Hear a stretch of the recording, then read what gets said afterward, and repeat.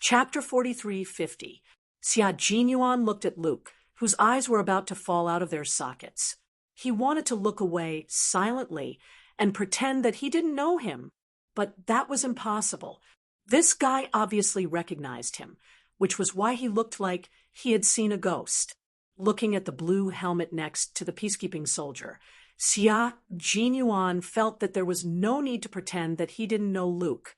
His former partner was so shocked that he stood still and didn't say anything. Xia Jinyuan took the initiative to take a step forward and smiled calmly. "Long time no see, Luke." Luke's eyes widened several times. He knew that he didn't recognize the wrong person. He knew that this was the guy he had been looking for half a month. Xia. "The sun is a little bright. We can sit under the shade and chat." Xia Jinyuan approached and took the initiative to invite his old friend to have a heart-to-heart talk. His eyebrows were bright, and he didn't look guilty at all. Luke clenched his teeth. Yes, they needed to have a good chat about how he became a member of the Chinese peacekeeping soldiers. Luke took large strides and stomped heavily on the sparse grass and yellow mud. After an entire night of rain, he left behind a size 44 thigh print wherever he went. Some of the deep teeth of his boots were clearly visible. There was a rainproof cloth under the shade of the tree. Luke, who was biting his cheeks, felt depressed. He deliberately bumped his shoulder into Xia Jinyuan's shoulder as he walked over, and he did so with a clear conscience. This hypocritical guy, in order to find him and confirm whether he was still alive, he almost died in the hotel. Look, he can still laugh. Fuck, he really wanted to fight now and beat up this guy who could still laugh. Luke angrily walked to the shade of the tree and sat down on the moisture-proof mattress. He stared at the guy who wasn't in a hurry and even strolled to the side as if he was admiring the scenery. Luke's fists were itching, and he really wanted to punch him. Xia Jinyuan really didn't expect to meet an old friend in the Chinese peacekeeping camp. He knew that the Russian side had sent peacekeeping soldiers to support the Chinese camp, but he didn't know that the soldiers sent by the Russian side were the special forces in the signal flag. And one of them was an acquaintance of his. He actually bumped into Luke in Libya, and he didn't even have time to dodge. "You are a Chinese soldier." Luke spoke in a cold voice, without the playful smile he had in Malabun. "You were the one who shot Cobra. You came to kill Cobra." His tone was firm. Was there a need to doubt it? There was no need. His clothes and identity were enough to prove everything. Luke was a Special Forces soldier from the signal flag. Even though he was sitting and looking up, his murderous aura was still strong. He stared at Xia Jinyuan. His light brown eyes were cold. Even the sun above his head couldn't melt them. Facing the aggressive Luke, Xia Jinyuan walked over with a smile. "I've reminded you countless times that I'm not as loyal to Cobra as you've seen, but you didn't believe me." "Hey, buddy, do you think I would have told you everything about Cobra's trip to the hotel? I'll answer whatever you ask me. Do you think that the reason I'm so cooperative is because we have a good relationship?" Chapter 43:51. Luke knew how dark and smelly his face was right now. That's right. Why didn't I think of that? Why was I secretly happy? Now that I think about it, I was really stupid. Xia Jinyuan sighed the whole time. He did not forget to make a gesture to Yi Jian to wait. "I thought you would be suspicious, but I really didn't expect that you actually thought that I revealed Cobra's whereabouts to you just because we are good partners." With every sentence he said, Luke's face darkened. By the time he finished, Luke's face was as black as the bottom of a pot. "So, are you saying I'm stupid?" Luke thought to himself and slowly clenched his fists. This guy was right. With his cautious personality, how could he have answered all my questions? Since he was loyal to Cobra, he would definitely keep Cobra's itinerary a secret. Even if I were his partner, he wouldn't have revealed anything. Back then, How could I have been so stupid to think that everything was because we were good friends? Deep in his heart, Luke felt that he was extraordinarily stupid back then. Also, you speak the truth when you're drunk. At the time, I also said that you said a few words that I didn't understand. Unfortunately, you didn't think of it back then. You obviously only know one language. After you were drunk, you said a few words that I didn't understand. With my loyalty to Cobra, why didn't I tell Cobra? That's because I intentionally hid it for you. Why would I intentionally hide it for you? That's because you and I have the same goal. There's no need to kill each other. Xia Jinyuan continued to speak. Luke's face darkened, and the corner of his mouth kept twitching. Xia Jinyuan patted his shoulder from time to time. Luke felt that he had lost all his face and couldn't even maintain his composure. Luke glared at the hand on his shoulder. His face was so dark that it was almost expressionless. He gritted his teeth and said, "I hate it when people pat my shoulder." "You used to like to pat my shoulder." Xia Jinyuan retracted his hand and said with a smile, "I was just learning from you." Luke's eyes widened as his chest heaved up and down. Is this guy in front of me, who laughs like a street gangster, still the Xia I know? They didn't look alike at all. In the past, Xia was cold and serious. He was always teased by himself for being a man who was not even interested in women. As for the Xia in front of him, the words he said made him very angry. Even his smile made him want to beat him up. "You'll know who I am when we go to Burma, right? You can understand Russian, right? Therefore, you've always known my identity, but I've never known yours." Luke held his breath. He felt that he was as stupid as a donkey. "Smart, you got everything right. It's a pity that I don't have any wine. Otherwise, I would really like to have a drink to celebrate. Thank you for your compliment, but I don't want to celebrate with you. I just want to beat you up." Luke waved his fist and gritted his teeth so hard that they were about to shatter. "You know everything, but I don't. In the end, I almost died in the hotel trying to find you. You hypocrite, you cheated me of my feelings." Luke gritted his teeth and growled the last sentence. Yi Qian, who was slowly walking over, happened to hear him. Just as he was about to hear, "You hypocrite, you cheated my feelings," he stumbled and almost sprained his ankle. Captain Xia cheated a man's feelings? How did he cheat? Yi Qian, who was quite interested, decided to listen first and not disturb him for the time being. Chapter 43:52. He had no choice. Admitting his own stupidity required a certain amount of courage. Luke, on the other hand, did not have the courage. He could only piss himself off. Let him piss himself off for a while. He had to accept reality. Luke, who had pissed himself off, stopped talking.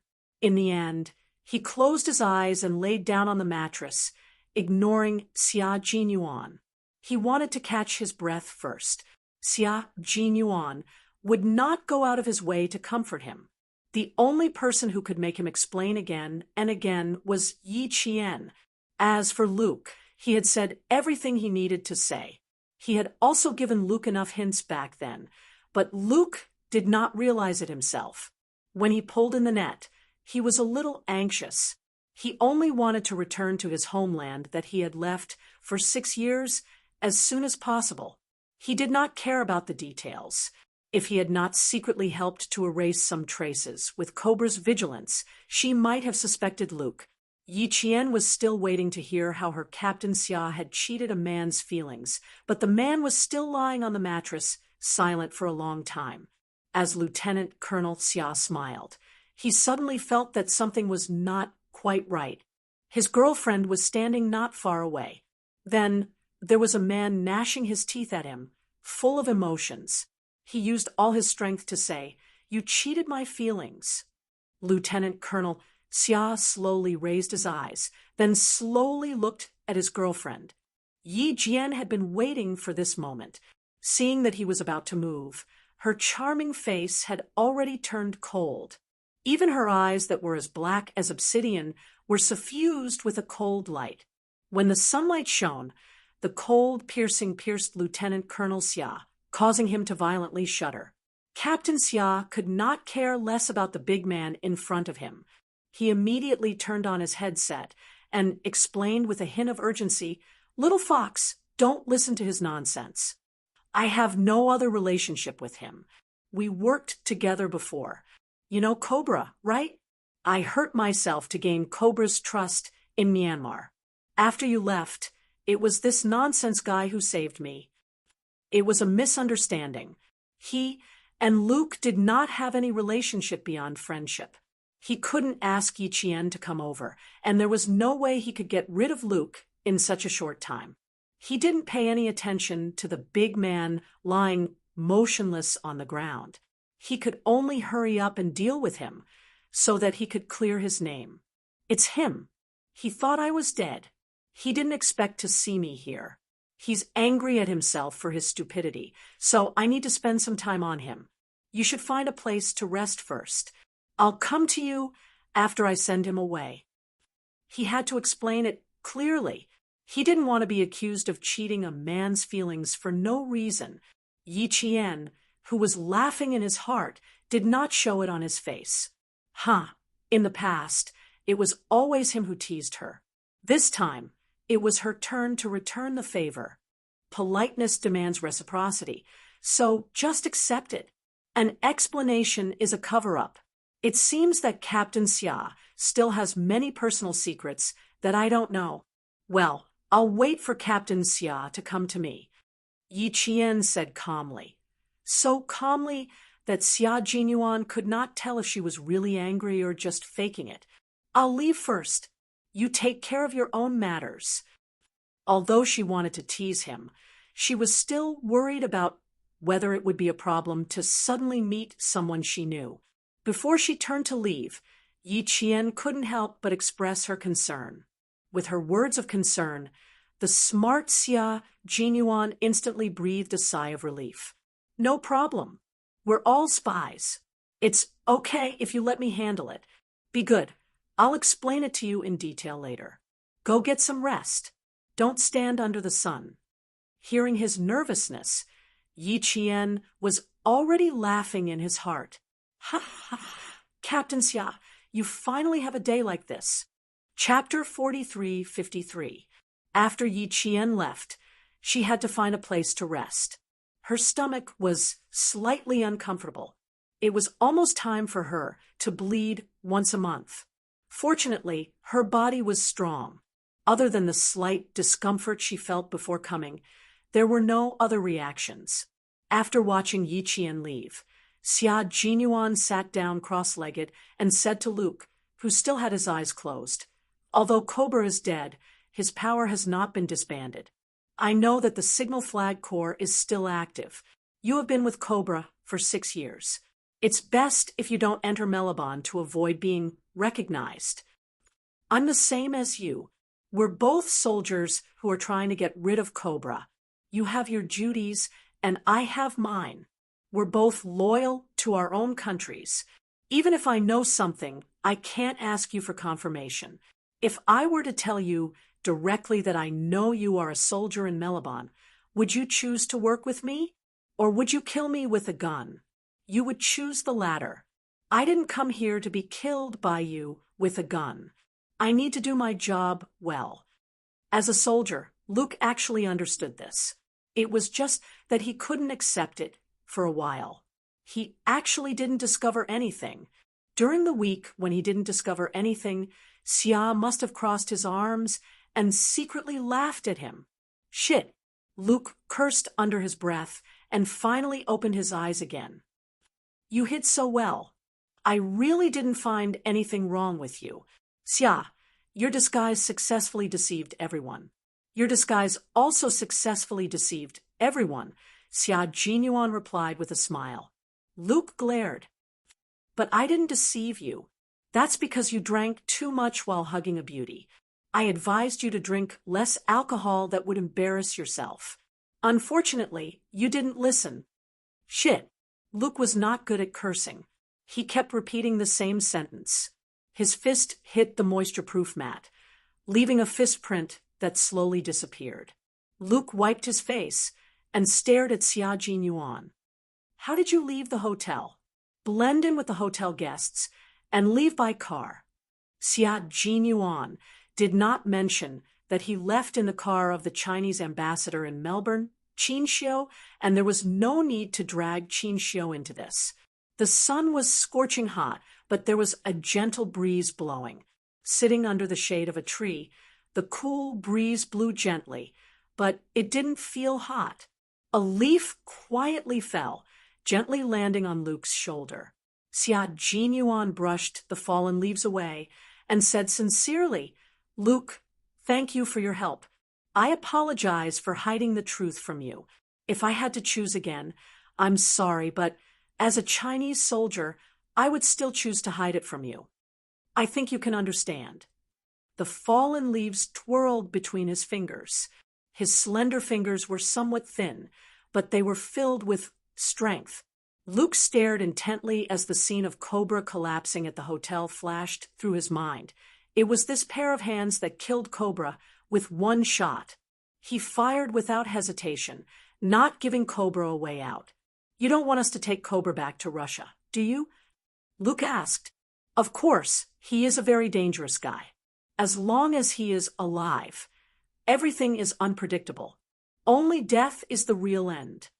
Luke narrowed his eyes and asked, "You know that we want to take him back to Russia, right?"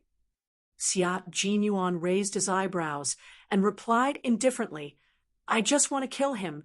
That way, I can return to China as soon as possible." As for whether he knew about the Russian plan, was it important? It was not important. Chapter 43:54. Luke looked at his former partner and did not speak for a long time. Xia was right. His mission was to kill Cobra. As a soldier, he was just carrying out his mission. As long as his mission was completed, what did other people and other countries' plans have to do with him?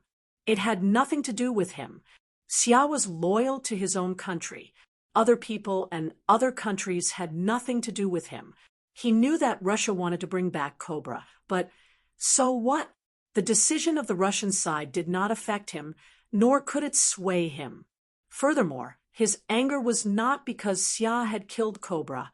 His anger was all because, what the hell? He had actually been fooled by him and had never doubted his identity. His IQ was humiliated. Therefore, he was furious. Luke's anger gradually disappeared. He finally accepted the fact that his IQ was crushed and he was inferior to others. He had lost face. No matter how angry he was, he had to accept reality. Damn it, damn it. He wanted to smoke a cigarette and drink a glass of whiskey. He could accept reality while blowing out smoke rings.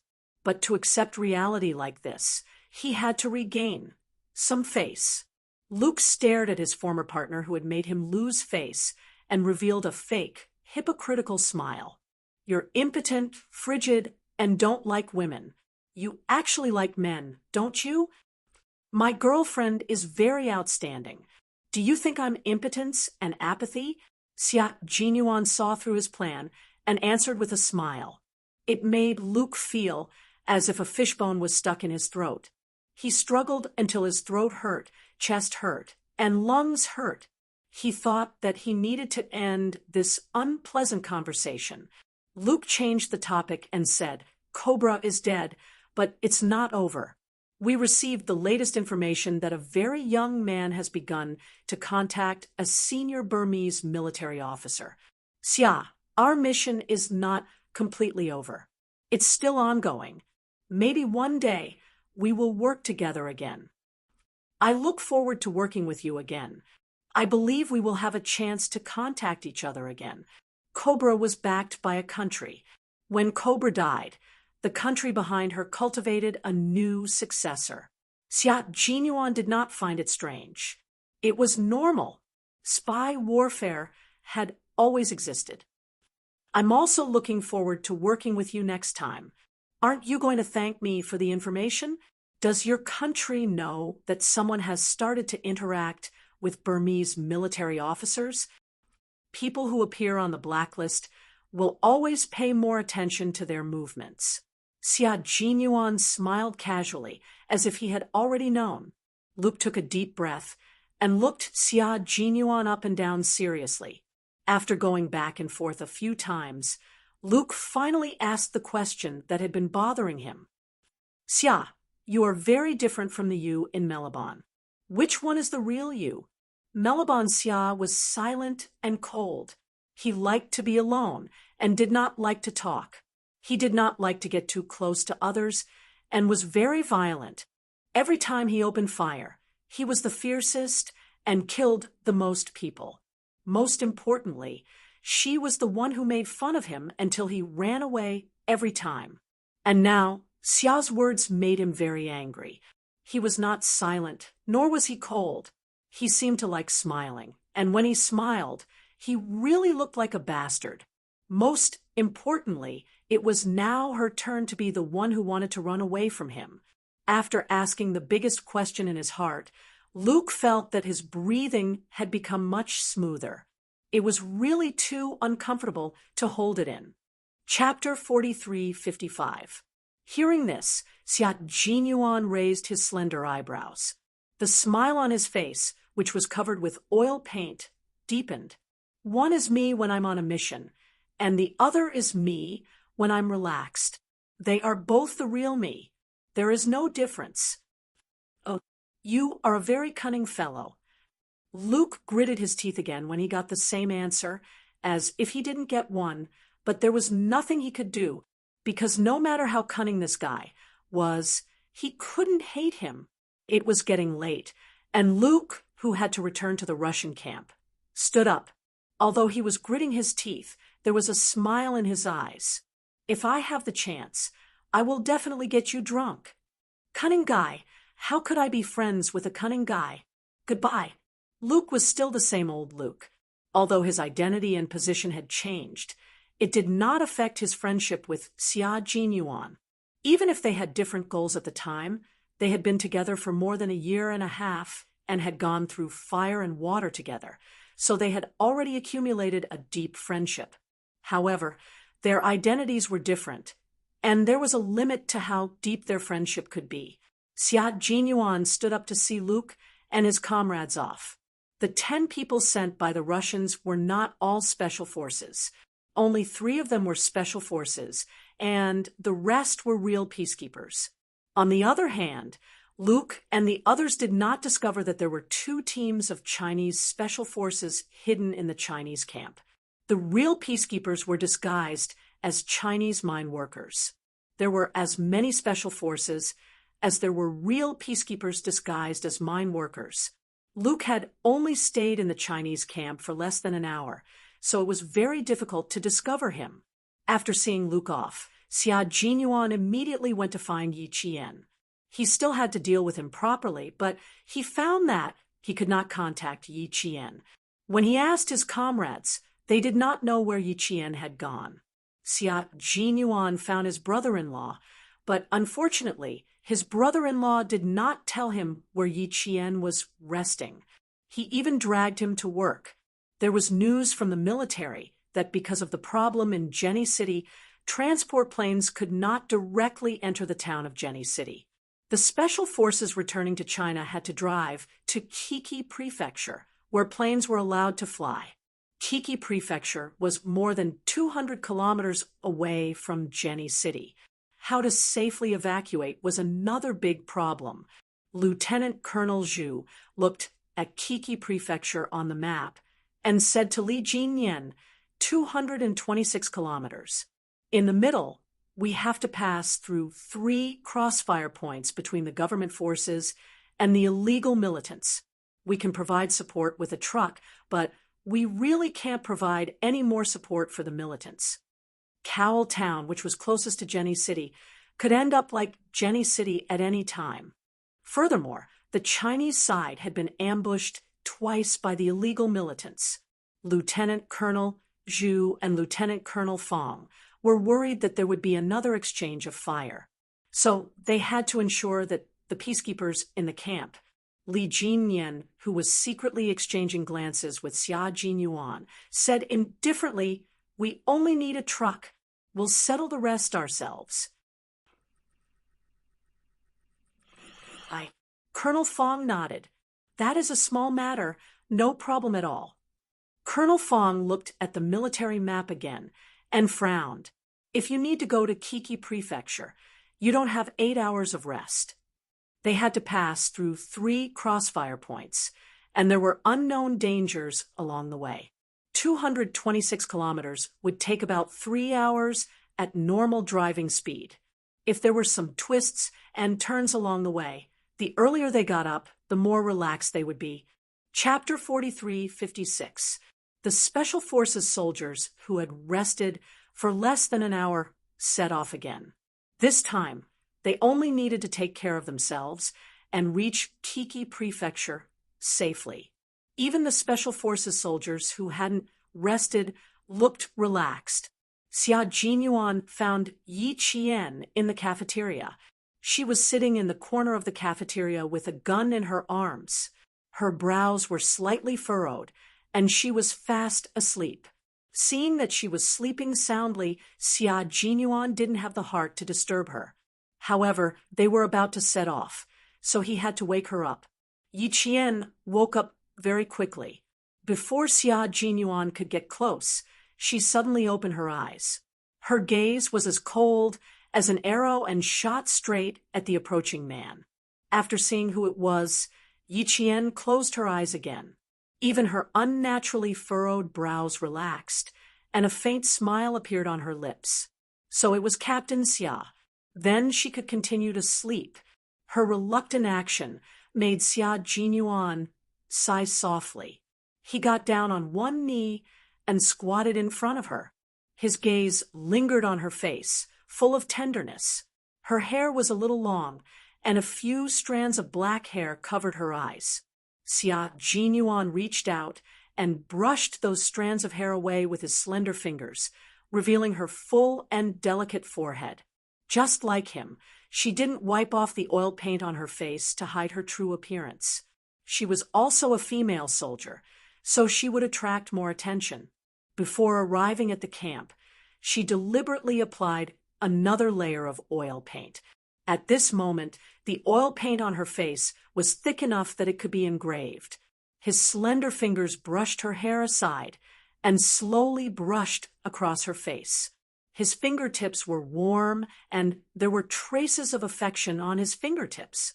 Feeling his gentleness, Yi Jian couldn't help but tilt her head and rub against him gently. She was like a little bird that was greedy for his gentleness and couldn't bear to leave. His rough palm gently caressed her cheek. Xia Jinyuan, who was half kneeling on one knee, slowly leaned forward and planted a gentle kiss on Yi Qian's forehead. He didn't leave immediately, but stuck close to her. With his eyes closed, Yi Qian raised his hand and touched his face. He asked in a low voice, "Is everything settled?" Upon hearing her question, Xia Jinyuan raised his head and ended the affectionate kiss on her forehead.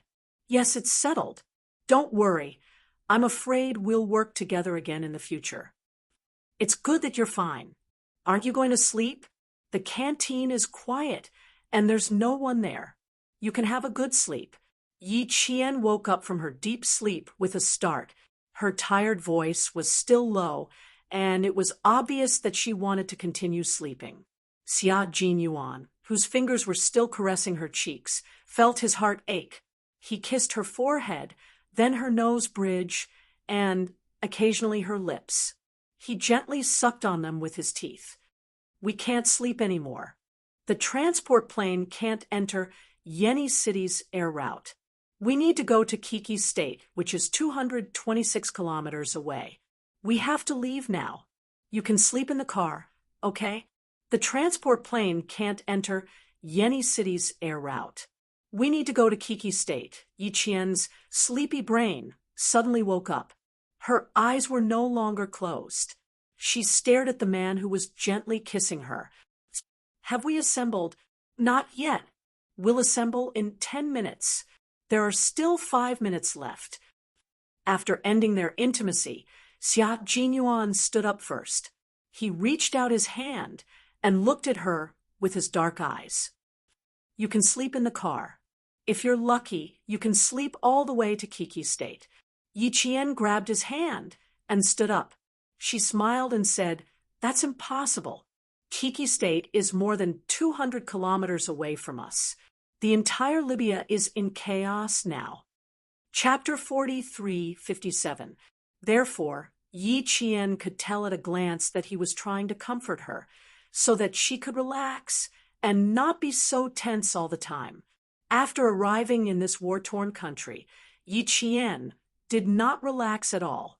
In an environment where bullets could come from any direction at any time, it was difficult to relax. Xia Jinyuan always knew that his girlfriend was smart. He could not hide anything from her. It did not matter even if he could not hide it. She would know why he played it down. She knew him and understood him. After getting up, Yi Qian seemed to have thought of something. She slowly withdrew her hand from Xia Jinyuan's large hand. Then she raised her eyebrows slightly. There was a hint of a smile in her eyes and 70% coldness. The atmosphere suddenly changed. Xia Jinyuan suddenly felt a chill at the back of his neck. He thought that, after sleeping with her, she would not settle the score with him. In the end, he was too naive. How could he not understand the little fox's personality? If there was a grudge, there would be a grudge. If there was a grudge, there would be a grudge. If there was a debt of gratitude, she would repay it with a debt of gratitude. Now, it was time for her to settle the score. You bullied a man's feelings. Captain Xia, it seems that after being away for more than a year, your private life has been very interesting. Yi Jian, whose eyebrows were slightly raised, spoke slowly and unhurriedly. He enunciated each and every word very clearly. Colonel Xia's back was already drenched in cold sweat. Who was Lieutenant Colonel Xia? He was a man who wouldn't blink even if Mount Tai collapsed in front of him. Hearing this, he held Yi Jian's hand again, not allowing her to refuse. He used a little strength to prevent her from breaking free from his hand. He held her hand tightly. Their skin touched, and they could feel each other's body temperature. His deep, dark eyes stared unblinkingly at Yi Qian. His sexy thin lips slowly curled up. A smile slowly flowed out from his eyes. Little by little, the sentimental tenderness enveloped Yi Qian. Little fox, don't you know if I bullied a man's feelings? I've been away for more than a year, and I've kept my chastity. I'm just waiting for Little Fox to check the goods. Little Fox, if you really have doubts, why don't you check the goods when you return to China? In terms of shamelessness, Yi Qian had never won against Lieutenant Colonel Xia. It wasn't easy for him to turn the tables around, but in the end, he turned the tables around again. Chastity. Why was it so shameless to say such words? However, Yi Qian, who had received Lieutenant Colonel Xia's teachings, sighed with reddened ears. I heard you bullying a man's feelings. Captain Xia, did you take advantage of that man's feelings for you? Xia Jinyuan started coughing. He thought that if he used his trump card, the girl who had always been shy would definitely blush and retreat in defeat. In the end, she would admit defeat and never mention it again.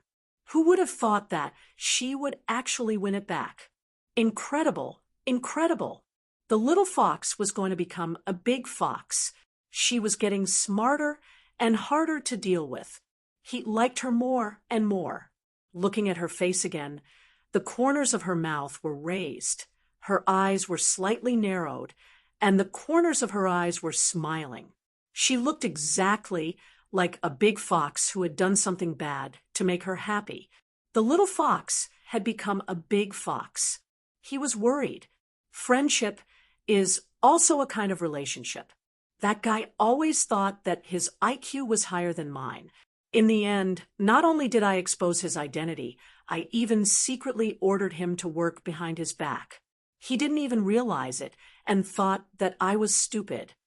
Xia Jinyuan's smile was really evil when he mentioned the past and thought of the angry Luke.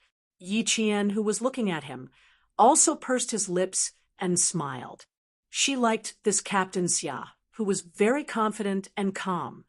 Chapter 43:58. What should I do?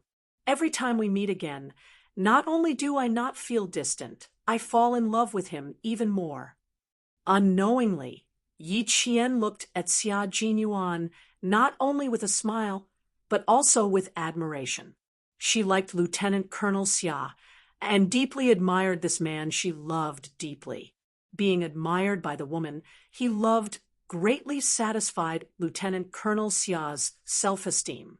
His slender fingers even rubbed her palm intimately. Seeing Yi Qian's hand shrink back from the tickling, Lieutenant Colonel Xia's smile deepened. His face was obviously painted with oil, but he still made Yi Qian's ears turn a little redder when he laughed. Painted faces were also very handsome. Who didn't like handsome faces? Yi Qian was no exception. Enjoying his girlfriend's admiration, Lieutenant Colonel Xia held her hand as they walked out of the cafeteria. His low voice was like the strings of a zither, pleasant and sexy. Now I finally understand that it's not me who's stupid, but him who's stupid. His self-esteem was crushed, and he lost his face. In his anger, he said something that could easily be misunderstood. You just happened to hear that sentence. What do you mean by bullying his feelings? He clearly realized that he was the stupid one. His self-esteem was crushed, and he couldn't accept it. When he left, his teeth were even chipped. Sigh, it's indeed difficult to admit that your IQ is lower than others. At this moment, Yi Qian expressed deep sympathy for Luke. Encountering the black-bellied and intelligent Captain Xia, she expressed deep sympathy for the Special Forces soldier who sent the signal flag. Thinking back, she was also crushed by Captain Xia's IQ. She couldn't guard against him, and in the end, she was taken down by him. Just as they were about to walk out of the cafeteria, Yi Qian stopped in her tracks. Her dark eyes sparkled as she looked at the man beside her. Yi Qian said worriedly, "Captain Xia, if you continue to be so black-bellied, be careful that someone will put a sack over your head." It's really possible. His comrades in the Snowfield Brigade all said similar things. They really wanted to drag their captain to a corner and give him a good beating. Hearing this, Lieutenant Colonel Xia grinned, revealing a row of neat white teeth. "Before that, I will teach them a lesson until their knees go weak when they see me." Yi Qian silently shut his mouth.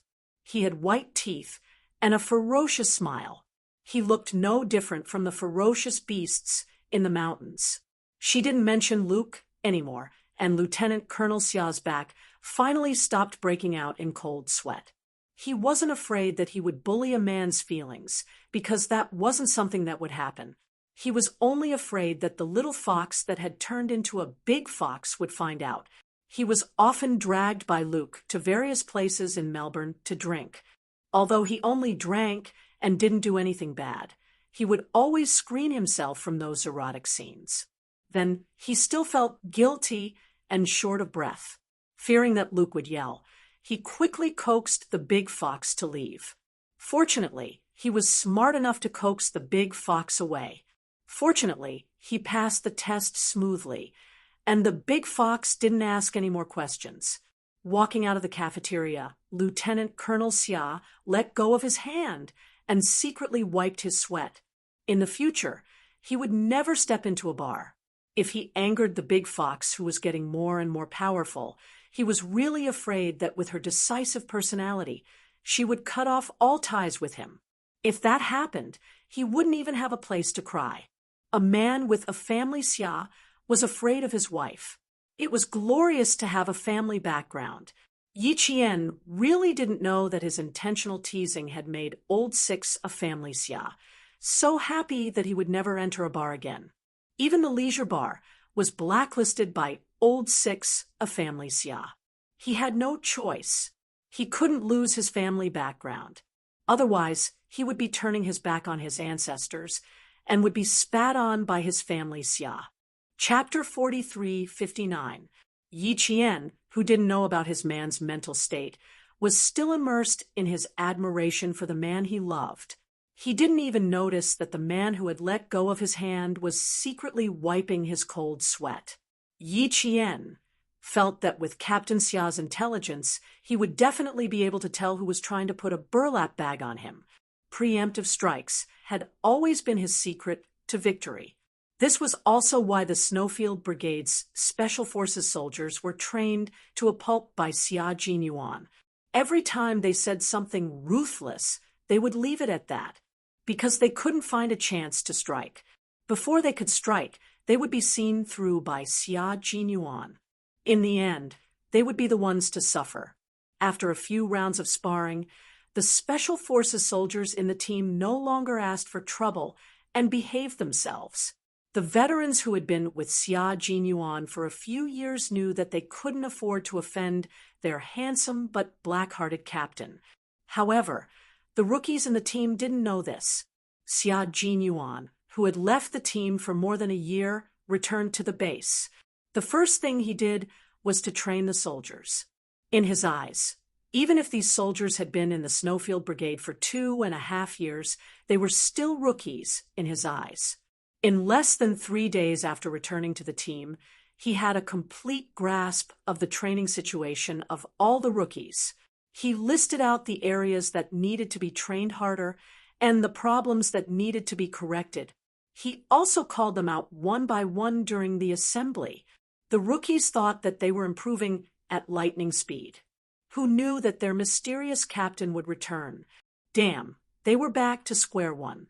This made them suspect that they had been sleeping and eating for the past 2.5 years. They hadn't even trained for a day. After walking out of the canteen and passing through the barracks, Yi Qian and Xia Jinyuan arrived on time. Lieutenant Colonel Fong and the others shook hands with all the Special Forces soldiers. When they shook hands with Yi Qian, Lieutenant Colonel Fong's eyelids twitched fiercely. He carefully sized up this female Special Forces soldier. He really didn't know that there was a female Special Forces soldier in a group of male Special Forces soldiers. The Special Forces soldiers who shook hands with him were all overjoyed. Finally, there was a truck covered by a waterproof cloth. They happily left the camp and headed to Kiki State to take the opportunity to leave. Lieutenant Colonel Fong watched as the truck drove away from the camp and said to Lieutenant Colonel Zhu, "I was really shocked just now. I didn't expect there to be a female Special Forces soldier inside." Lieutenant Colonel Zhu laughed. "It's not strange that you haven't seen it before. There will only be more and more female Special Forces in the future. You have to know that sometimes female soldiers are more convenient than male soldiers. It makes people lower their guard. Indeed, female soldiers are not inferior to male soldiers. Of course, women can hold up half the sky. How can they be bad? Isn't the female Special Forces soldier who scared you the best example? In the future, there will be more and more, and our country will become better and better. At that time, let's see who dares to bully us. The counterattack against the non-militants this time is the best proof." After Lieutenant Colonel Zhu finished speaking, his resolute face revealed the sharpness of a soldier. "Old Fong, we can stabilize from now on. If they dare to provoke us, we dare to retaliate." The truck was already far away. The two lieutenant colonels turned around and walked steadily back to the barracks. Once they were out of the country, they represented it. The country was not to be bullied. If anyone dared to cause trouble, they would make sure that they would not be able to return. In the truck that left the barracks, Xia Jinyuan, who was the last to get on, stepped over his comrade's long legs and squeezed into a corner to sit side by side with Yi Qian. This made Yi Qian, who was holding his gun tightly, lower his head with a reddened face. He was really racing against time to be with her. Chapter 43:60. Xia Jinyuan squeezed over like a cat that had stolen a fish. His body was pressed tightly against Yi Qian, and a steady stream of his body heat was transmitted to Yi Qian. The small space was filled with his refreshing scent. Li Jinyan sat in the front passenger seat. The driver was a water ghost. 2 out of the 31 people. There were still 29 people squeezed into the truck. The truck swayed, and the people squeezed closer and closer. In the end, Xia Jinyuan shamelessly reached out to hug Yi Qian's waist while the light was dim in the corner. He had wanted to hug Yi Qian for a long time, but he never had the chance. Now that the chance was here, how could Lieutenant Colonel Xia let it go? Yi Qian struggled with his long arms around Yi Qian's waist. He glanced at his comrade sitting across from him, lowered his voice, and said through gritted teeth, "Let go!" One of her hands was already wringing the back of her waist. She twisted the thin layer of flesh on the back of his hand 180 degrees, causing Xia Jinyuan's eyebrows to twitch in pain. The young lieutenant colonel was in so much pain that his eyebrows were twitching. This pain was nothing compared to being able to hug his girlfriend's waist. He was happy despite the pain. "Don't move. If you move again, they'll find out." Lieutenant Colonel Xia, who was in pain but happy at the same time, didn't let go. He even tightened his grip, pulling her closer to his chest. "You chose a corner to sit in. Wasn't it because of me? Be good. Don't throw a tantrum. There are too many people, and the seat is a little small. Just bear with it." Yi Qian was furious. He even changed the concept. She deliberately chose a corner for him. What seat was small? And when did she throw a tantrum? The furious Yi Qian twisted his fingers even harder, causing Lieutenant Colonel Xia to suck in a few cold breaths. Even so, Lieutenant Colonel Xia, who could endure what ordinary people couldn't, continued to endure. This pain was nothing. "Don't hurt your own hand. My heart will ache." Lieutenant Colonel Xia, who was sucking in cold air from the pain in the back of his hand, maintained his composure. Even his voice did not waver. If Yi Qian had not heard the sound of him sucking in cold air, he would have thought that he had twisted the wrong person. She knew how much strength she had used. Seeing that he would rather suffer than let go, Yi Qian's heart softened. Even her voice softened. She moved her mouth to his ear and said helplessly, "If they find out, you'll have to explain. I won't care any more. Let him be." If they were really discovered, she would face it with him. Being found out by a comrade, Yi Qian thought about it. Perhaps it was because he was going to be a senior soon, so he wasn't as timid as before. So what if he found out? She didn't do anything bad. Wasn't it just dating? The people in the car were all comrades who had gone through fire and water together. It shouldn't be a big problem for them to know about it. As long as it wasn't discovered by others outside and used by people with ulterior motives, it would be fine. Although Yi Qian was in the military academy, she knew that the Du family had been playing more and more tricks in the past 2 years, especially on Madame Li's side. Commander-in-Chief Xia even personally called her to remind her that if Madame Xiao came to the military academy, there was no need to explain anything to her, and there was no need to be afraid. If her relationship with Captain Xia was discovered, the one who would be affected the most would be Captain Xia. As for her, with the Du family's temperament, they might not even take her seriously. The only person they really had to be wary of was Du Jiai. Xia Jinyuan's strong arm wrapped tightly around Yi Qian's slender waist. He chuckled softly. "Why do you have to explain things like this to them? What they see is the truth. They're not stupid. Can't they see that I have to explain things to them? I'm a boyfriend who can't see the light of day. I need to see the light of day once in a while to declare my sovereignty." Chapter 43:61. Do I need to see the sun once in a while to declare my sovereignty? Yi Qian narrowed his eyes slightly, as if he had thought of something. After a short while, Yi Qian knew why he said that. It turned out that he did it on purpose for the Storm Commandos to see. Sitting opposite her were the scouts of the Storm Commandos, Sea Anemone and Seaweed. With their scouting abilities, they probably saw through Captain Xia's little trick. Yi Qian raised her hand to rub her temples. Fine, she would cooperate and stop struggling. It was a few hours' drive, and she could sleep on his shoulder with his arms. As for what Sea Anemone and Seaweed would think after they found out, she couldn't care less. Yi Qian, who was hugging the gun, stopped struggling. She then heard Xia Jinyuan say to her, "Sleep for a while. You'll have the energy to deal with it if something happens." Forget it. So what if they found out? It was just a relationship. She had a clear conscience. She nodded and replied softly, "You should rest too. We still have to change shifts with the Devil King later." The two team leaders were in charge of the entire journey. Li Jinyan was in charge now, and Xia Jinyuan would be in charge later.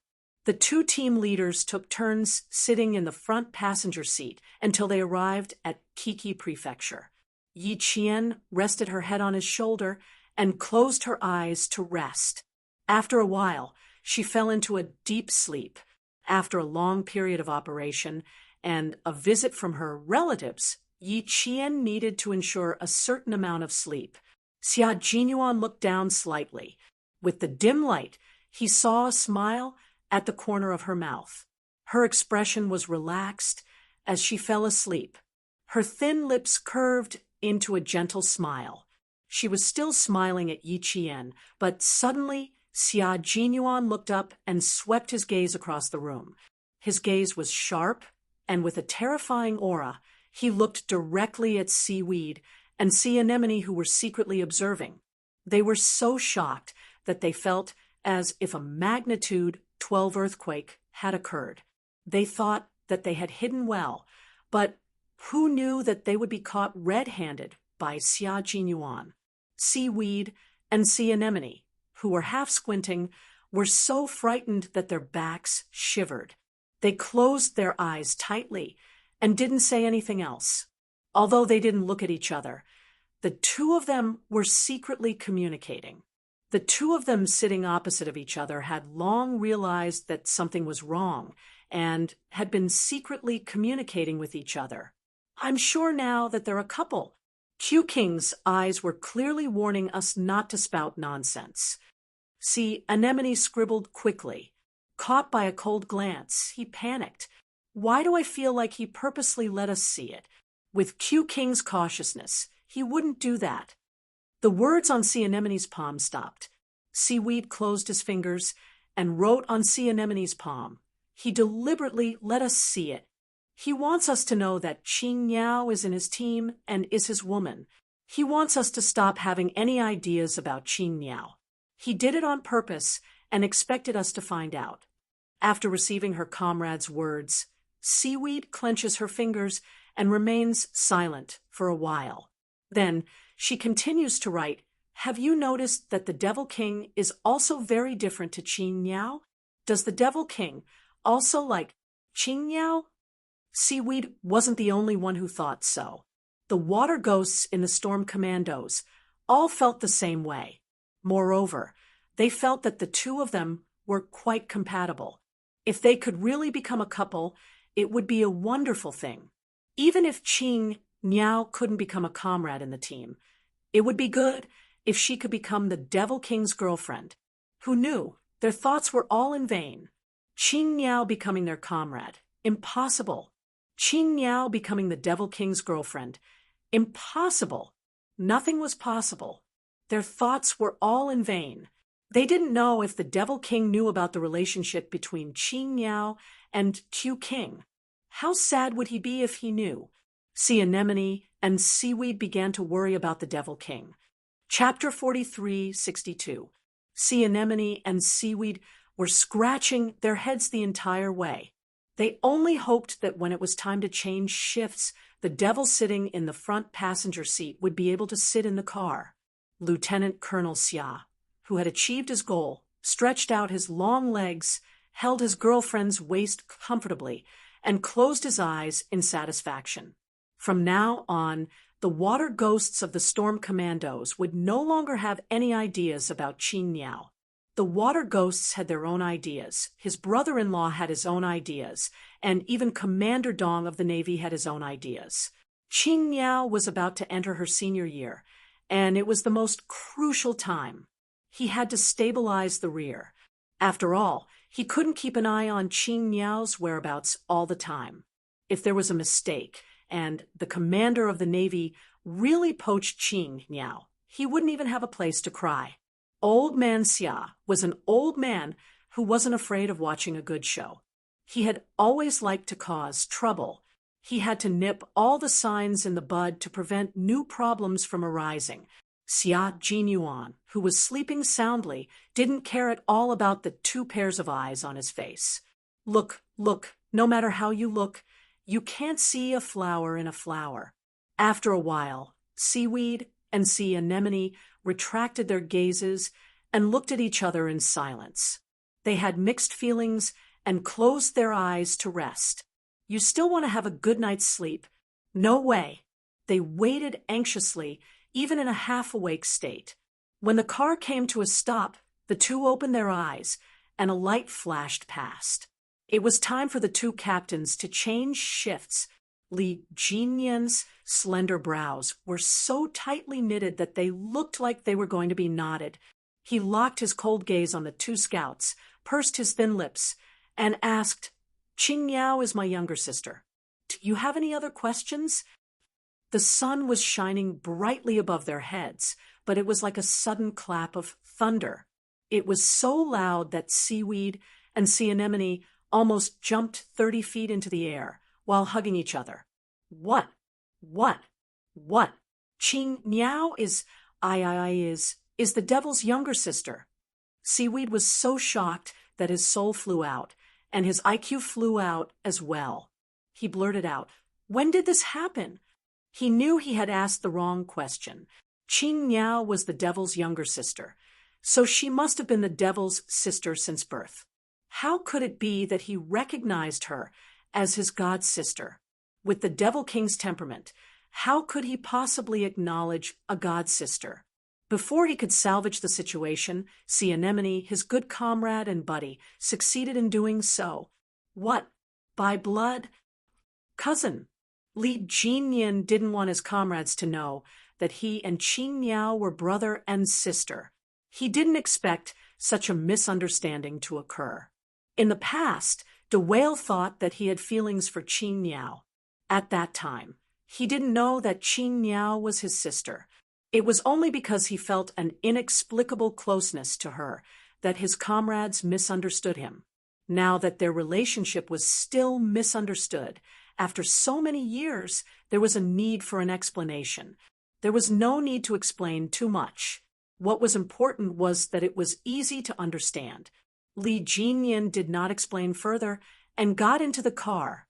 Seaweed and Sea Anemone looked at each other. Libya was too chaotic, so they should hurry back home. Before getting into the car, Sea Anemone whispered, "Did we get into trouble?" "I don't think so. If the Demon King doesn't tell us, how would we know? Brother and sister are pretty good." Seaweed wiped off the sweat that had formed from the sun and got into the car. Sea Anemone followed closely behind. Yi Qian sat in the innermost seat, as usual. The only difference was that the person next to him was his elder brother. The ones sitting opposite him were his comrades from the Snowfield Brigade, K7 and G3.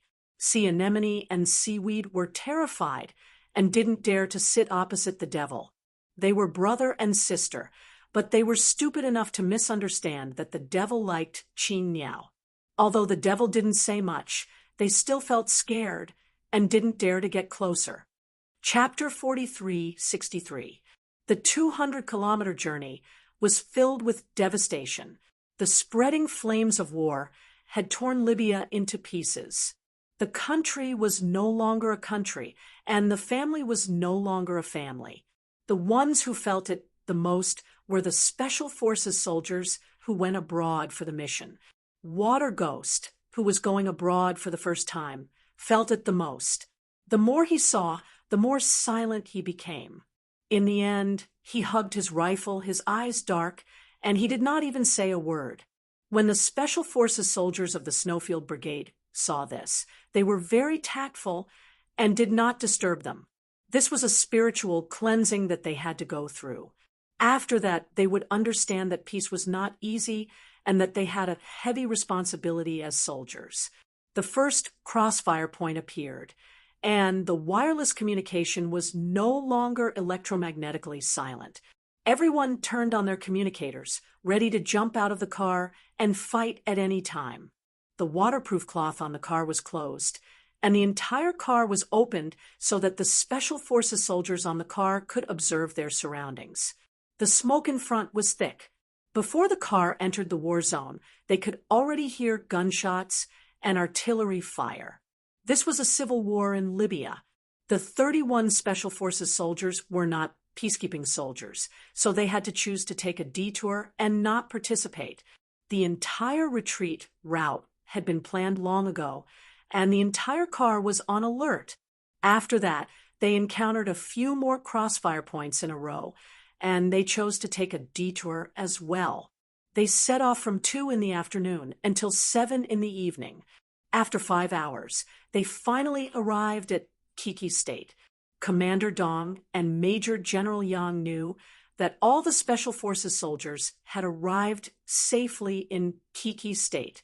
The 2 major generals talked on the phone for a while before hanging up. Major General Yang was better. After all, the Special Forces soldiers of the Snowfield Brigade had gone abroad for similar missions many times, so he was already used to it. Commander Dong was different. It was not easy for him to train an amphibious Special Forces team, and it was their first time going abroad for a mission.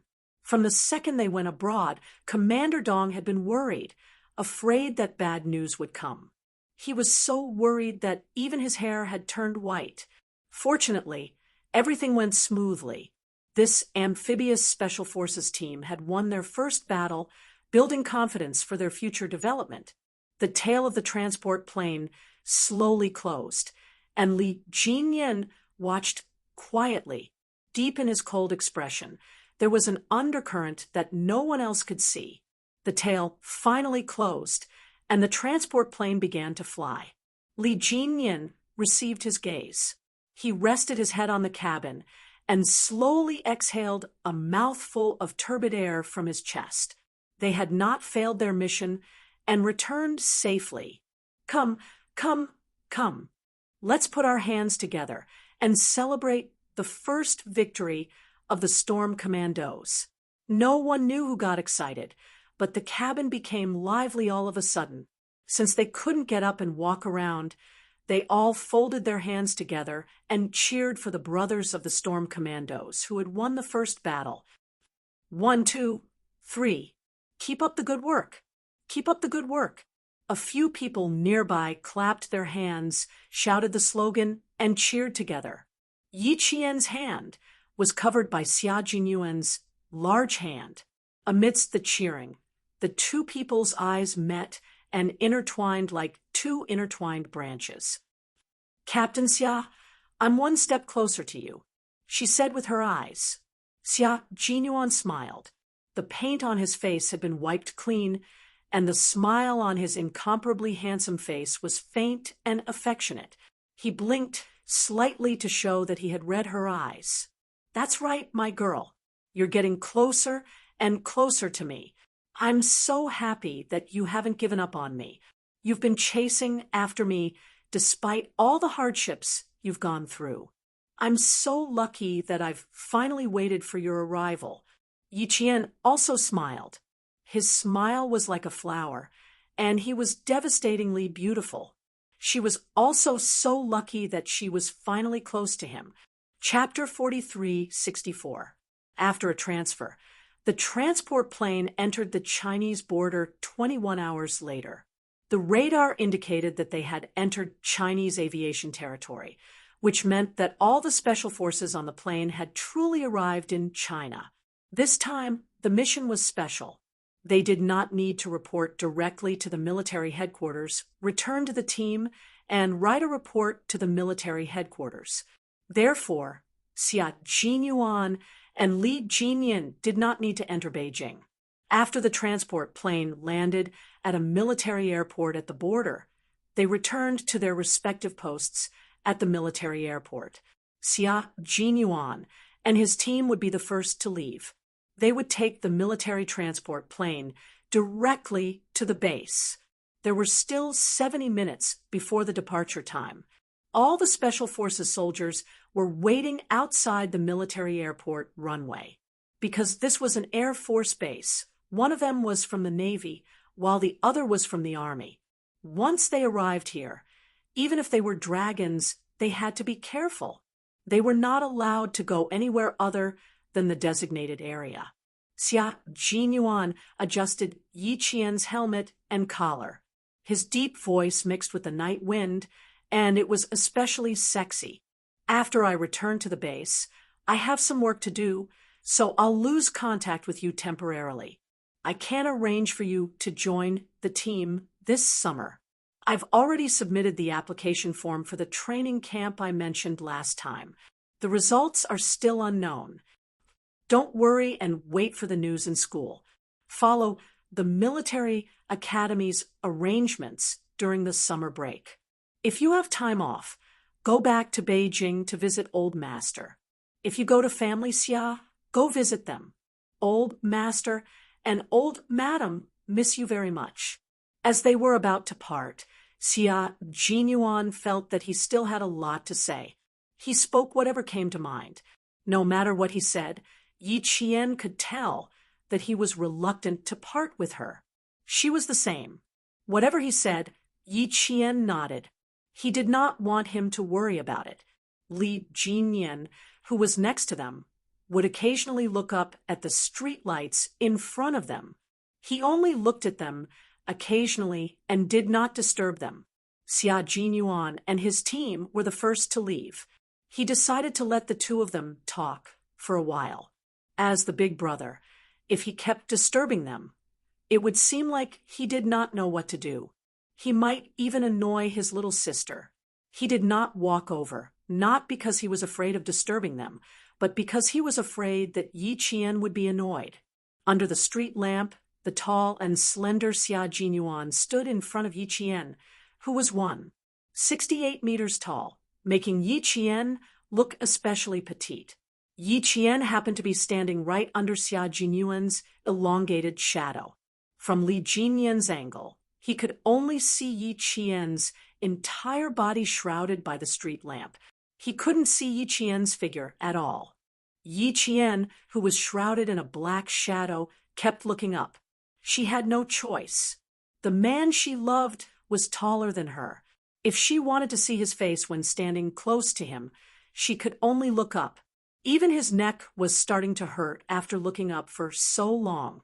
Every time he saw Yi Qian raise his hand to massage the back of his neck after a long time, Xia Jinyuan couldn't help but want to laugh. He lightly flicked her forehead and teased, "Eat more. You're like a little bean. I really want to straighten you up so that you won't get tired from looking up all the way to your neck." At Yi Qian's age, it was impossible for him to grow any taller. 168 meters was 168 meters. Sprinting up half a centimeter would be a luxury. Rubbing her forehead, Yi Qian also felt helpless. "Why can't you grow a little shorter? Every time we stand so close to each other, I'm the one who gets the most tired. My neck hurts. It's like a stiff neck. You're short, yet you complain that I'm too tall." The man who spoke raised his hand and gestured their heights. He was 189 meters tall, while Yi Qian was 168 meters tall. There was a height difference of 21 centimeters between them. Just by doing this, Xia Jinyuan realized that the height difference between them was surprisingly harmonious. It even made him feel sweet inside. Yes, there was even a trace of pride.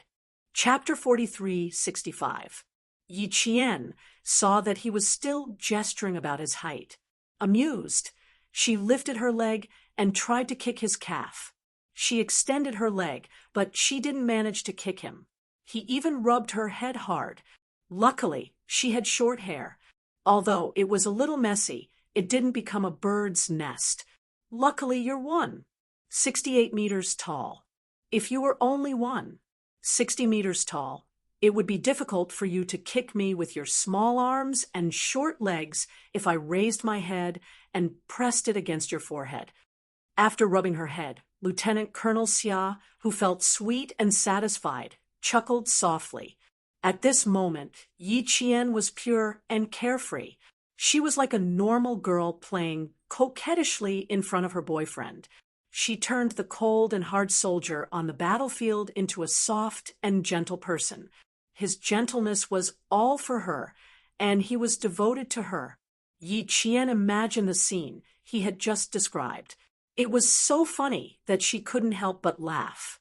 That's right. Luckily, she was 168 meters tall. Otherwise, she would really look like a little doll standing in front of him. She wouldn't be walking, but would be dragged along by him. Otherwise, he would have directly tucked her under his armpit. Her imagination was a little off the mark. The scene became more and more vivid.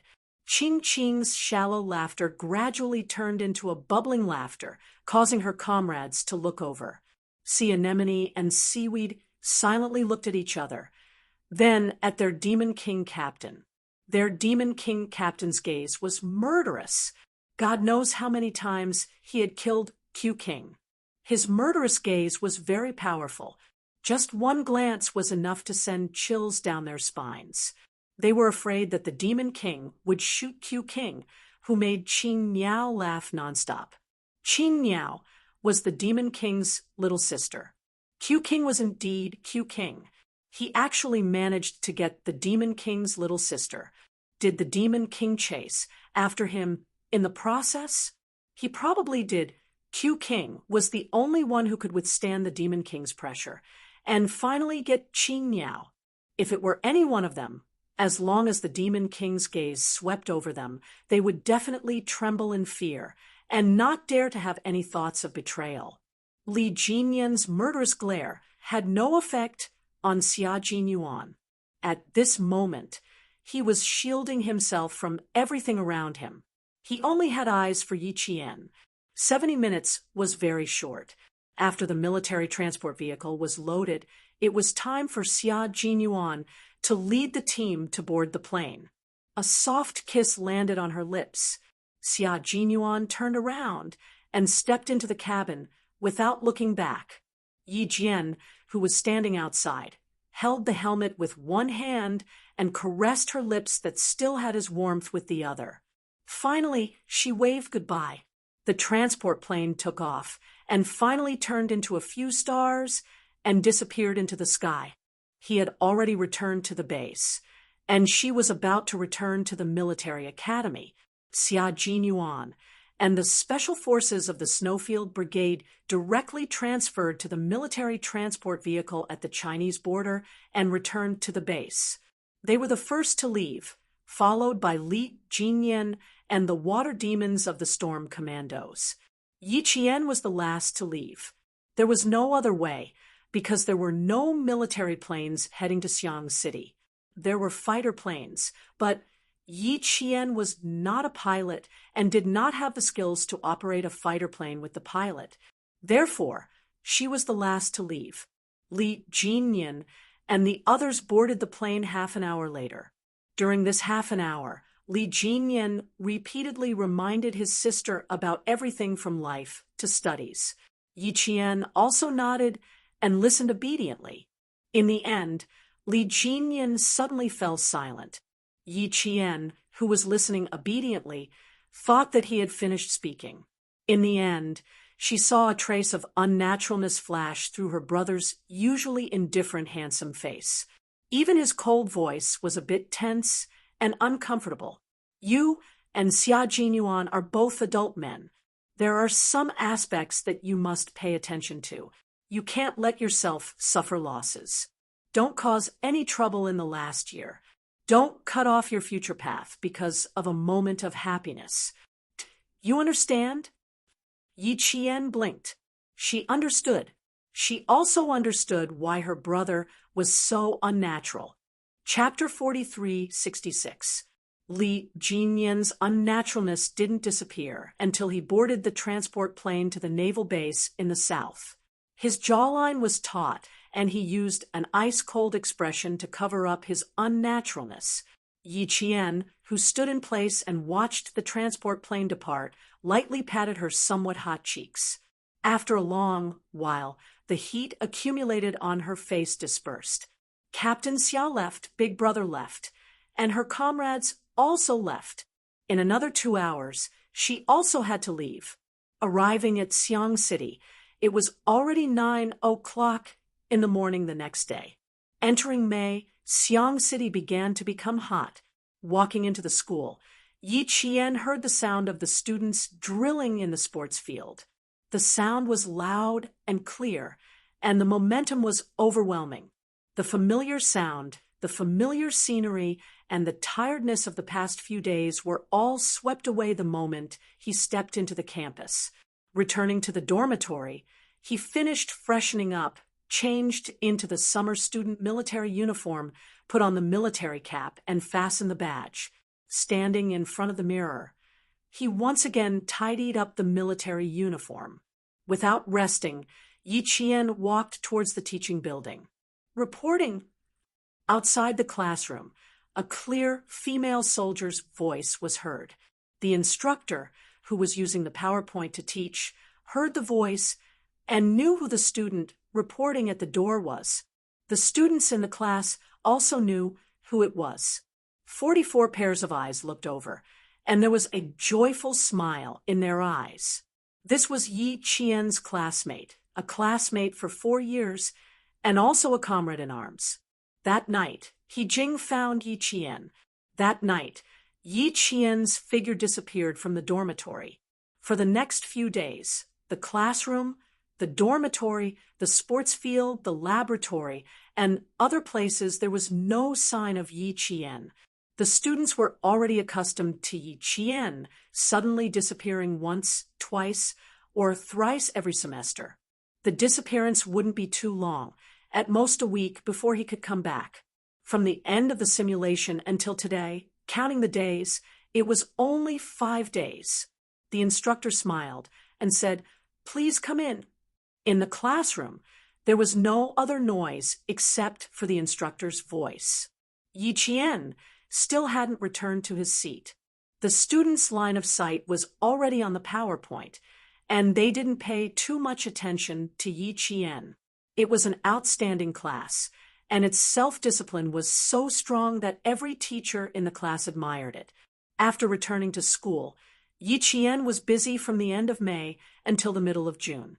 On the 18th of June, a group of foreign military school students came to the University of Science and Technology for an exchange. As one of the student representatives, Yi Qian received a call and rushed back to his dormitory. Today was the weekend, and the temperature was as high as 36 degrees Celsius. The military academy, in a rare show of mercy, gave the juniors and seniors a Sunday to rest during the day and continue their training at night. When Yi Qian came in, He Jing and Su Wen were doing homework. When they saw her, they did the same thing and looked at the time at the same time. It wasn't time yet, so why did he return early? The flight was delayed. He Jing put down her pen and asked. Yi Qian looked at the two of them and finally said helplessly, "The instructor ordered me to wear a skirt." He said that the 2 foreign female students who came back this time were wearing military uniforms. As a female student, I also have to wear a military uniform. He Jing was stunned. Military uniforms. They seemed to have only worn them once in their first year, and after that they didn't wear them again. Su Wen narrowed her eyes and looked Yi Qian up and down. if you wear a military uniform, then you still have to put on some light makeup.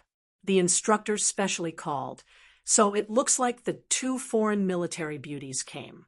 Sue, Wen's interest was piqued. She stopped doing her homework and stood up with a smile. Come, come, come. I'll put on some light makeup for you. I've never seen you put on makeup before. I guarantee you'll amaze everyone. Chapter 4367. Even if you didn't tell me, I would still have to ask you to help me put on some light makeup. Yi Qian's temples throbbed with pain as she thought about the instructor's orders over the phone. She could barely accept wearing a soldier's dress, but as for light makeup, she didn't have any tools. Other than the sunscreen that Sue Wen had told her about her headache, she only had a facial cleanser, a bottle of facial cream that she would occasionally apply, and a bottle of toner or skin-softening lotion that she was afraid had already expired. As the representative of the students, she was still barefaced. She wore summer clothes, short sleeves, and long pants, and stood with the male students. The instructor, who was still at the airport, called the accompanying instructor. After finding Yi Jian, he ordered her to wear a female soldier's dress and put on some light makeup to welcome the military students from other countries. Yi Qian tried to argue against this, but it was to no avail. Yi Qian wasn't interested at all. He was just following orders. Sue Wen, on the other hand, was in high spirits. Come, come, come. Wash the water off your face. Sit down and don't move. Let me see if you need to trim your eyebrows. Sue Wen, who had transformed into a makeup master, held Yi Qian's face and said with a smile as she scrutinized him from left to right. As she looked and looked, Sue Wen only felt angry. She poked Yi Qian's bouncy and extremely white face with her finger.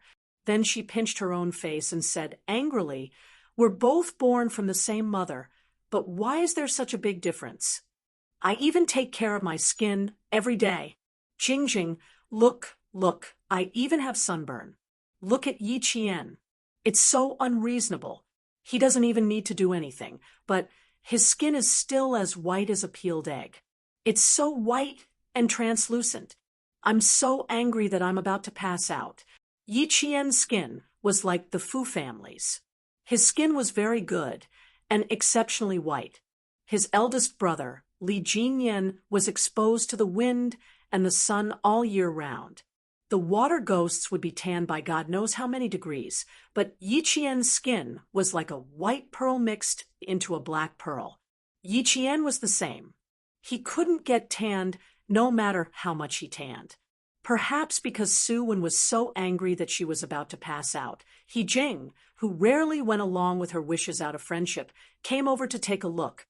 Her expression was a little serious. Yi Qian, who was sitting, knew that something bad was about to happen. At this moment, Sue Wen only said that she was so angry that she almost fainted. When He Jing came out later, she would definitely be so angry that she almost fainted. In order to prevent a tragedy from happening, Yi Jian did not want to look for a female student who knew how to put on makeup at the last minute. She said, "Go and do the exercises quickly. Just let Wenzi do my makeup." Sue Wen, don't be jealous. It's hard to give up on one's natural beauty. If you only care about yourself, you don't have a good foundation in your mother's womb. Hurry up and put on makeup for little Jian, stop wasting time. No matter how much you dawdle, you can't become as white as Yi Jian. Just continue to be a black princess. That's good. Don't think too much about it. Thinking too much makes you even more annoyed. Sue Wen was already very annoyed. She fiercely glared at He Jing. "Are we still comrades? Do you have any comradeship? Do you even know how to comfort people? Go to your homework." She was so angry that she was about to pass out. He Jing, who sat back down to do her homework, didn't forget to pat Sue Wen's shoulder hard to express her sincere comfort. Sue Wen gritted her teeth and replied, "Thank you for your comfort." For Yi Qian, the easiest way to put on light makeup was to put on some lipstick. Nothing else. For Su Wen, even if it was light makeup, she had to do it step by step. Yi Qian was adamant about not putting on any powder on his face. He Jing added, "It's hard to give up on natural beauty. You don't have a good foundation, so you need to put on a few layers. Yi Qian, I think you should just draw your eyebrows and put on some lipstick." Chapter 43:68. That's right. With a light sweep of her eyebrows and a light application of lipstick, she didn't need any makeup. The female soldier in the mirror had bright eyes and white teeth. Her eyebrows were like the distant mountains, her eyes were like the stars, her lips were red, and her teeth were white. She wore a knee-length military skirt that she kept at the bottom of her suitcase, then put on a brand new pair of mid-heeled leather shoes. The student's short-sleeved shirt was tucked into the skirt, making Su Wen stare. Even He Jing, who didn't pay much attention to beauty, couldn't help but gasp in amazement. The fact that Yi Jian was good-looking was a well-known fact in the military academy. The young cadets would also talk about who was good-looking and who was good-looking in private. Generally, they would have different aesthetic points and would say a few words of disapproval. But as long as Yi Qian was mentioned, there would be no objections. It was publicly acknowledged that even wearing a military training camouflage uniform couldn't hide her beauty. Now, with light makeup, Yi Qian in the female soldier's uniform was even more beautiful than the slender lotus flowers. She had the unique valiance of a female soldier. When Yi Qian walked out of the dormitory, she had already attracted countless gazes. In the end, she took the risk of being caught by the pickets and lowered her general's cap to cover her face. In the dormitory, He Jing said to Su Wen, "Luckily, we're in a military academy. Luckily, we don't like to waste time with makeup. Luckily, our little Jane Eyre is someone who pays attention to inner beauty. Luckily, she's already taken. Otherwise, who knows how many boys would be charmed by her. I'm a girl, but my heart is still thumping. I'm charmed by her." Yi Qian never wore light makeup, not even lipstick. This was her first appearance with light makeup, and she stunned her roommate.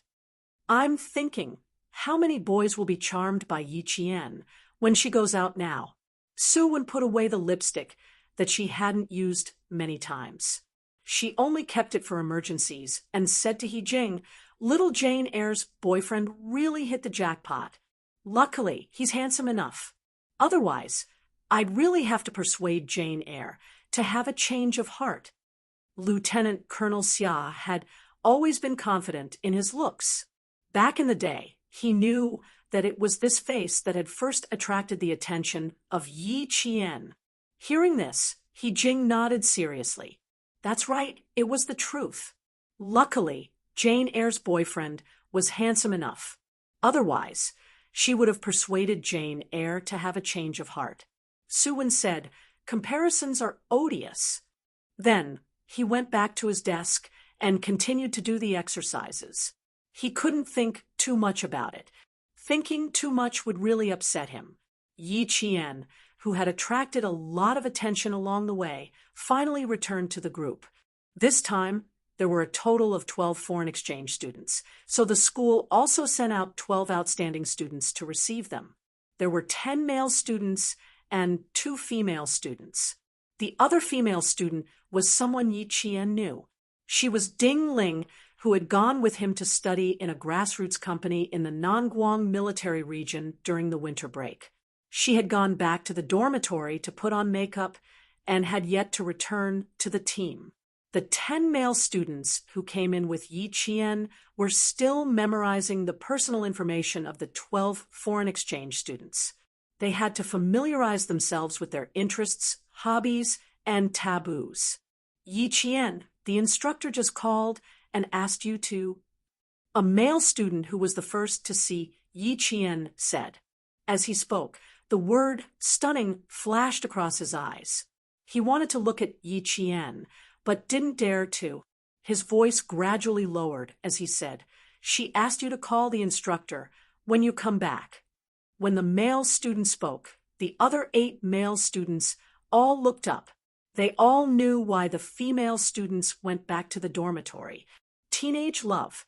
Putting aside their identities as military students, they were also normal boys and had feelings that normal boys would have. Yi Qian, who had put on light makeup, stood in front of them.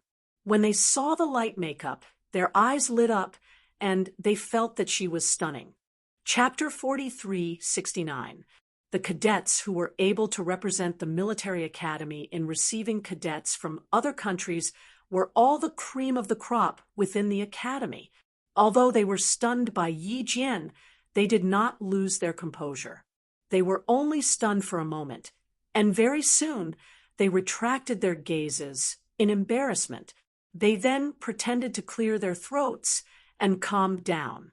It was a little rushed, but they were still steady. Yi Qian quickly called the instructor back. It turned out that the instructor heard political commissar Yu say in the car, "You want Yi Qian to put on makeup?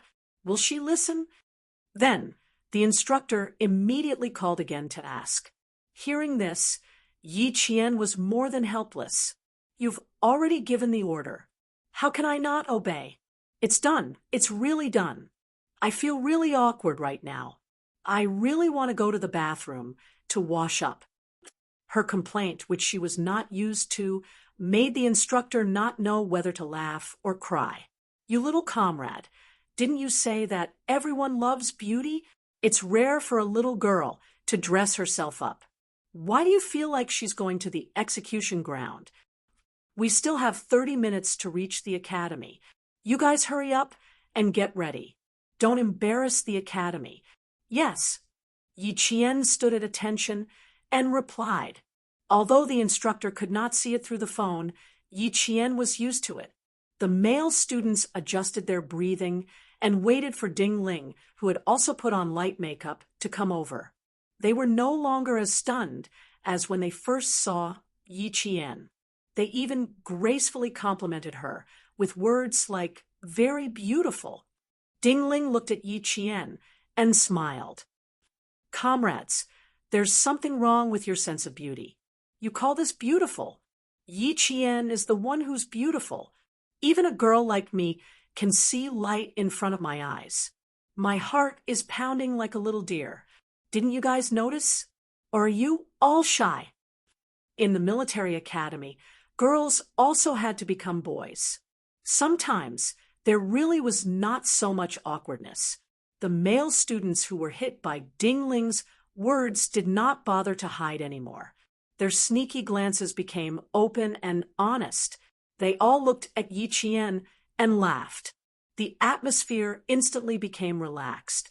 There was no longer any tension like before when Ding Ling came over. This time, there were students from 2 countries who came to the University of Science and Technology of China for the exchange. Both countries had diplomatic relations with China. Similarly, Chinese military academy students were going to the other countries' military academies for the exchange. The students from the 2 countries were all from Africa.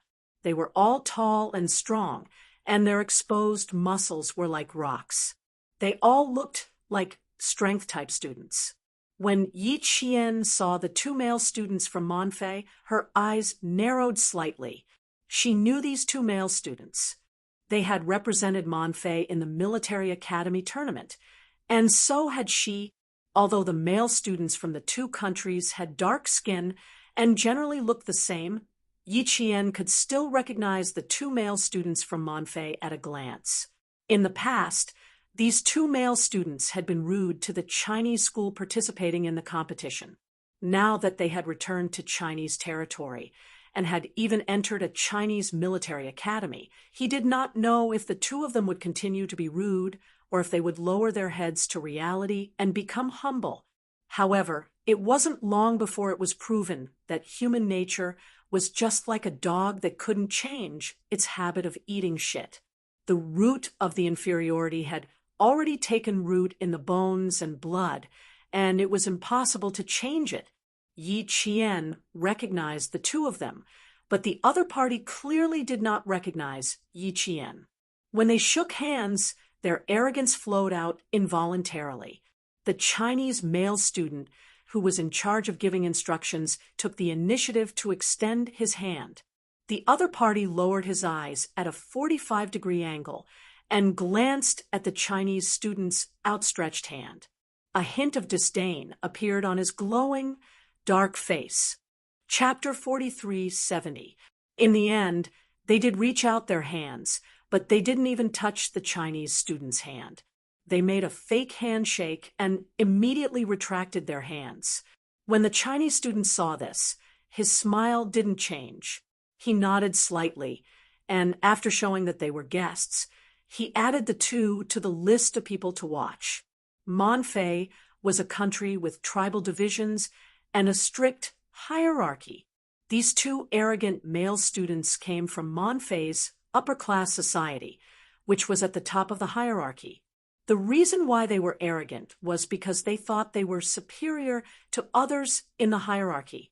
It was impossible for them to do as the Romans did. As a result, their arrogance became the fuse for them to be taught a lesson in the future. Of course, they wouldn't be beaten, but they would be taught well. The student in charge of receiving them didn't get angry because of this. On the contrary, he was still polite and didn't lose the demeanor of a large country's soldier. Since the other party ignored them, there was no need for them to stick close to them. As a person, especially as a soldier, one had to have a backbone. Yi Qian shook hands with the two female students. After a while, he was able to chat freely. The two female students from Monfei walked in the middle, while Yi Qian and Ding Ling walked on the left and right. They smiled and politely accompanied them the whole time. As for the instructor's request for her and Ding Ling to put on light makeup, Yi Qian still couldn't understand it. The two female students from Monfei didn't put on any makeup. Why did they need them to put on light makeup? They didn't tour the campus immediately. Instead, they went to the reception room first to complete all the relevant procedures for the 12 people. Then, they were brought to the international dormitory to settle down. After a short rest in the dormitory, they were brought to the meeting room. The meeting room was the first step for the 12 exchange students to understand the University of Science and Technology. Monfei students who were sent overseas for exchange were all outstanding students. From their speech and behavior, it was obvious that their family status wasn't low. The two arrogant male students from Monfei always asked targeted questions, but they were always blocked by the male student in charge of receiving them. Probably because they couldn't stump the Chinese student, the two of them finally shut up. When they visited the University of Science and Technology, the two of them started to show off their superiority. The other four students from Monfei were probably used to it. Although they had received higher education, they still had a hierarchy in their bones. They didn't raise any objections to the two's rudeness. On the other hand, the 6 students from Great Africa were very humble. They had a learning attitude when interacting with the Chinese students. When they entered the large computer room, the eyes of the 6 students from Sedoya were almost glued to the glass. The leading male student politely asked the student from the National University of Science and Technology, who had been serving him, "Can we use them in the future?" Sedoya, Libya's neighbor, had just ended its civil war not long ago. The flames of war had stopped, and what followed was a long period of reconstruction. The 6 students from Saidu came to China with a devout attitude, hoping to bring what they had learned back to China and contribute their strength to rebuild their home. There was no way to answer the question of whether they could use the mainframe computer. The senior brother from the 4th year smiled and said, "There will be a class arrangement. If there is a class arrangement, then it will definitely be used. Every laboratory is used in conjunction with the curriculum. You can't enter and leave as you please." Man Fei and the other 4 students were also very happy to interact with the Chinese students. They asked a lot of questions about the University of Science and Technology of China. Yi Qian and the others would choose to answer these questions and not answer everything they asked. When it came to sensitive questions, they would politely choose to avoid them and change the topic. Chapter 4371. After visiting 2 laboratories and an exhibition room, the group arrived at the library. The spacious and bright library was not empty at all. Almost every seat was occupied by students, all seriously flipping through the books in their hands. Whenever they encountered a problem they did not understand, they would quietly discuss it with each other. From time to time, they would write and draw in their notebooks. Every student had a lively and serious expression on their faces, storing more knowledge for themselves. When the Sadoya students walked into the library, they could feel the atmosphere of reading. Their eyes all revealed envy. Their country had been destroyed so badly that having a library was now a dream for them. Without a library, they did not have a complete home. Everywhere was broken concrete. In their capital, there was not even a complete building to be found. Stepping into this peaceful land of China, the tall buildings, the rows of trees, the Chinese citizens riding bicycles on the side of the road, the drivers driving on the road. This land was the country they dreamed of, the country they wanted to build. There was no war, no killing, no destruction, no nightmares. They came with hope and would return with seeds. The library became the closest place for the 12 students to stop. The Sadoya students even took out a few books to read. They knew a little Chinese, but it was far from enough to understand Chinese. This is our city's construction plan. This is our country's international metropolis, high city, and this is our country's fastest developing city. Yi Qian used his native English to answer the 2 Sadoya students' questions. A city construction plan book, accompanied by each city's landmark buildings, took half an hour to explain. Monfei's 4 students also participated, chatting happily with the Chinese students. The 2 arrogant students were already very impatient. Before they came, they had some understanding of the Chinese military academy. Regarding this, they felt that it could not be compared to the United States military academy at West Point. They wanted to go to West Point. Unfortunately, Lady Luck did not patronize them. Another group of students went to West Point, and they could only come here. Yi Qian and the others entertained the 12 students the whole morning, and it was only after lunch was over that they finished. Chatting with people was a technical job for Yi Qian, especially when he had to entertain the 2 arrogant and nitpicking Monfei students. It was simply a psychological challenge. Fortunately, the challenge was successful, and there was no impulse. As for whether there would be impulse in the following days of exchange, Yi Qian was not sure. There were many exchange students from other countries in the National Science University every year. Similarly, there were always some things happening every year. Soon it was mid-June.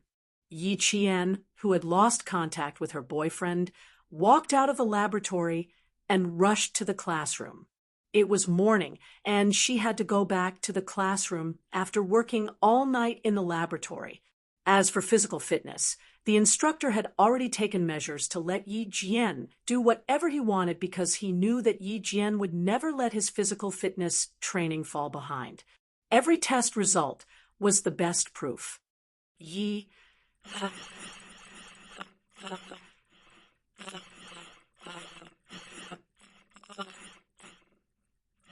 Song Jiqiu, who was approaching, said with a smile, after the morning class, "We need to send 4 people to train outside the school. The instructor directly sent your name, the 2 of us, and Wu Bingxian.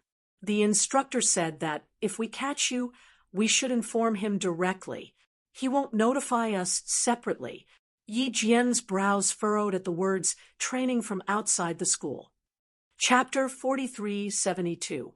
On the day of training, Yi Qian would be a 4th-year student. It was normal for fourth-year students to train. It was okay to train freshmen in the military school, but to go to other schools? Yi Qian was a little reluctant. Before she could say anything, a group of people rushed out of the teaching building across the street.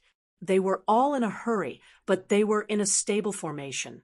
It seemed that they were rushing to do something important. The instructor said that you can talk to him alone if you have any ideas. However, the list has been fixed and can't be changed. It's the same whether you train on campus or outside. You'll be on the list, Hu Huan said with a smile. He seemed to see Yi Qian's reluctance. So, you'd better accept it. We're the ones who train outside the school. We're envied by the ones who train inside the school. Why would they be envied? Because they could go to other schools to see beautiful girls. Yi Qian knew what they were thinking. She raised her eyebrows slightly and said with a smile, "Okay, I'll ask if anyone in the class is willing to change with me. I'm happy to do it." She would rather train inside the school than outside the school. She didn't need to look at beautiful girls or handsome guys. The school's training made it easier for the freshmen to realize that they were no longer students, but soldiers. She was happy to train the freshmen to change from students to soldiers. However, it was difficult to train outside the school. It was not good to be too strict or too lax. She needed to know the limits. It would be more troublesome if she met boys who were naughty. If she could not change it, she would ask to train girls. They'll be happy to change. But what's the use of that? As Lu Yang spoke, 3 physical fitness instructors walked out of the teaching building across the street. They looked a little gloomy. Lu Yang said, "What's wrong?" "It's a little tense in the morning."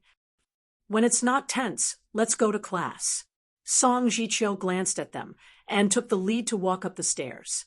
She whispered to Yi Qian, who was walking with her, "Excellent students also need some experience. I think the instructor made this arrangement on purpose. It's good for your graduation next year. After the training tomorrow, it will be the group training. Just listen to the instructor's arrangements. You can't go wrong." Yi Qian chuckled as he walked up the stairs. "Yes, I know. The main thing is that I find off-campus training troublesome and hard to manage. But it's different if I'm strict. They can only obey. I only need to be strict within the normal range. Even if the freshmen have objections, they can go to the instructors and teachers. They won't find me." Song Jiqiu understood what he meant. It was not that he was unwilling to train her, but that he found it troublesome. When you're outside, you'll still train according to the requirements. Even if you have any complaints, you won't be found. The instructor will come forward to deal with it. Relax. It's good to visit other universities. We're all looking forward to that day. They talked in low voices as they walked to the classroom. All the classes in the morning were the main classes. After the class, they moved to the multimedia class. They analyzed and discussed various battles. After the discussion, they built relevant data. The whole morning passed like this. It was not until noon that Yi Qian knew why the students in the opposite building walked in a hurry. The 3 physical fitness instructors looked gloomy. 2 students from Monfei provoked the students in his class. Meanwhile, they belittled his class one by one and spoke arrogant words. As a result, they aroused public anger. Are they here to exchange information or to make enemies? Students from foreign armies will more or less have some conflicts in the early stage when they come here, but they've never made such a big noise like the 2 of them. Maybe they don't want to stay here and want to pack up and leave as soon as possible. Chapter 43-73. During the break after lunch, Yi Qian and the others chose a shady spot to discuss some of the problems from the morning class. Then they talked about the Monfei students who had come to the National University of Science and Technology. Yi Qian didn't know yet, but when he heard this, 2 familiar faces flashed through his mind. One's called Boo something, and the other's called Cartwright, Briles Cartwright. Yi Qian, who was drawing an attack-based diagram with He Jing, said their names without looking up. It was quite long and a little hard to remember. Suwen nodded. That's right, that's right. It's these two. I heard that they belong to the upper echelons of the Monfei hierarchy. They even point fingers at the Monfei students who came with them. They're very arrogant. They even chose these kinds of students. Aren't they afraid of making enemies back home? She even rolled her eyes after saying that. Yi Qian picked up his book and pretended to pat her. Mind your image. It's a mistake, a mistake. Pretend it didn't happen. Suwen smiled and avoided it. She continued, we'll see how good they are this afternoon. They've participated in the International Military Academy student competition. They probably have some real skills, so they're arrogant. Yi Qian participated too. Student Wei Jiaming looked at Yi Qian. Did you all forget that Yi Qian represented our military academy and a senior from his senior year at Monfei? The air was silent for a few seconds. Suwen picked up her textbook and slapped her forehead. Yeah, our class Jane Eyre participated too. I didn't even remember.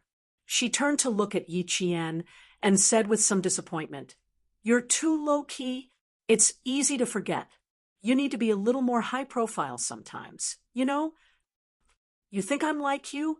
Everyone knows about your little achievements. He Jing put down her pen. She had finally finished drawing an attack-based diagram. She joined the conversation and handed the draft to Yi Qian. Take a look. I'll talk too. Yi Qian took the sketch and laughed. What's there to talk about? They came here to provoke us, so they can only suffer, depending on the severity of the situation. If it's light, I'll warn and criticize them. If it's bad, I'll contact Monfei directly. I won't let them continue to cause trouble. After she finished speaking, several students in the class nodded in agreement, and she continued to talk about the two of them. Compared to the students from Sadoya, the students from Sadoya were much more humble. Yi Qian did not join in. With a pencil in her hand, she began to draw out the attack points on the basic attack surface, and then set up a defense and attack plan. They were commanders, so these were things they had to learn. Now was the theory, but in the future, it would be the practice. They didn't chat for too long. Yi Qian finished perfecting the basic attack diagram, and then drew a combat diagram. Everyone immediately dropped the unrelated topic and threw themselves into the sea of knowledge.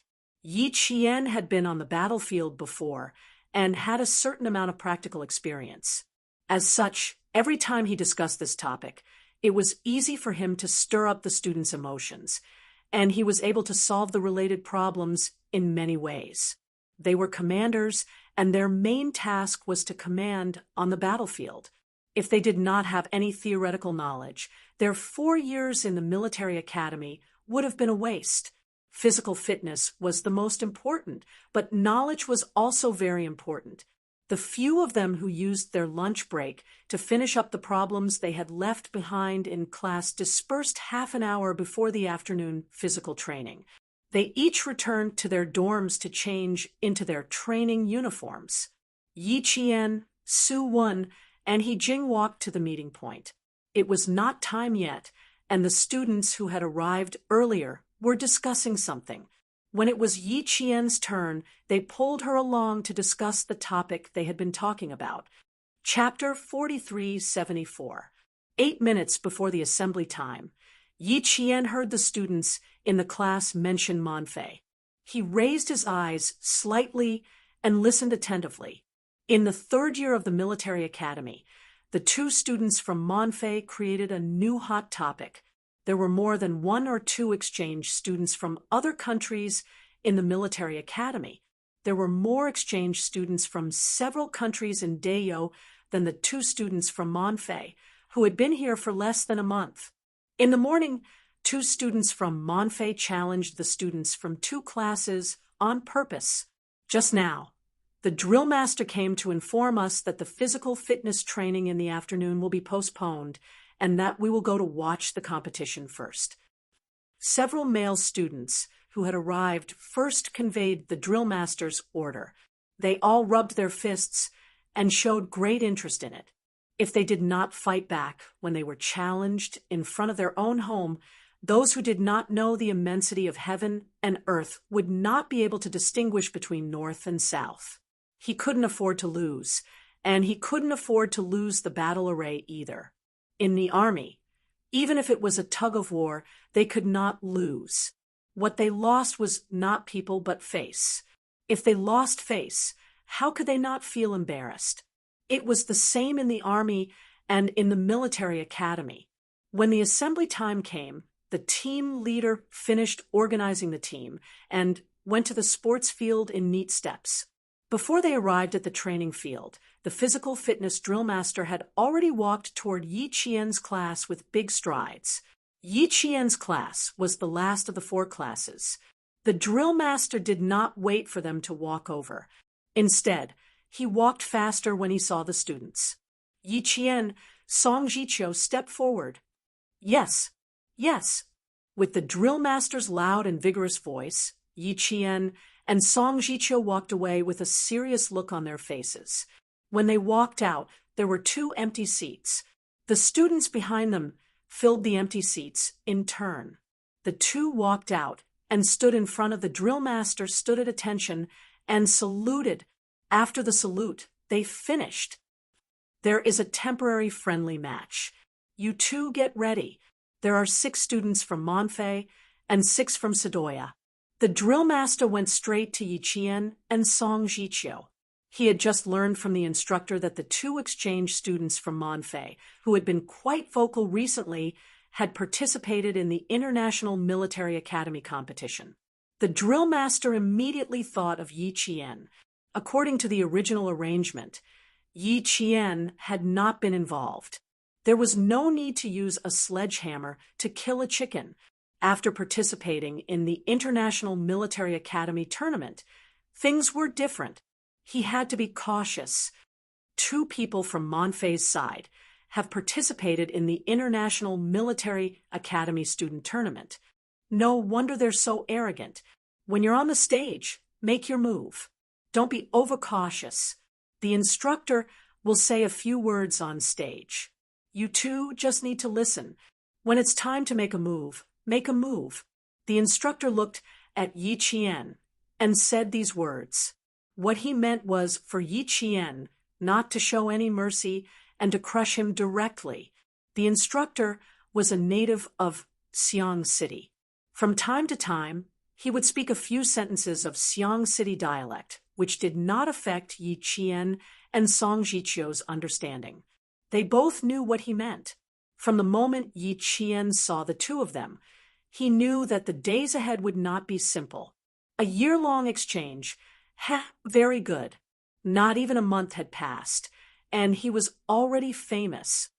Participating in the National Grand Tournament doesn't mean you're strong, but it's good to be cautious. Yi Qian laughed and said, I met the 2 of them in the martial arts competition. At that time, their strength was average. There was nothing special about them. But after such a long time, maybe their strength has increased tremendously. They're no longer the same as before. We can only know if their strength has increased tremendously after the competition. Let them see the real strength of the students who have also participated in the International Military Academy tournament. The instructor's words were too meaningful. The 2 students who would participate in the friendly match later could not help but squint their eyes slightly. Chapter 43:75. As for the instructors, they were ruthless on the training ground, but when they were off the training ground, their level of speech was the complete opposite of the ruthlessness on the training ground. Their speech was both artistic and professional. One could carefully analyze what they said, and one could even pick out a trace of abnormality. Yi Qian and Song Jiqiu exchanged a look of understanding and followed the instructor to the sports ground. The content of the friendly competition was very simple. There were 3 subjects: the 5,000-meter run, the 400-meter obstacle course, and the precision shooting. As for the sit-ups, there were none. With these 3 compulsory subjects, the good ones and the bad ones could be seen at a glance. The physical training of the 4 classes was temporarily put aside. They gathered together and sat outside under the sun. First, the instructor went on the stage to say a few words. Hearing this, Suwon muttered, "Friendship first, competition second." Who are you kidding? There must be a winner and a loser in the competition. There must be a winner and a loser. It's so shameful to lose. Tut, tut, tut. The official language is so nice. I'm just not sure if those 2 guys can understand it. Let's compete directly and wait for them to lose. The letter of challenge has been sent to our door. We can't kill them. Well, we can't kill them. After hearing this, Yi Qian wanted to laugh. However, as the leader, he had to be serious. When the leader is speaking, you should speak from below. Or, do you want to go up? When it came to discipline, Yi Qian criticized seriously even though they were in the same dormitory. After the competition, run 3,000 meters. Suwon was speechless. She flaunted her strong words for a while, but the disaster unexpectedly fell from the sky. How sad, how sad, how sad. With Yi Qian's criticism, even if Suwon kept nagging, she could not care less about the rules.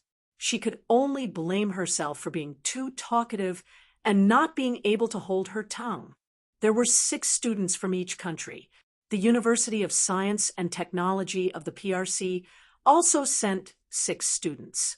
The 2 students from their class were challenged, the 2 students from the neighboring class were challenged, and Yi Qian and Song Jiqiu were also in a group of 6. After they stood up, Yi Jian and Song Jiqiu walked to the middle of the room and stood in a team with the other 4 students. Although the 6 of them were from different classes, they would usually hold small competitions to encourage themselves. Therefore, they could be considered acquaintances. It was just that they did not know each other's names. Of course, except for Yi Qian, they all knew her. The 6 of them nodded slightly as a form of greeting. They stood on the far left, with Monfei's 6 students in the middle and Sedoya's students on the far right. The group of 18 people had their heads under the scorching sun and their feet on the grass as they waited for the competition to begin. The rules said 5,000. 18 people ran at the same time. They were divided into the first, second, and third places. The 400-meter obstacle course was a relay obstacle course. That was to say, one had to run a round trip. The team with the shortest relay time would win. Precision shooting consisted of 10 bullets for fixed-point shooting, 20 bullets for forward shooting, and 20 bullets for 30 meters away from the target. All 20 bullets had to be fired. If there were no bullets left, all the scores would be nullified. The winner would be determined based on the total score of each team. These were all the most basic competitions, and there was no increase in difficulty at all. The 2 Monfei students who had been incessantly stirring up trouble couldn't take it anymore. After the instructor finished explaining the rules of the competition, he raised his voice and said a bunch of things, meaning that they all understood. It was just that they didn't know if the Chinese and Sedoya students understood. The 6 students from Sedoya all frowned at the same time. Their dissatisfaction with the 2 students from Monfei had reached its peak. They didn't want to compete with the students from their class, nor did they want to compete with the students from Monfei. The instructor looked at the 2 Monfei students who were talking and glanced to one side, slightly. A student who was holding a digital video recorder had recorded everything in the video. Chapter 4376. The arrogance of Man Fei and the other 2 students who ignored the rules and did not respect the instructors made the expressions of the students from the National University of Science and Technology who were watching the friendly match turn cold. Their gazes were cold. This kind of people needed to be taught a lesson. After a few lessons, they would know how high the sky was and how deep the earth was. Sue adjusted her breathing and clenched her fists tightly. She had been in the army for almost 3 years, and this was the first time she had the urge to hit someone. Calm down, calm down. There was still 3,000 meters to go. It was not worth it to add another 3,000 meters for this bastard. She had to calm down. Under the scorching sun, the sweat that flowed out evaporated and flowed again. The back of the uniform was soaked with wavy white sweat stains. Due to the arrogance of Man Fei and the other 2 students, no matter how hot the sun was, it did not melt the ice in the eyes of the other students. They all stared at the field, waiting for a beating. Yi Qian had entered the field. Victory was already in the bag. Looking at the other students who had entered the field, they were all the top students in their respective classes.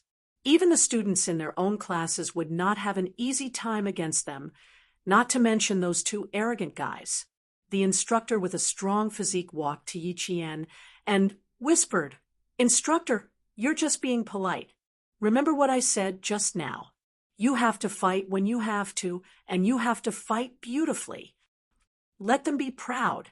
It's necessary to let them be so proud that they forget themselves. The louder they sing, the harder they fall. Based on your experience of beating us once, you should know how to compete." Yi Qian, who was nodding from time to time, did not know whether to laugh or cry at the instructor's last sentence. "Instructor, when did I beat you guys to the point that I have experience? It was the instructors who challenged me first. I had no choice but to accept the challenge. Oh my, are you pretending to be innocent after getting an advantage? Last time when the instructors held a meeting, the head instructor directly called out our instructors and said that we were embarrassing ourselves. Since the beginning of the 2nd semester, we have been losing to the female instructor, Yi Qian. I still have a 3,000-word self-reflection report to write. Don't you think I'm wronged?" Yi Qian, who had crushed all the instructors in the academy in terms of physical fitness, nodded and answered very seriously, "Indeed, 3,000 words of self-reflection fell from the sky. Wasn't this injustice?" "Yes, Disha. I'll be straightforward. If you guys fail to win, you have to write a 3,000-word self-reflection report with me.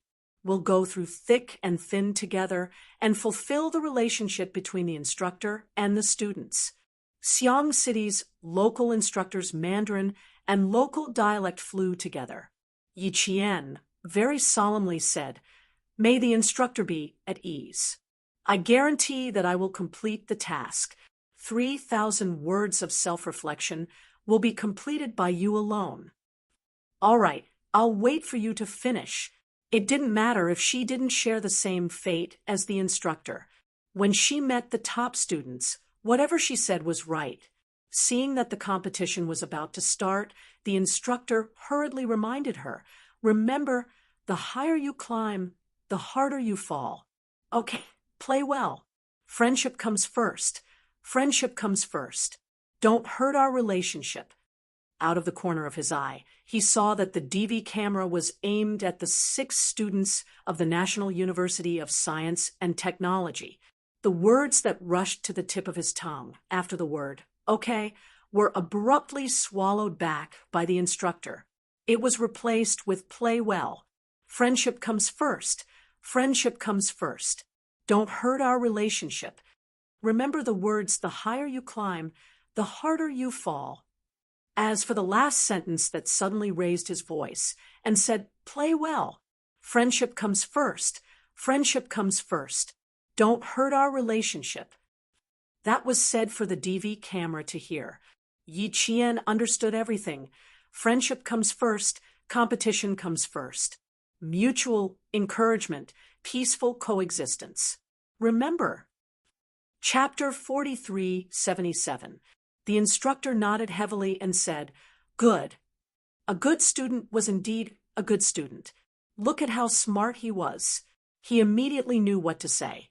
The recorded video had to be submitted so that the leaders watching the video would know that the students of the National University of Science and Technology were tolerant of the students from other countries who came to the school for an exchange. The other party was arrogant, but the students of the National University of Science and Technology just laughed it off. Magnanimous! Who told you to be stubborn and spout nonsense? Fine, don't take it to heart. Say what you want. After all, it's freedom of speech. We won't care about your crazy words, but when it's time to win, we can't just give in because we're magnanimous. The warm-up 5 kilometers race was about to begin.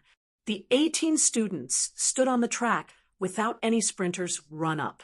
After warming up for 3 minutes, with a bang from the whistle, the 18 figures sprinted forward like arrows. The Monfay students and Sadoya students who came from Africa were talented in running.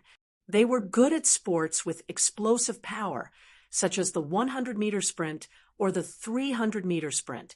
However, the 5,000-meter sprint was not just about explosive power, but also endurance. 5 kilometers, 3 kilometers, 5-kilometer sprints, 5-kilometer sprints. There was not a day that the National University of Science and Technology students did not have.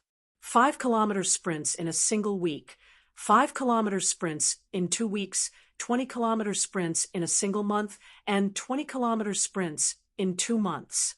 There were 12 months in a year, 360 days in a year. There were sprints every month and every day. The 5-kilometer sprints were just an appetizer.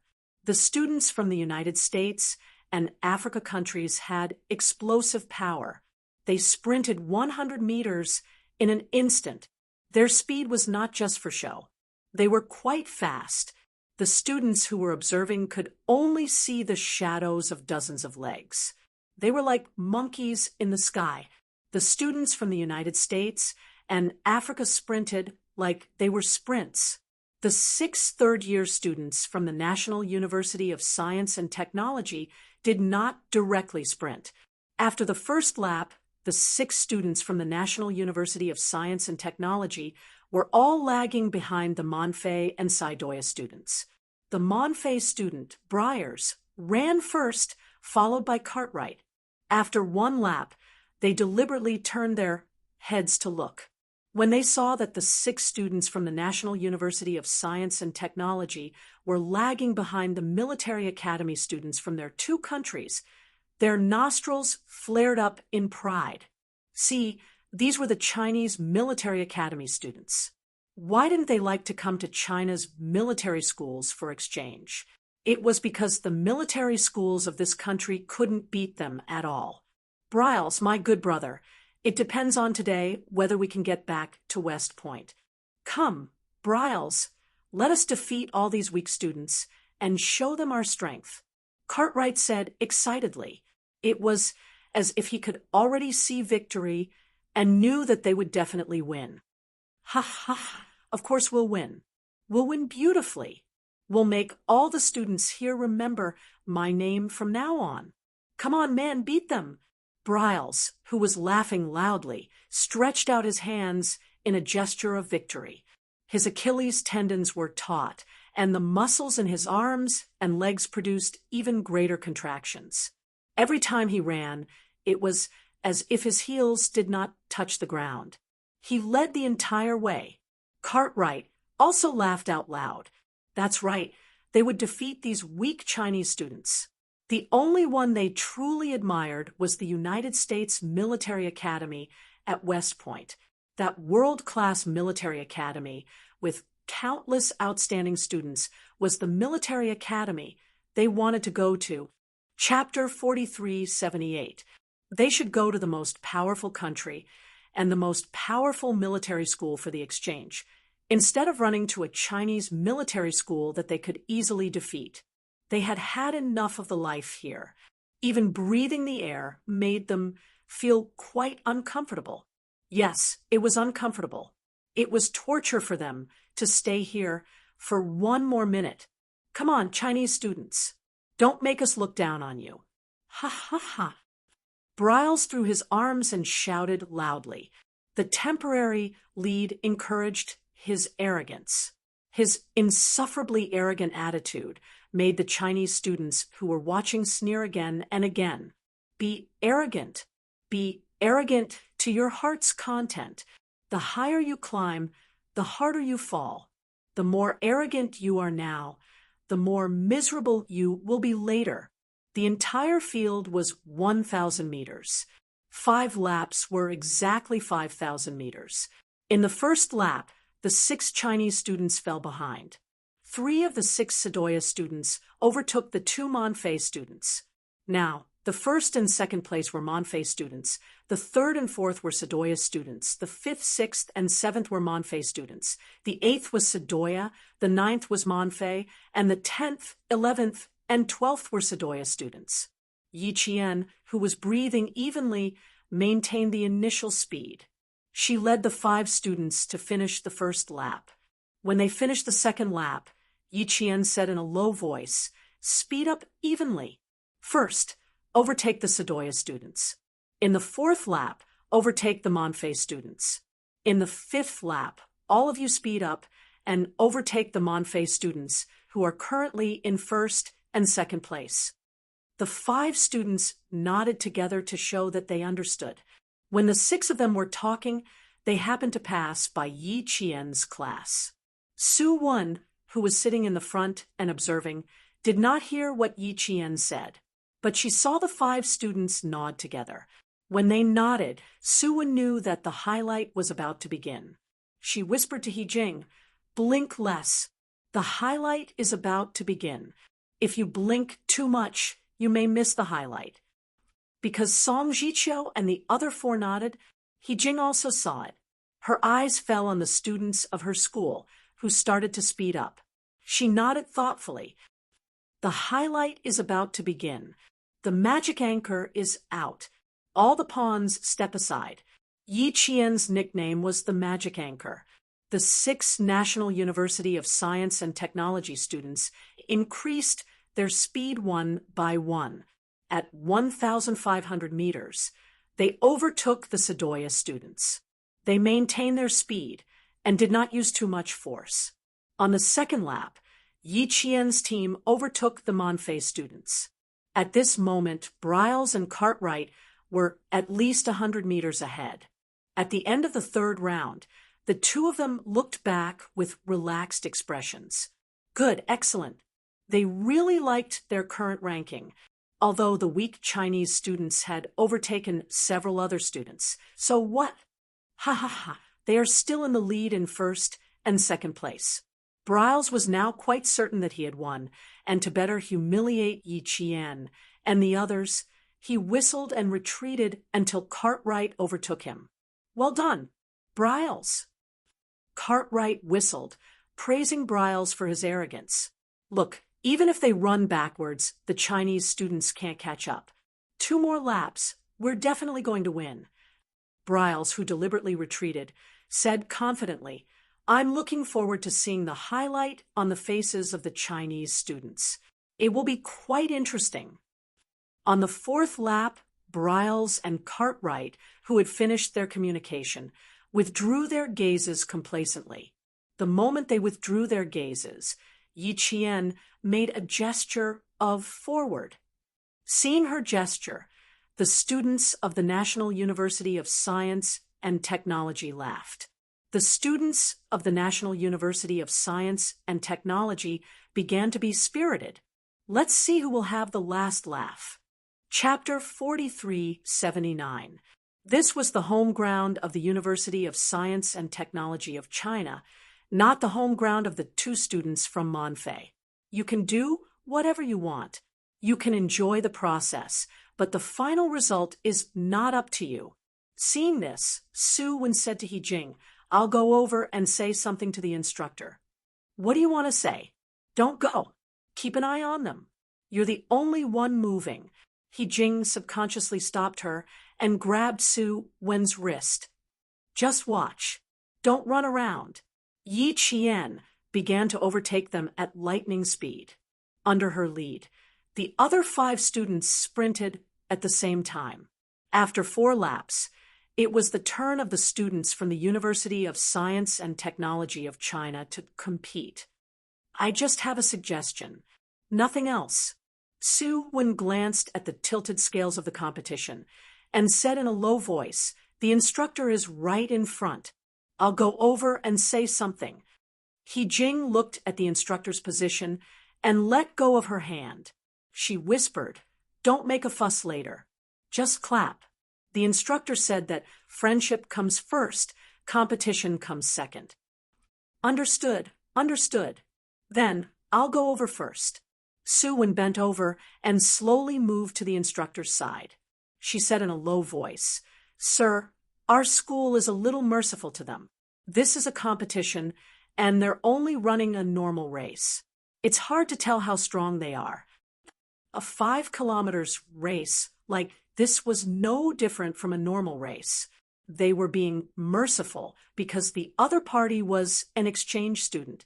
If it was a competition, the 5 kilometers race would have to be extra. The 5 kilometers or 3 kilometers race in a competition was very different from the normal training. The competition was always a 3 kilometers or 5 kilometers battle run. Tactic 1. If you encounter a poisoned area during the attack, you have to wear a gas mask and pass through quickly. Tactic 2. If the ammunition truck breaks down, you have to move the ammunition manually. No dragging or collision during the movement. Tactic 3. If one person is seriously injured during the attack, you have to move immediately. You have to move the injured person by carrying, hugging, or lifting. Tactic 4. If you encounter obstacles during the attack, you have to find a way to pass through them. Usually it was a high bar and a low bar. You have to use a high drill and a low stride to pass through quickly. Tactic 5. If you encounter enemy bunkers on both sides of the road, you have to use grenades to suppress them. Everyone can hit one. This was the 3,000-meter or 5,000-meter battle run in the National University of Science and Technology. This was also what Su Wen meant by running in battle. The instructor smiled and looked at the female student, who was usually full of ideas and quick on the uptake. He smiled and said, "They can't even beat us in running. That's enough for them. You can't even win such a simple match. And you still have the face to say that you're strong, and you still have the face to be arrogant." Su Wen immediately understood the meaning behind the instructor's words. He chuckled and said, "Instructor is wise. Instructor is wise. Let's teach them a lesson so that they won't think too highly of themselves in the future." All right, stop flattering me in front of me. The year-end physical fitness exam is around the corner. You better hurry up and train. Flattery is useless. Do you understand? Go back to the team. Don't think too much. The instructor knows what to do. Although he was smart, he was usually a little unreliable. In view of Su Wen's experience in his freshman year, the instructor decided to give him a warning in advance.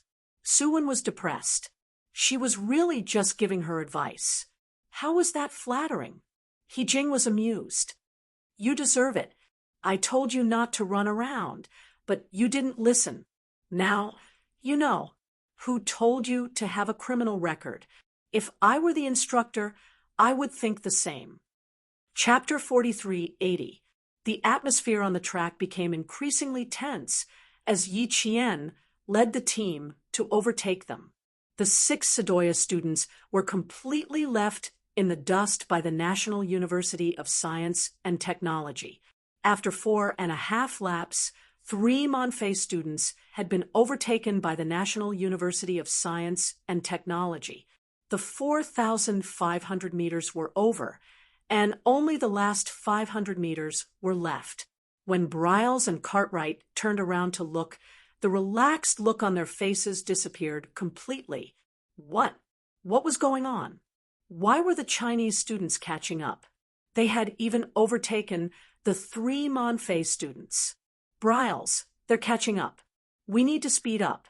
Otherwise, they'll catch up. Damn it, we can't let them catch up." Cartwright only glanced back once before not daring to look again.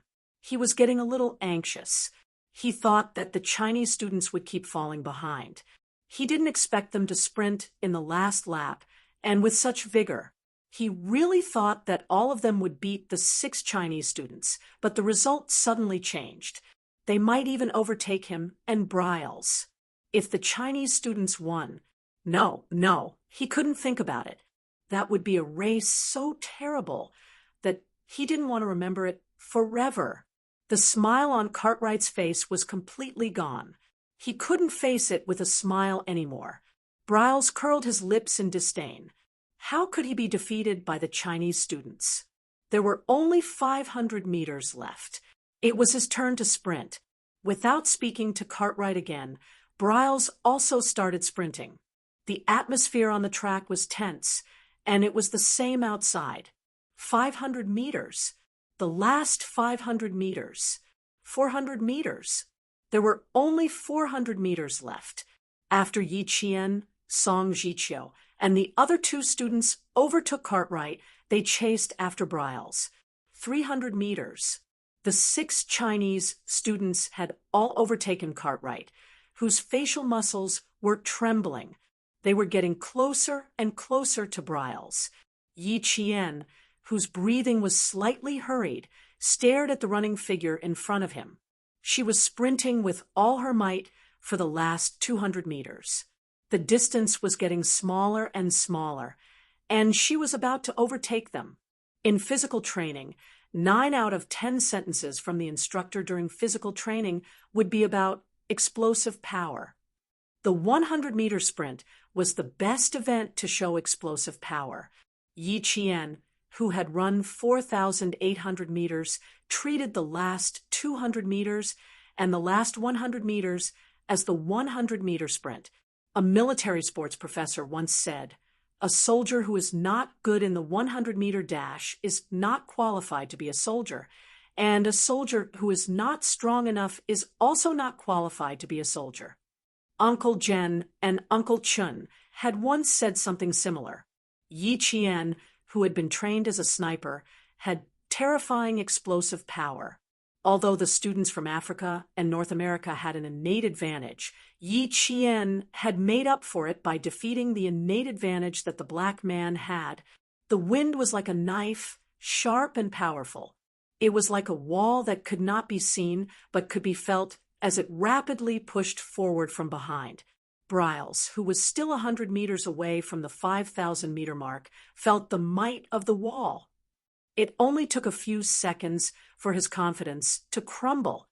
The transparent and pressurizing wall was getting closer and closer to him. Finally, it brushed past his ear, and a shadow that was much shorter than him overtook him.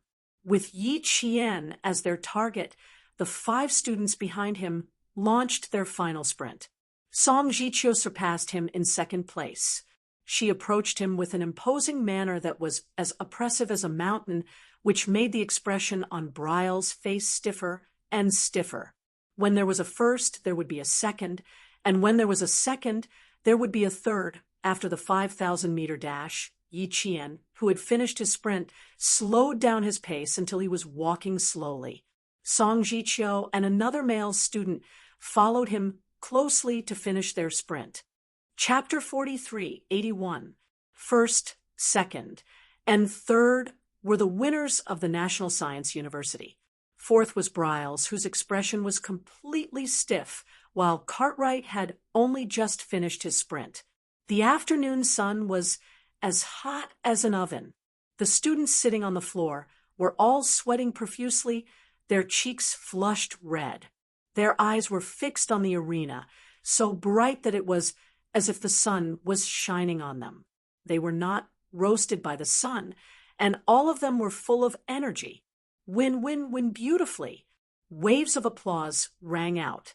There were no shouts, no boos, only orderly applause that reflected the strict discipline of our army. The applause did not last for long. After 3, the waves of applause disappeared. In the arena, Cartwright and Briles from Monfay stood together. Their arrogance was gone. only a strong sense of unwillingness to accept defeat. Now, the two of them were in a bad mood, so bad that they did not want to talk to anyone, including the Monfei students.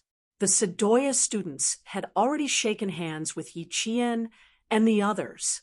Being of the same skin color and from the same land, the Sedoya students were who knew how much more humble than the Monfei students. They were the first to offer their congratulations. The other 4 Monfei students were a step behind, mainly because they went to Comfort Briles and Cartwright first. However, the two did not appreciate it at all, using their eyes to signal the students who wanted to comfort them to back off. They did not need the comfort of these fellows from poor families. We just haven't gotten used to their competition. Next, we will definitely win. Cartwright clenched his fists, biting his thick lips. The whites of his eyes, which were reflected by his black skin, were especially white. His slightly bulging eyes looked especially ferocious because he was speaking so forcefully. They should have won. They should have won against the Chinese students. They had lost just like that. They were very unwilling, completely unable to accept it. We've participated in the International Military Academy tournament. We were ranked 6th. These Chinese students can't possibly win against you and me. He pointed even harder at his chest, completely unable to accept the result of the competition. We should have won. They can't possibly win against you and me. Shut up. Briles glared fiercely at Cartwright, who was talking nonstop. He could not accept it either, but the result of the competition was his loss. He had lost. Damn it. He had not thought that he would lose. Cartwright, whose chest was still heaving up and down, shut up. Without his interference, Briles took a deep breath and pointed at Yi Qian. Look at that Chinese student. You see anything? Have we seen her before? Who? The Chinese female student. Have we seen her before? I think I've seen her somewhere before. Briles took deep breaths. His eyes locked on Yi Qian. His mind was searching for where he had seen her. He was certain that he had seen her somewhere before. Briles, Cartwright, Cartwright, and Cartwright, Briles. Cartwright twisted and relaxed his ankle on the spot. He stared at the Chinese students who were talking to the Monfei and Sedoya students with a dark gaze. No, we've seen this woman in other places. Think about it carefully. You must have seen her before. You and I have seen her before. And Briles. The only time we've met a Chinese student together was once, and that was during the International Military Academy tournament. Chapter 43, 82. Yes. He remembered. The International Military Academy tournament. That was right. He had seen her there. Briles' gaze became even gloomier. His thick, black lips were pressed tightly together, and even his voice became gloomy. The Chinese student defeated us in that match. Now, we're competing against a student who once defeated us. Do you think we'll win? Wait. Briles, why are you so sure it's her? Sorry, I'm not doubting you. It's just that I don't have any impression of her. Was she in the Chinese team at the tournament? Cartwright realized that he had no impression of her at all. After thinking about it, he still had no impression. Asian facial features were all the same. He had no way of deepening his memory. It's her. I'm very sure it's her. There's no mistake. Next, we need to think carefully about how to beat her. We need to think carefully. Briles was very sure. He had heard the Japanese students privately discussing each of the Chinese students. They had especially mentioned a female student. Later, the Monfei students had lost to the Chinese students. He had specifically asked the Japanese students which Chinese female student was better. He remembered correctly. It was her. Briles' certainty made Cartwright's mood even worse. There was no time for them to think about how to beat the Chinese students. The second round of the 400-meter obstacle course was about to begin. The whistle sounded, and the 18 people gathered. The 400-meter obstacle course was the most important part of the basic military training. It tested a soldier's physical fitness and willpower. At the same time, it was also the most difficult and dangerous course. There were 8 sets of obstacles and 18 obstacles in the entire course. This basic military skill was not unique to the Chinese. Other countries also had it, but the training content was different. Now, Briles regretted it. He regretted that when the Chinese instructor had asked him if he had any objections to the course, he had shook his head and said no. He had no objections. Now, he had objections because there was a student in the Chinese team who had participated in the tournament and won against the Monfei students. There was no use in regretting it. He could not ask for that female student to be replaced. Go, Yiqian. Kill them. Don't hold back. Yiqian walked past the students in her class. She heard a few voices quietly cheering for her. Friendship came first. How could she shout to kill the other party? She had to be civilized, polite, and not embarrass them. She nodded and smiled, indicating that she would do her best. He had already been stepped on in the face by the other party, so how could he let him step on him? The 400-meter obstacle course in the National University of Science and Technology was not considered too difficult. For example, the 400-meter obstacle course that Yi Qian had trained in was designed for the Special Forces. The difficulty and danger factor increased exponentially. Therefore, every time there was an in-school 400-meter training session, Yi Qian would always take the lead, leaving the students behind him in the dust. The 400-meter obstacle required soldiers to be able to run, jump, climb, maintain their balance, and climb. Not only did they have to have explosive power, but they also had to have endurance, coordination, and sensitivity. Now that it was a relay race, the athletes were required to run faster in order to increase the total time of the whole team. The Monfei and Sadoya students, who had been here for almost a month, had all done the 400-meter obstacle course. They also had similar training in their own countries. The 3 groups of contestants stood in line, and the instructor whistled. Yi Qian was not the first to attack. She was the last to attack. Chapter 43:83. The whistle for the competition between the 3 countries sounded. The 100-meter dash was completed in an instant.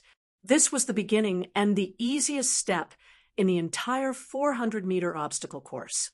The Chinese team finished the 100-meter dash slightly behind the Chinese team. As the gap between the 3 kingdoms' students widened, the atmosphere in the arena reached its climax. 3 students had already passed, and Monfei's student was currently 2 obstacles behind the Chinese student, Sadoya's student, because the second student had to try 3 times before passing, immediately widened the gap, and was now 4 obstacles behind the Chinese student and 6 obstacles behind Monfei.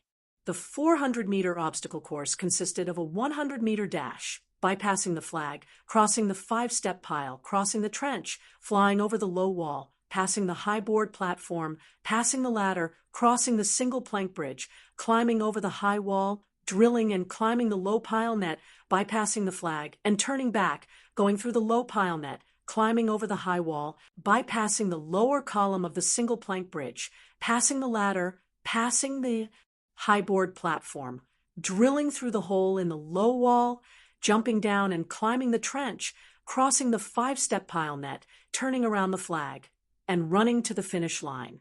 This was the 400-meter obstacle course in the National Science University as well as in the Army.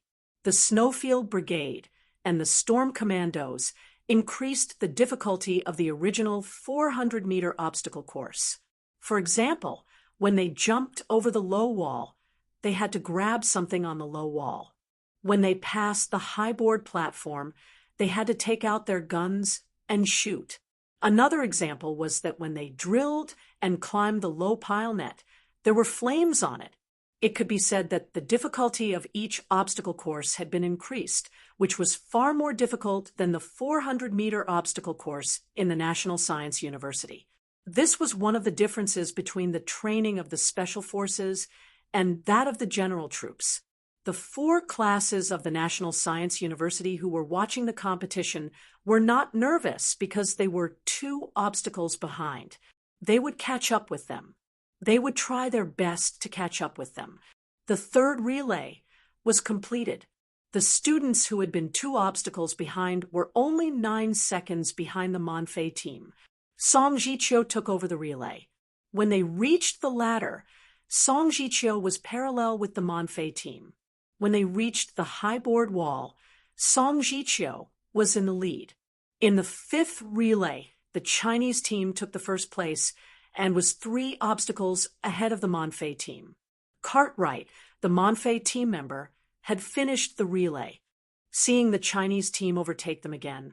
His teeth, which were extraordinarily white because of his black skin, almost broke.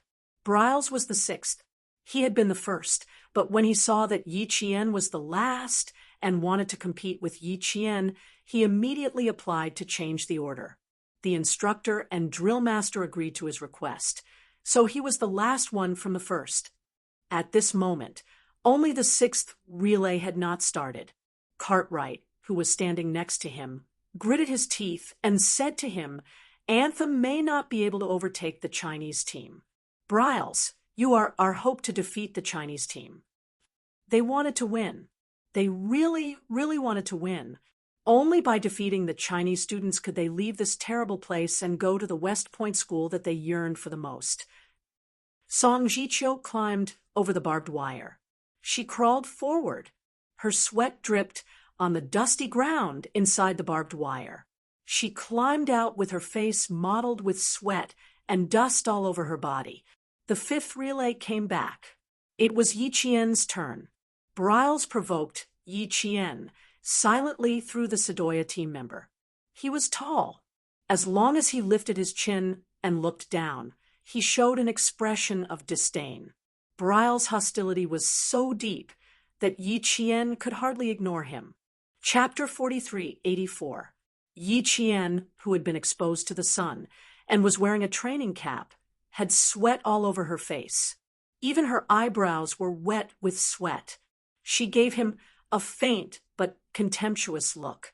Since Briles came to the school for the exchange, apart from his arrogance, the students of the National University of Science and Technology had followed the principle of visitors are guests and should be treated with courtesy.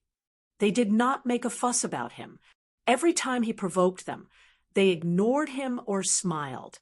As a result, Briles became even more arrogant and thought that the students of the National University of Science and Technology were weak and easy to bully. He, who was used to being treated with courtesy, was suddenly provoked by Yi Qian. His first reaction was disbelief. He could not believe that he would be provoked by a student of the National University of Science and Technology here. Briles exploded in an instant. He clenched his fists so tightly that his knuckles cracked. He declared war on Yi Qian in such a way. "Come on, let's fight. What is there to be afraid of?" Song Jiqiu, who had returned, was getting closer and closer to Yi Qian. Finally, she returned to the starting point. Yi Qian glanced at Briles coldly. Her figure was like a whirlwind. She finished the 100-meter dash in an instant and bypassed the signal flag at the fastest speed. The 100-meter dash was just the beginning. The real difficulty was the 200-meter and 300-meter dash in the middle. From the 200-meter dash, the 5-step pile was activated. The students had to step steadily and keep their center of gravity. This was the first time that the students had trained for the 400-meter dash. The instructor would point out that the students must remember their steps in order to pursue speed. Once they did not step steadily, they might sprain their ankles. It was the first time that the new students had completed the 400-meter obstacle course. Many of them had sprained their ankles to the size of an egg. It was so painful that their comrades had to carry them to the infirmary to bandage their ankles. One jump, one jump. One jump, one jump. One jump, one jump. One jump, one jump. One jump. One jump. One jump. One jump. One jump. One jump. One jump. One jump. One jump. One jump. One step. One step. One step. One step. One step. One step. One step. One step. One step. One step. One step. One step. One step. One step. Yi Qian did not know how many 5-step piles she had run since junior high school. The 400-meter obstacle course with no difficulty was not difficult for her. When Yi Jian was a freshman, it was the first time that the freshmen had completed the 400-meter obstacle course. Some of them were injured, and some of them fell down. They were in their prime, but after the 400-meter obstacle course, they all became old, weak, and disabled. She started training 5 years earlier than the other students. She had been training with the soldiers when she was still in the army deep in the mountains of Shuku village. After a long time, she didn't feel that as a freshman completing the 400-meter obstacle course for the first time in one go, she would attract a lot of attention. She didn't realize it, but the instructor had his eyes on her from then on. In the blink of an eye, 3 years had passed. Everything that had happened during his freshman year was still vivid in his mind, as if it had just happened yesterday. The students from Monfei and Sadoya were also quite strong. To be able to become exchange students and come to other countries' military schools for exchange, their military skills were quite strong and would not be bad. It was still difficult for the students from the National University of Science and Technology to win in every subject. This was also the reason why the instructor looked for Yi Qian at the last minute. If he lost, it wouldn't just be a loss of face. After leaping over the 5-step pile, the deep pit within 200 meters was waiting for him. There were 2 ways to pass through the pit. 1, jump into the pit, jump straight over. 2, jump into the pit, jump down, and climb back up. This friendly competition was the second way to jump into the pit. If the entire 400-meter obstacle course was divided into 5 stars based on its difficulty, then jumping into the pit would be divided into 3 stars. Chapter 43:85. The pit was made up of walls with a length, width, and depth of 2 meters each. The walls of the pit were vertical, and there were no cushions inside. Jumping down would require one to climb out of the 2-meter-high wall.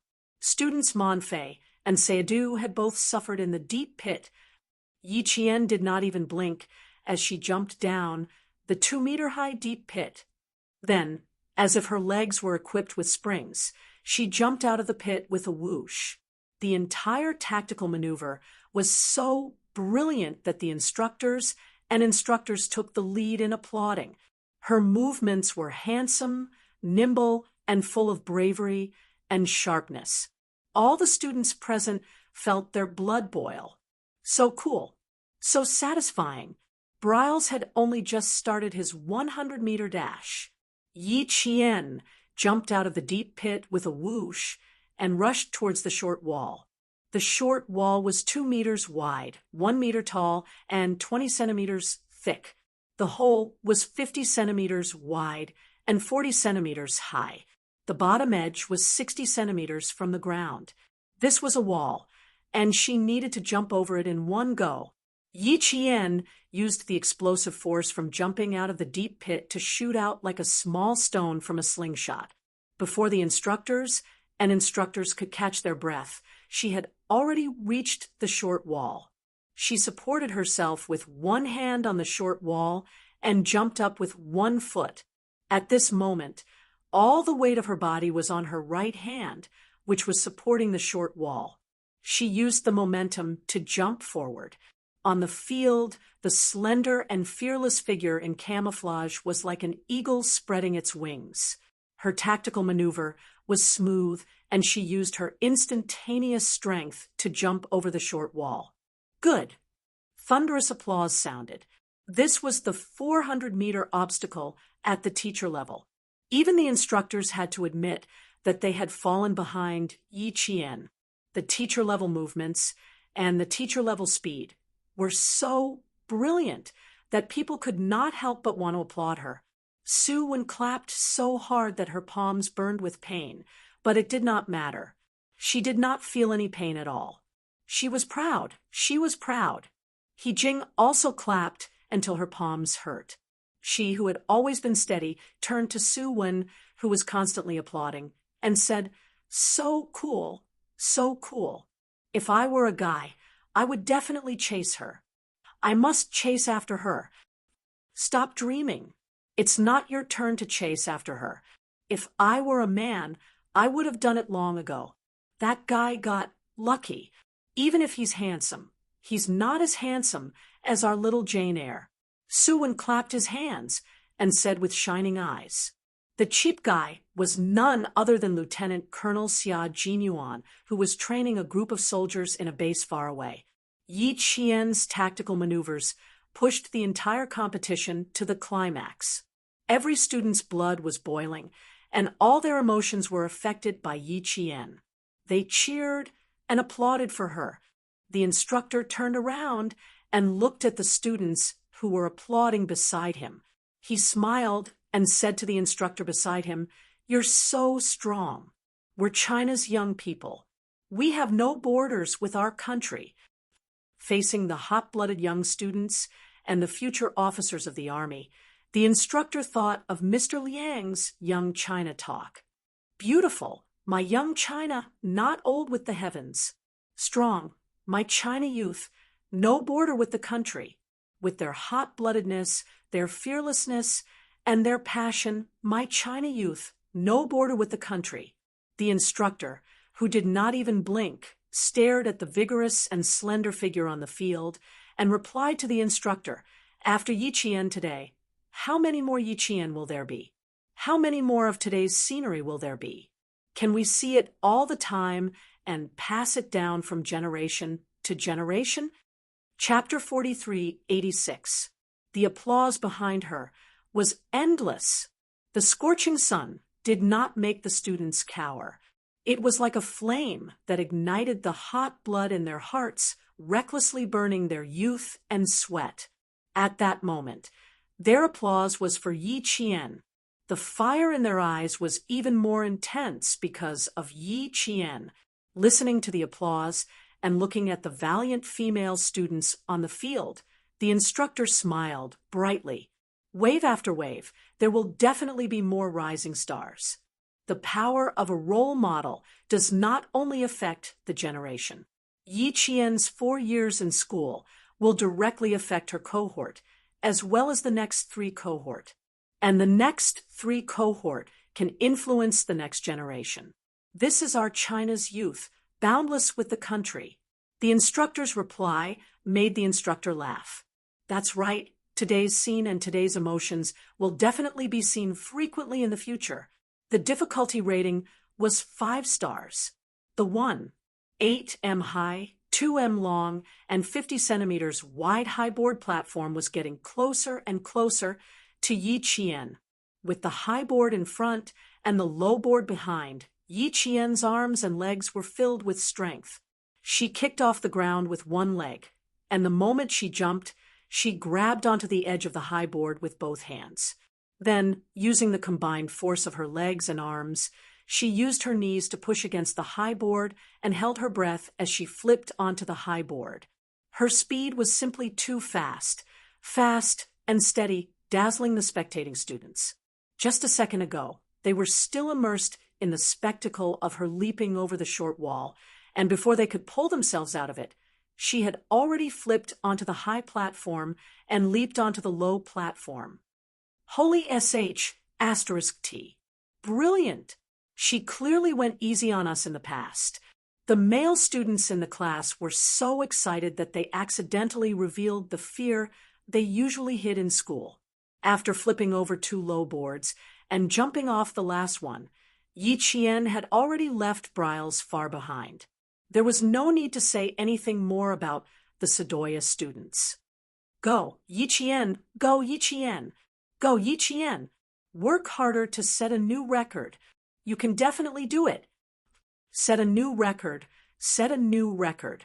Yi Qian, go. Good luck. No one knew who shouted first, but in an instant, every student watching the competition was infected. Not only that, but there were also students from the 4th and 1st year classes neatly lined up and ran over to watch the competition. One of the instructors who was in charge of the training happened to pass by and hurriedly ran over to gather the students who were training. This alerted the other classes. Thus, the students from the 4th and 5th year classes all came over. She came at the right time to see Yi Qian teaching the 400-meter steeplechase. Before they got close, they suddenly heard the 3rd year students shouting, "Go, Yi Qian!" Together with the 4th year and 1st year instructors, they shouted at the top of their lungs, "Maintain formation and speed up. Run." Whoosh, whoosh, whoosh, whoosh. The sound of orderly and rhythmic footsteps could be heard as about 200 students ran over.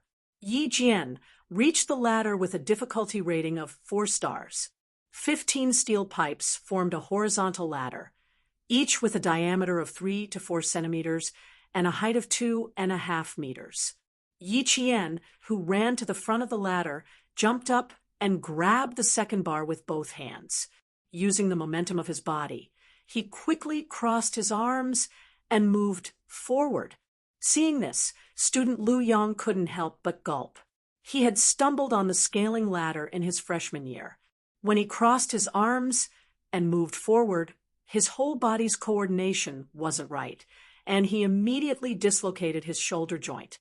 For a while, he was afraid of the scaling ladder.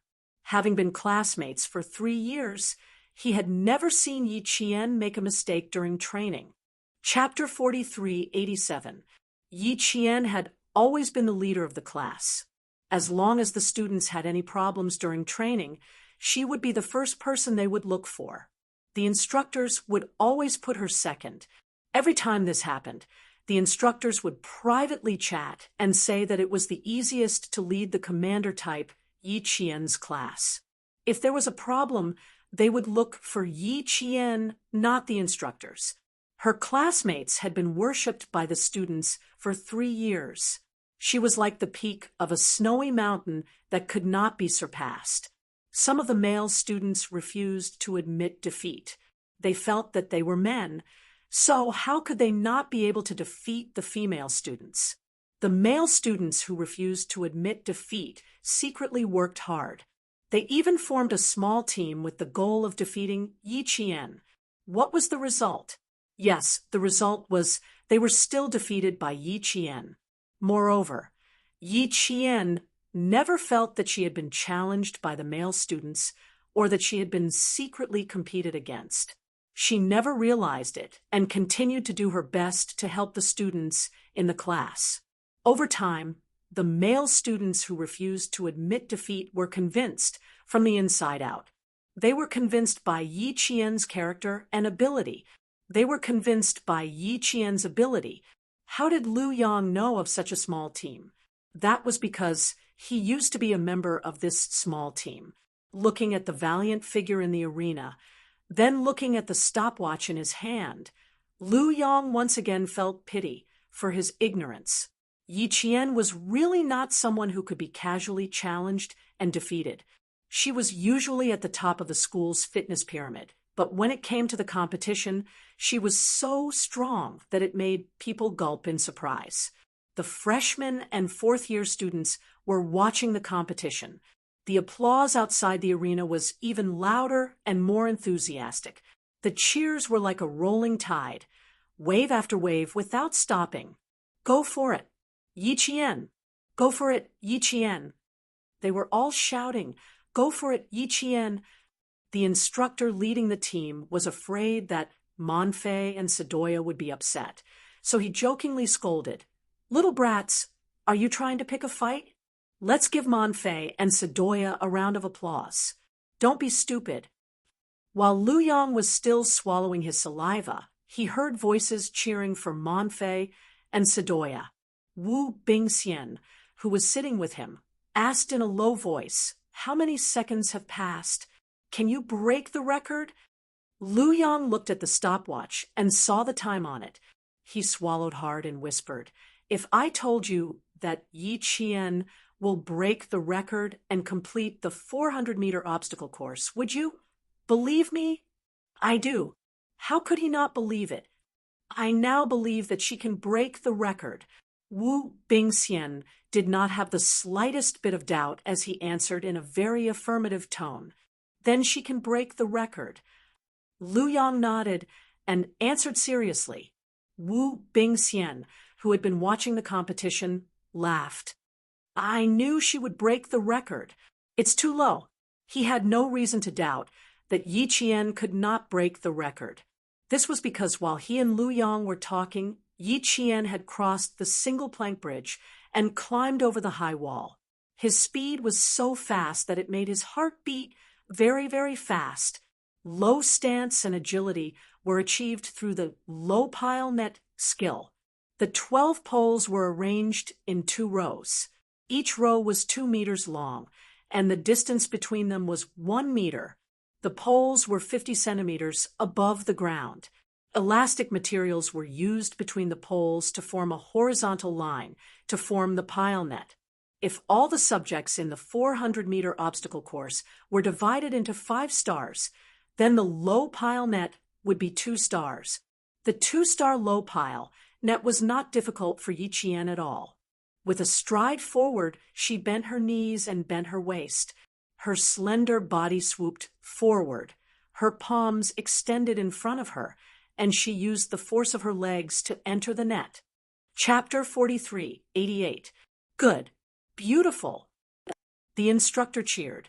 Just this one move was so perfect that it could be made into a teaching video that could be played for all the students in class to watch.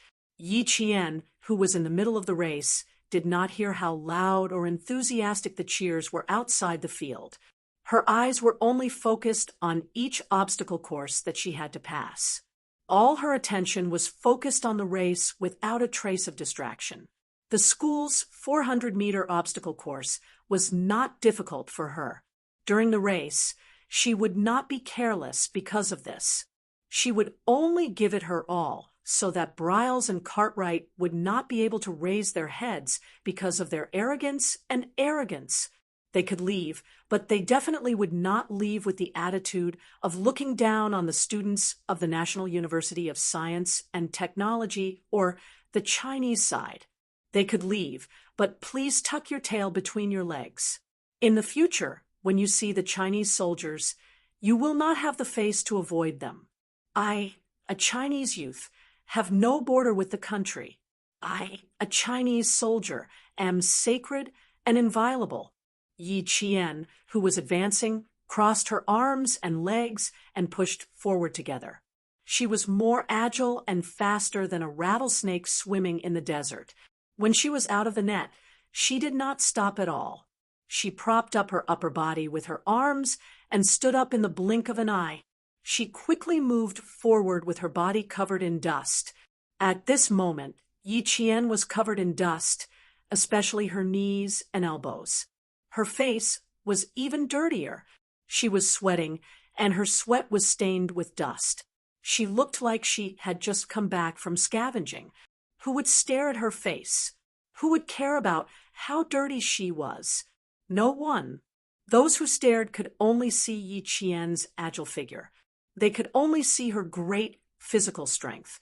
They could only see that no one could match her every time she charged through an obstacle. They could only see her sharpness that no one dared to compete with. Yi Qian brought out a sharpness that was not usually seen in the school. She was like a general who had conquered a country on the battlefield. Her sharpness was on full display. She let the students see a side of her that they had never seen before. Once again, They cheered because of her. Their blood boiled because of her. Cartwright felt very dizzy and heavy. He began to lose his footing and began to panic. He could not stop the worry that spread throughout his body. Lose. It seemed like they might lose. It seemed like they might really lose. Briles was too far behind. The girl on the Chinese side circled around the flag and began to return, while Briles had not completed the obstacle course. Damn it! They would really lose. Cartwright became anxious as he looked around, his eyes darting around as though he wanted to do something. He had to do something, because he didn't want to lose. What could he do? Cartwright was flustered, and his thoughts were running wild. Briles, who was competing, was also a little flustered, especially when he saw Yi Qian return. In his panic, Briles made a major mistake.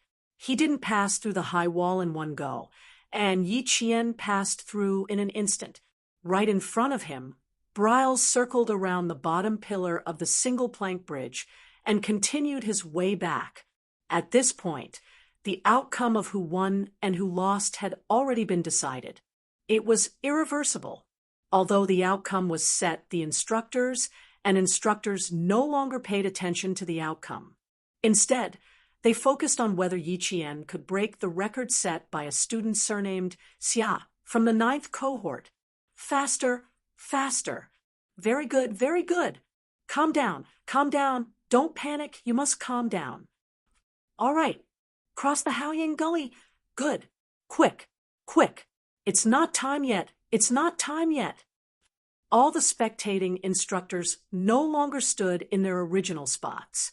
They didn't even realize that they had taken a few steps forward. All of their eyes were shining as they stared at Yi Qian, who was sweating profusely and fighting for glory. Chapter 43:89. This was Yi Qian's moment. The faster she ran, the more attention she attracted. As for Briles's mistake, sorry, no one really paid attention to it. The dazzling white sunlight enveloped everyone, making it hard for them to open their eyes. However, when they saw the vigorous figure on the stage, they opened their eyes wide and widened their eyes. Everyone's gaze was focused on one person, and all the cheers were for her. At that moment, the field was boiling. At that moment, the passion was surging. She passed the high board diving platform, went through the hole in the low wall, flipped her legs, and jumped over the trench. All the obstacles in the 400-meter race were about to be completed. The 6th student of Sedoya knew he couldn't beat the Chinese student. Although he tried his best to finish the race, the cheers on the field were so shocking that he was distracted for a few times. He couldn't help but look at the Chinese female student, who was running very fast. She was so fast that every obstacle was like a flat ground for her. However, she was just running on the flat ground, which was not difficult at all. If he hadn't seen it with his own eyes, he wouldn't have believed that someone could run so fast, let alone a female student. Yi Qian didn't know how fast he was. He bypassed the flag turn and started the 100-meter sprint. Lu Yang stared at the stopwatch and then looked at the sprinting figure. He held his breath. Almost there, almost there, almost there. Come on, come on, come on. Yi Qian. After finishing the sprint, the applause and cheers outside the field were pushed to the highest level again. All the students stood up and applauded and cheered for the figure who brought them a visual feast. Yi Qian didn't look at the field until he finished the sprint. It seemed that he didn't know the field was boiling with excitement until now. Song Jiqiu and the other 4 students looked at Yi Qian, who had returned to the team, with shining eyes. Yi Qian, it's very likely that you will break a record. When she came closer, Song Jiqiu said in a low voice, the instructors and drill masters are so nervous that they are standing all the time. Hey, look, they are watching the time now. Yi Qian, whose back was wet, smiled and shook his head. It's impossible. Senior brother's record is not so easy to be broken. Not necessarily. Look at the instructors. They are very excited. A student from another class also whispered. He heard the conversation clearly and could not help but join in. The two of them believed that Yi Qian had broken the record, but they were very clear about the identity of the senior who had set the record and had yet to be broken by any other student. Because he knew, he calmly thought that it was impossible. It was impossible for Captain Xia to break the record he had set. He was now an undefeatable legend in the Snowfield Brigade. She was still a distance away from him. So how could she break his record? The other three students did not hear the conversation. They all smiled at Yi Qian.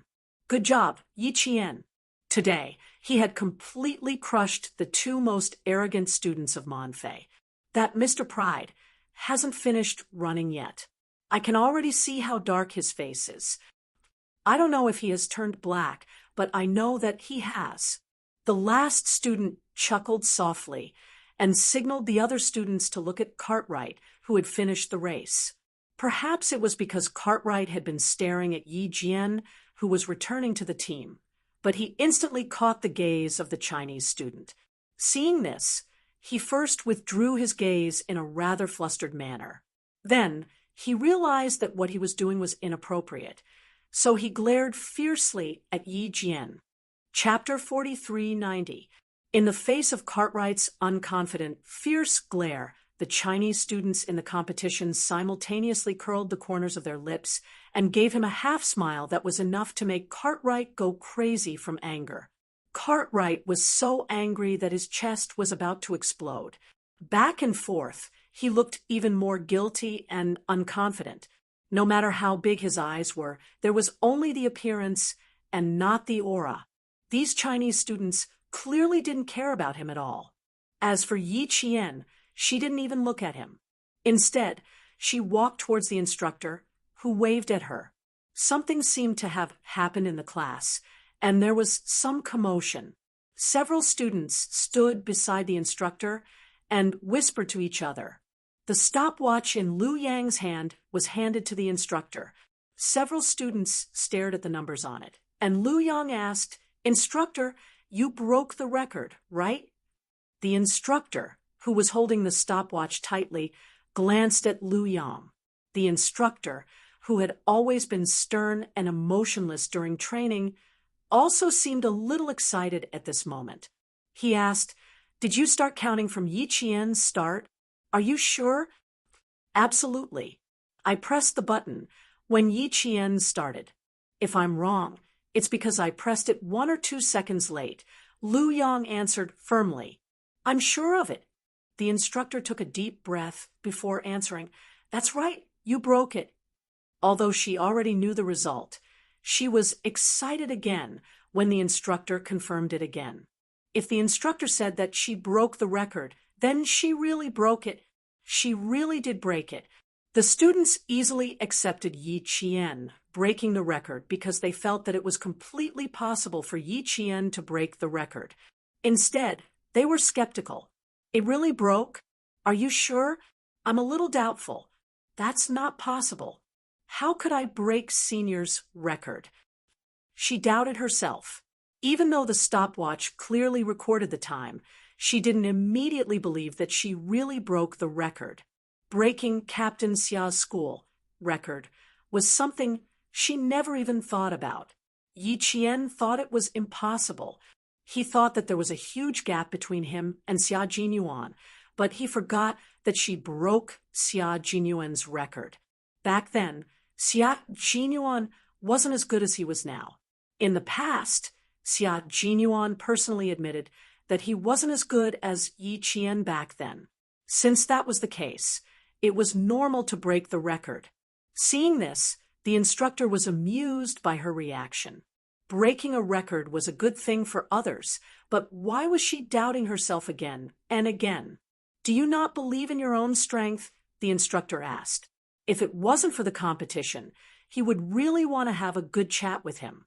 Why did he have so little confidence in himself? That wouldn't do. Yi Qian, with his head held high and his chest puffed out, shook his head and said with a smile It's not that I don't believe in my own abilities. I just don't believe that I can break the record.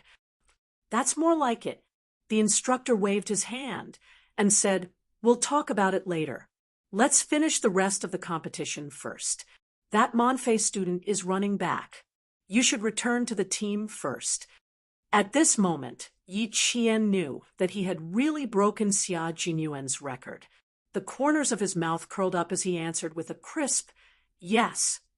He stood at attention, took a breather, turned around, and returned to the team. She thought I was lying to her. The instructor smiled and shook his head at the head instructor. He seemed helpless, but the smile on his face was very deep. It was just a facade of helplessness. The hierarch, who had yet to speak, said, "Give me a chance to speak later." "Thank you." In exchange, the instructor left with a smile. Yi Qian, who had turned around to return to the team, couldn't help but smile. She had actually broken Captain Xia's record. That feeling was really good. It was so good that she really wanted to call him and tell him. Chapter 4391. Xia Jinyuan's school record was broken by Yi Qian. Yi Qian's excitement was completely different from the other students. She felt good because she was much closer to him. Briles finished his 100-meter dash. His face was dripping with sweat as he glared at the figure that humiliated him. He clenched his fists so tightly that they cracked. The instructor in charge of their class saw this, and his eyes turned cold and dark. Students like this shouldn't stay for long. They should finish the exchange earlier and return home. Cartwright gritted his teeth and whispered, "Damn it, they're all laughing at us for losing to the Chinese students. Briles, we'll leave this rotten place, but we can't leave without losing." "We've already lost." Briles didn't need to remind him. He had already thought of it, but they'd already lost. Damn it, they'd already lost. "We have to win before we can leave. We can't become a joke in the eyes of the Chinese students." Cartwright told him the plan he had thought of. "Delay our return until we win." The whistle sounded. Briles didn't have a chance to answer or consider. This time, the two of them didn't dare to do anything to show that they were special. Even the arrogance on their bodies was extinguished. In Su Wen's words, they had become cowards. "Gather." The whistle sounded. The 18 students gathered in formation. The students were already quiet, although they didn't say anything. Their faces were filled with excitement, especially the students in Yi Qian's class. They were so excited that they couldn't calm down for a long time. Suwon was so excited that her face was flushed. She secretly pinched her arm to stop herself from screaming. She was too excited, too happy, breaking the record. "Calm down. Why does it look like you're the one who broke the record?" Seeing her pinching her arm, He Jing couldn't stand it anymore and had to remind her. "Look at how you're pinching yourself. When did you start to like self-harm?" Happy, hee. I'm really happy. When I go back home during the holidays, I can have a good chat at home about my best comrade." "You're thinking too much. You won't have a chance to go back home during the holidays." His words woke her up. Su Wen noted that she would be demoted to the company this summer vacation. The last round of the precision shooting competition was about to begin. The 18 students headed to the competition venue to check their equipment. It was unknown whether it was intentional or not, but the Sedoya students, who were originally standing in the middle of the line, were now standing at the very edge of the field, with the Monfei students in the middle. The Monfei students walked in a line in the middle, with the Sedoya students on the left and the Chinese students on the right. Briles stared at Yi Qian with a gloomy look in his eyes as his cold voice drifted over. "I know you guys are very happy right now, but don't think that you've won against US. There's still one more match. Just you wait." Yi Qian glanced at it out of the corner of his eye and found it beautiful. "There's still one more match. You won, but You still lost to us in the end, Yi Qian replied casually. He didn't want to waste any more words. Just one sentence was enough. Behind him, Song Jiqiu pursed her lips and tried not to laugh out loud. Yi Qian had always spoken politely, but that didn't mean that he was harmless. He had found the wrong person to act arrogantly in front of her.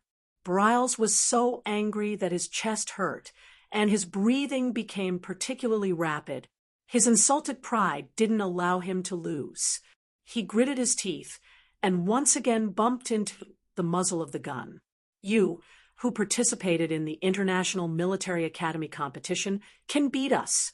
But do you think they can beat us? Chapter 4392. He recognized me? Yi Qian raised his eyebrows slightly and tilted his head. He looked at him as if he was looking at a clown. I can defeat you and Cartwright. Isn't it okay? Stop struggling. You can't win against me, and you can't win against my comrades. The loser provokes the winner again and again. What do you want to say? Do you want to remind us that you are losers forever? Fuck you. Briles was completely angry and directly spat out the dirty words. His voice was not low, and even the drill master heard it clearly. Song Jiqiu's face turned cold, and she said fiercely, Briles, look at where you are standing. Of course I know, and you can only listen. Briles, who was not as powerful as her, seemed to have found a new door and a way to be arrogant. He even raised his middle finger. He thought nothing would happen like before.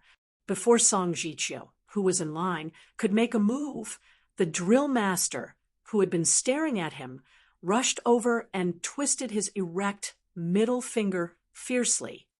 F asterisk CK. F asterisk CK. Let go, let go. Briles, whose finger was almost broken, screamed. He knew the Chinese students did not dare to do anything to him, but he did not expect the drill master to do anything to him. So what if they were exchange students? Here, they had to follow the rules and discipline here. And the drill master had the absolute right to educate him. The drill master could not speak English, so he said fiercely in Chinese, if you don't want your finger, I can twist it off immediately. After that, he said to Yi Qian, translate it in the original language and let him understand. He even scolded him. If he did not teach him a lesson, did he think the drill master was a mascot? Briles could provoke the Chinese students, but he did not have the courage to face the drill master. Especially after he heard Yi Qian's translation, his face became as stiff as stone. The drill master let go of his hand and turned to Yi Qian, saying, find a chance to teach him a lesson openly. Yes. Song Jiqiu answered quickly and suggested in a low voice, we can arrange free boxing from time to time. The opportunity is just right. It's a compulsory class. No need to arrange too much. There will be one tonight. The drill instructor glanced coldly at Briles, who was spewing profanities. He did not ask Briles to apologize to Yi Qian and Song Jiqiu. There was no need to apologize to such a person. Briles should be dealt with by force. Briles, who had flaunted his superiority for the time being, had no idea how difficult it would be for him before he left China. 10 bullets for fixed-point shooting and 20 bullets for forward searching. 10 bullets for fixed-point shooting and 20 bullets for forward searching were fired. 10 bullets for fixed-point shooting were fired first, and then 20 bullets for forward searching were fired until they were 30 meters away from the target. There were 2 magazines, one with 10 bullets and the other with 20 bullets. After Yi Qian checked the rifle, he checked the amount of bullets in the 2 magazines. After Briles, who was a few meters away, finished his inspection, his gaze swept towards the Chinese student.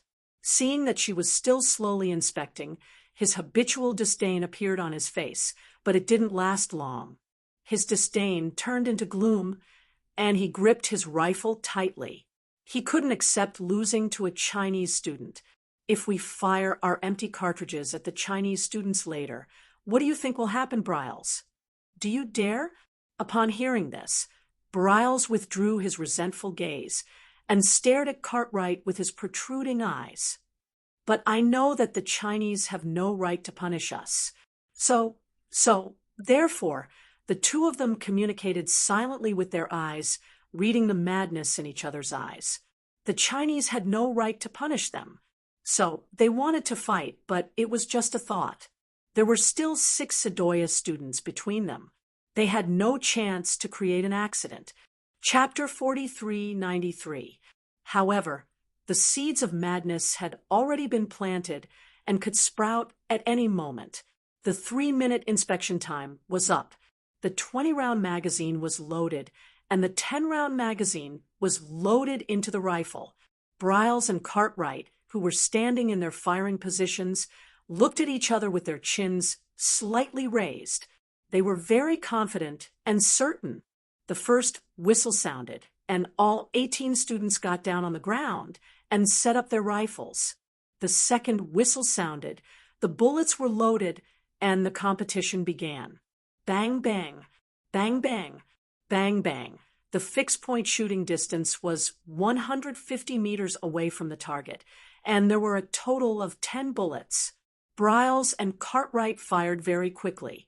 Their shooting skills were considered top-notch, and they had always been confident in their shooting skills. Because of this, Briles was not afraid of death and provoked the Chinese students once again. His left middle finger was still hurting faintly after he fired the shot. The instructor did not break his middle finger because he was an exchange student from another country. He was determined to compete with the Chinese students, so he used his specialty. He carefully calibrated every bullet and maintained his speed at the same time. All 10 bullets hit the chest target. As for the exact number, he still had to confirm it. Cartwright fired very quickly as well. Bang, bang, bang. He fired continuously without any pause in between. It was a 150-meter recumbent chest target shooting competition. The entire shooting range was filled with the sound of gunshots. The 18 people fired at the same time, all of them trying to hit the 10 rings. Their eyes were focused on the crosshairs, and their vision passed through the sunlight, so bright that it was impossible to blink completely before landing on the target to complete the shot. Due to the interference of the sunlight, the target was a little blurry, and so was the camera. It was very difficult to hit all 10 shots with the camera and the target being a little blurry. The assault rifle target practice was 100 meters and 200 meters. The 150-meter shooting today was set up for the competition, and they had also taken into consideration that Monfei and Sedoya students were not familiar with the environment. In some aspects of the arrangements, the school still tried to consider the exchange students from other countries. It could be said that military academy students from other countries who came to the school for an exchange could quickly adapt and like the school, but for Briles and Cartwright, who had come with discrimination and dissatisfaction, no matter what the school arranged, it was impossible for them to be satisfied. They did not know their positions well, and they did not recognize that they were merely exchange students. They thought they were superior in their own countries, so they came with arrogance, ignored the situation of other countries, and ignored the rules and regulations of the school. They emphasized their noble status and bloodline by provoking the students in the school and ignoring the rules and regulations. Their starting points were all wrong, and they were destined not to stay in the school for long. They were also destined not to make the Chinese students give way to them. In view of their misdeeds, the competition was specially held because of their provocation. Yi Jian took the lead and shot the first bullet. Then Song Jiqiu started to shoot. The 6 Chinese students held their rifles tightly. Their steady gazes passed through the camera, focused on the crosshairs, and locked onto the chest rings. In an instant, more than half of the 10 bullets had been fired. Yi Jian, who was the first to finish shooting, had already raised her head. She placed the small red flag on the right into the soft soil to indicate that she had finished shooting. After recording the time, the next step was to check the rings. Chapter 43:94. The arrogant Briles stood up and subconsciously looked in the direction of the Chinese student. The sneer at the corner of his mouth instantly froze. He had thought that he was the first to finish, and that Cartwright beside him would be second. But the truth was someone had finished before him. Briles, whose face and muscles had stiffened, was so angry that his chest hurt. Even his middle finger, which had been twisted by the instructor, was hurting. The damned Chinese student was here. When did she stand up? Did she shoot all 10 bullets or not? Another Chinese student stood up. Cartwright, who he thought would be the second to stand up, had just finished inserting the little red flag. He was about 15 seconds later than the Chinese student. Briles, who had suffered another heavy blow, was heaving up and down rapidly. It took him a lot of effort to retract his gloomy gaze from the Chinese student. It didn't matter. It didn't matter. The results of the competition were based on the score on the chest target. So what if she was the first to finish? The results didn't have much to do with the time. Briles, who had failed time and time again, couldn't accept the fact that he had failed. He couldn't face the fact that his skills were inferior. In the end, he used his laughable status and nobility of his bloodline to protect his remaining pride that allowed him to keep his chin up. Cartwright was also in a terrible mood. He had always been confident in his shooting skills and shooting speed. He thought that he would only fall behind the outstanding Briles, but reality had given him a hard slap in the face. When the score on the chest target was tallied, especially Yi Qian's score, Cartwright immediately questioned, "No, that's impossible. I need to check her chest ring. I have my doubts." Apart from Briles' support, the expressions of the other 4 Monfei students turned very, very ugly. No matter how noble their status and bloodline were, it couldn't stop their stupid actions. They were ashamed of their stupid actions. A Sedoya student who happened to be very close to Cartwright took a few steps away from him, widening the distance between them. They were so stupid that even their own students were beginning to feel disgusted. Why hadn't they realized it? The Sedoya student couldn't understand this. The instructor readily agreed to Cartwright's doubts. He wouldn't give up until he saw the coffin, and he wouldn't cry until he saw the coffin. He continued to play high and mighty. He wanted to see if he would become obedient after falling a few more times. The Sedoya students expressed that they didn't have any objections and didn't need to check the target together. The other 4 Monfei students didn't want to go either, but they didn't have the chance to refuse and could only follow. Song Jiqiu was the representative of the Chinese students. She accompanied the instructor and led the students of Monfei to check the target positions. When Yi Qian shot at the chest target, the bullets were concentrated on a single point, and the center point was completely empty. When Cartwright saw the empty center circle, how could he not understand? "Excuse me, do you have any objections? You still need to question me?" Song Jiqiu spoke on behalf of the drill master with a cold look. "Can we continue with the rest of the competition? I hope you can perform well, and don't let something like this happen again. Thank you." The thank you was full of mockery, making Cartwright's face burn with pain. He was in a sorry state. Are there any objections? Of course not.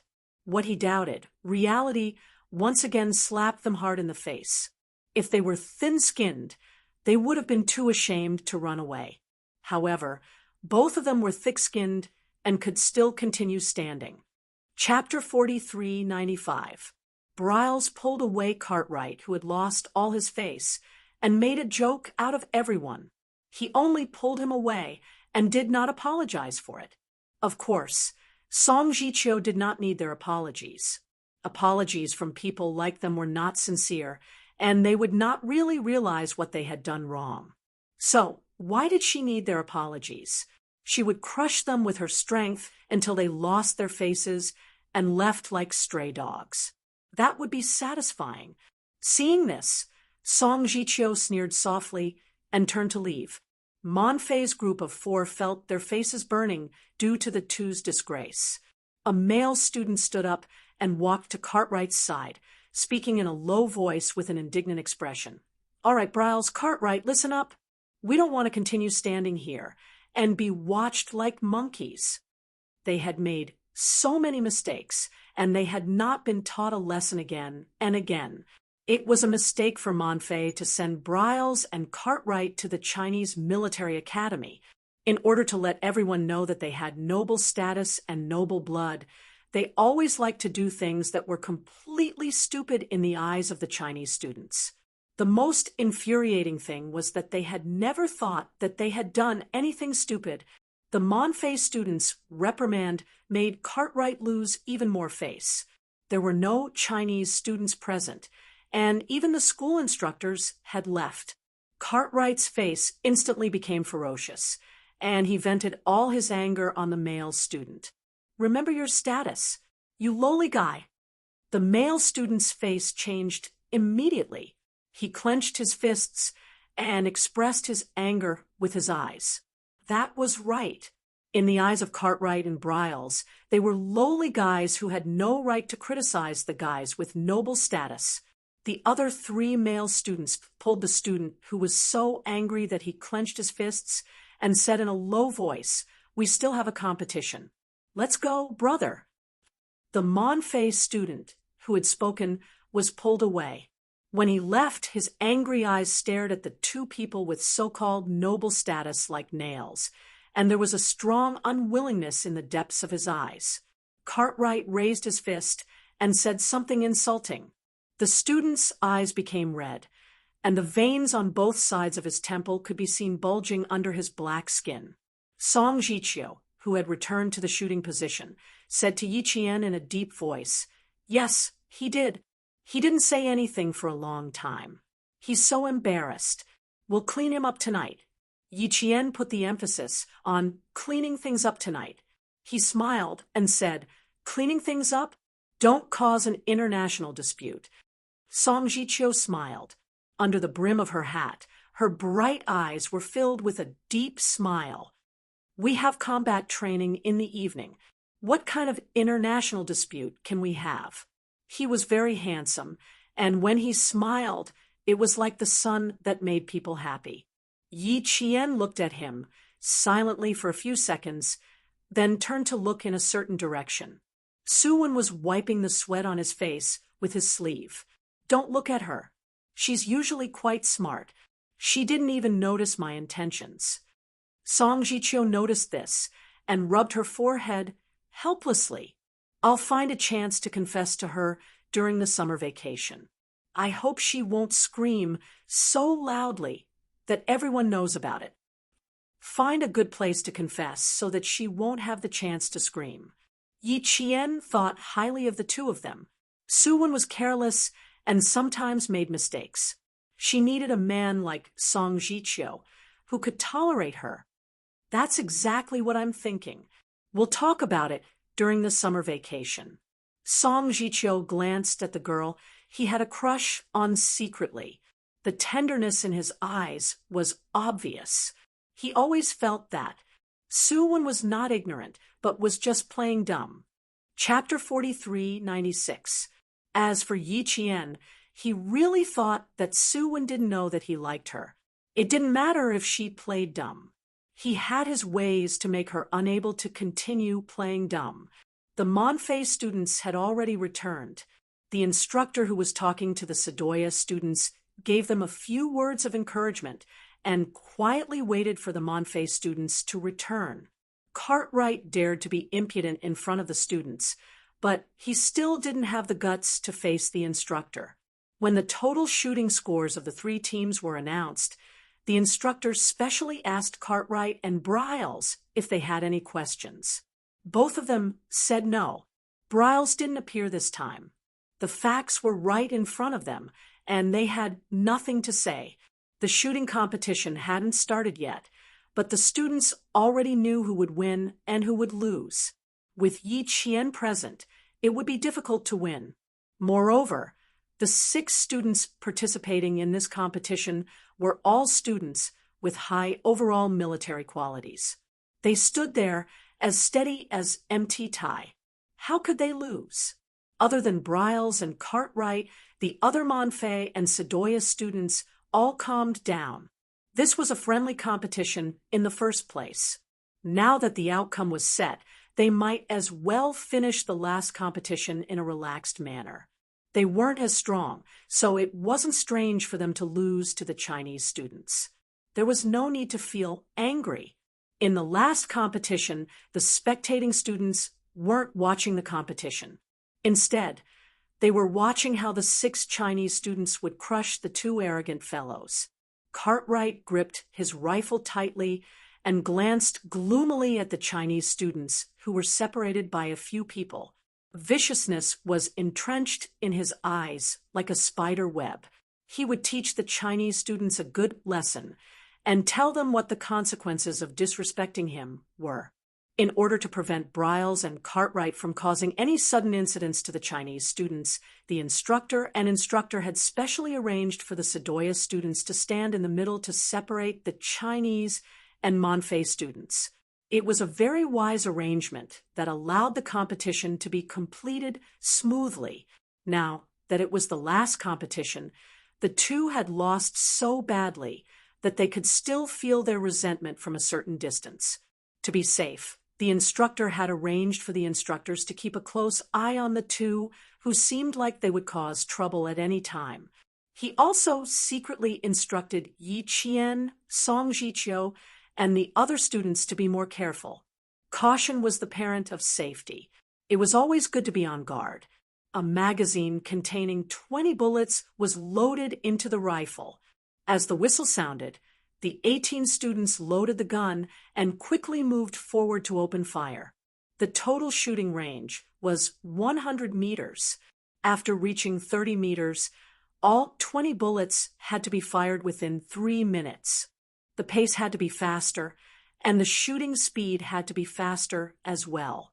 At the same time, the shooting accuracy had to be guaranteed. Naturally, the difficulty increased. Suwon stared at Yi Qian with her eyes that were red from sweat. She couldn't scream for the time being, so she tried her best to hold it in until her neck turned red. She couldn't help but pinch her own thigh again. He Jing frowned and grabbed her arm tightly. The gunshots in the arena were extremely intense. Suddenly, Cartwright, who was walking quickly, seemed to have kicked something. He stumbled forward and lost his balance, falling down after a few steps. The contestants continued to advance and shoot. Cartwright, who had fallen, had probably sprained his ankle. When he got up for the first time, he fell again. The instructor, who had been watching him closely, ran over. The second time Cartwright got up and stood up, the contestant had already surpassed him and was at least 2 bullets behind. He was in last place, which meant that he was standing behind all the other contestants. When the instructor who was running oversaw this, his eyebrows twitched fiercely. He seemed to have thought of something, and even his pupils instantly contracted. Danger! The Chinese students were in danger. Chapter 4397. As this thought flashed through his mind, the instructor saw Cartwright stagger like a drunkard, the cold, black muzzle of the gun aimed at the Chinese students. The instructor was not the only one who noticed this. The instructors who were also watching Cartwright and Briles, as well as several other instructors, had noticed as well. The students who were competing in front did not notice, although Yi Qian, Song Jiqiu, and the other 5 Chinese students had been warned beforehand. Who would have thought that Cartwright would be so bold as to play tricks during the competition, intending to hurt the Chinese students? No one would have thought that he would be so stupid. Even the equally arrogant Briles did not think that he would really do this. Cartwright looked unsteady on his feet, but his eyes were fixed on the Chinese students. He knew that what he was doing was very dangerous, but that was what he wanted to do. After something happened, the Chinese military academy had no right to punish him. They would only transfer him back to China. Transfer him back to China. He liked it. What is he trying to do? He's aiming his gun at Yi Qian and the others. Instructor, instructor. The students had already reacted. Yi Qian's students were the loudest. Only Su Wen's voice was deafening. The students who noticed the problem with Cartwright were enraged. The instructor dashed over like a hungry tiger pouncing on its prey. He grabbed the barrel of the rifle aimed at the Chinese students and lifted it into the air. Bang! A blank bullet used during training was fired into the air. At the same time, the cold-faced instructor gripped Cartwright's arm tightly, one of his legs propping him up. Using his shoulder as a fulcrum, Cartwright, who had no time to react, was thrown over his shoulder by the instructor and flung out. Ah! Cartwright's screams rose from the ground amidst the gunfire that did not stop. Not only did the instructor throw him over his shoulder, he also dislocated his right arm, starting from the wrist to the elbow and then to the shoulder. The 3 major joints of the right arm were all dislocated. The screams did not stop, but they did not even cause a small splash among the gunfire. The Monfei students in front did not know that something had happened to Cartwright. They only wanted to end this competition as soon as possible. As for what was happening behind them, they really did not notice. Yi Qian did not notice either. 17 rifles fired at the same time. The sound of gunfire shook the entire competition grounds. Someone screamed, "Sorry." There was no other noise after the sound of gunfire. "Don't move, or I'll break your neck." The ferocious instructor swiftly dislocated Cartwright's arm and turned a deaf ear to Cartwright's screams. This bastard actually dared to play such a dirty trick under my nose. Ha! If I don't teach him a lesson, he'll really treat himself as if he's still in Monfei. You have to have the ability to do whatever you want. Cartwright had been in the University of Science and Technology of China for more than 20 days, and he had never experienced such pain before. When he realized that he could not struggle, he began to curse. "Damn you! Get lost! Get lost!" Insults kept coming out of his mouth. 3 minutes had passed, and the gunshots stopped instantly. The 18 contestants were 30 meters away from the target and had finished firing 20 bullets. They were only waiting to be unloaded and checked. Without the gunshots, Cartwright's screams and curses could be heard clearly. The 6 Sadoya students and the 6 Chinese students did not turn around. Click, click. The sound of countless magazines being unloaded could be heard.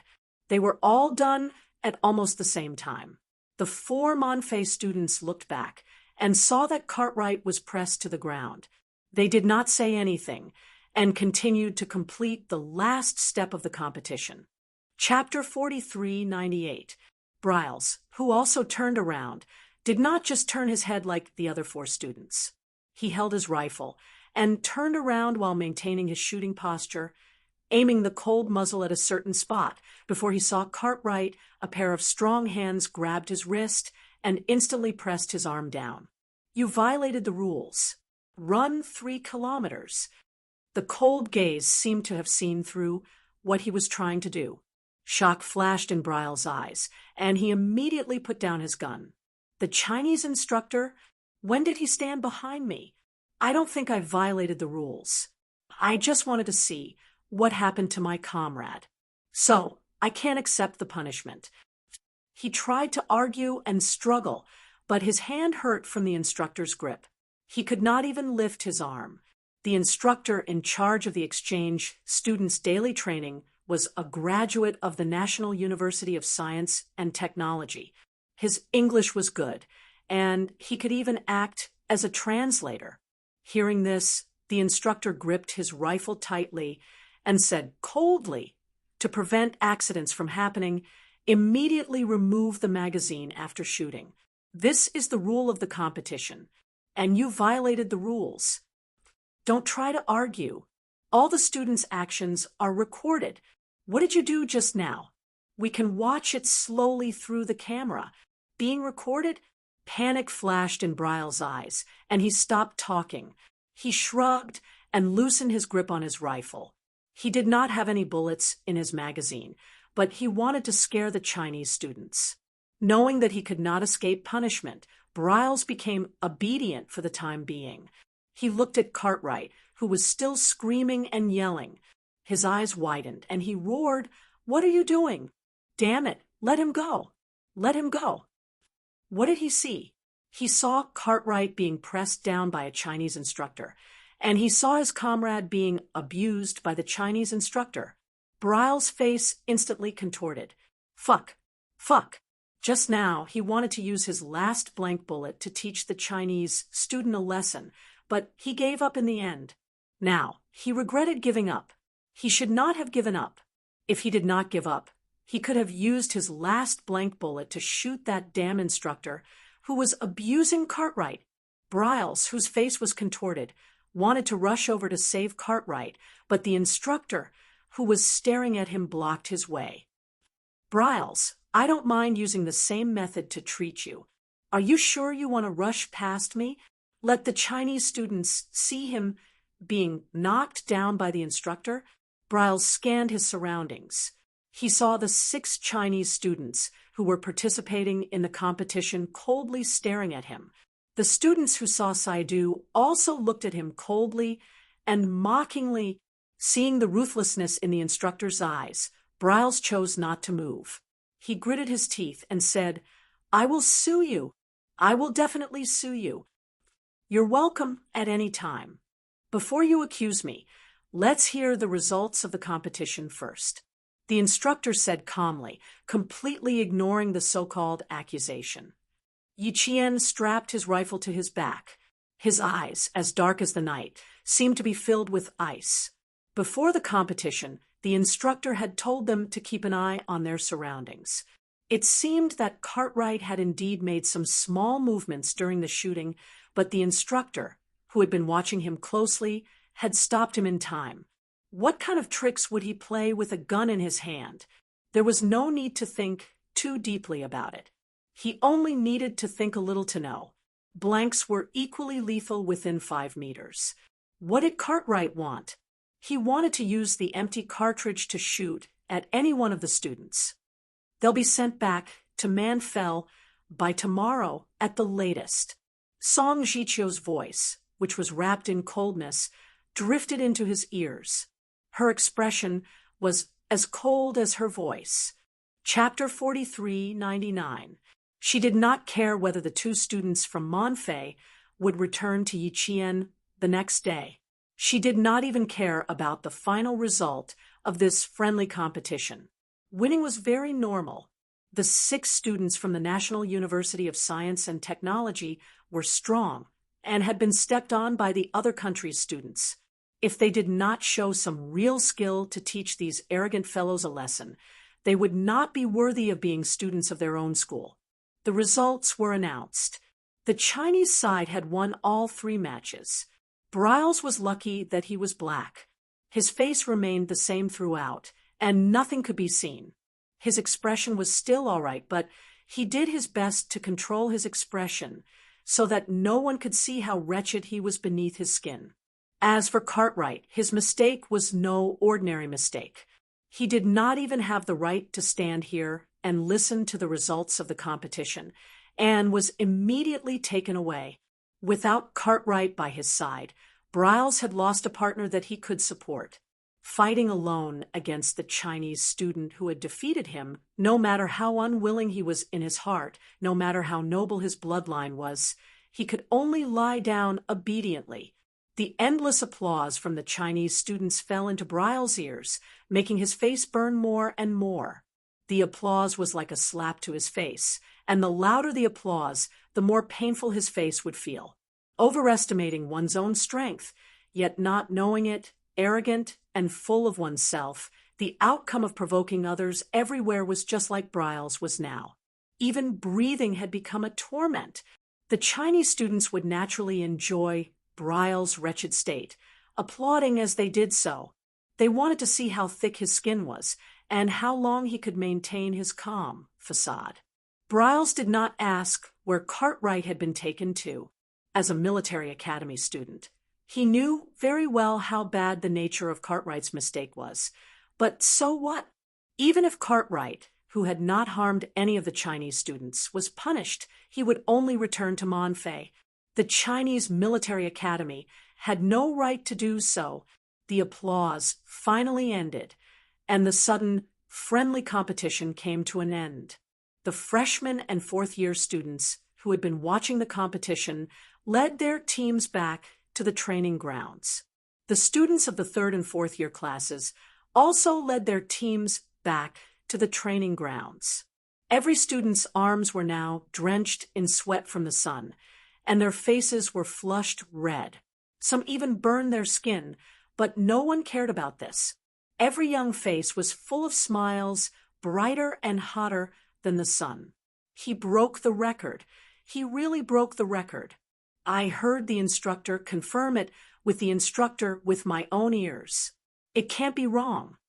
Didn't the students from their class say it too? They did break Senior's record, being 4 seconds faster than him. 4 seconds faster. So powerful. 4 seconds was not to be underestimated.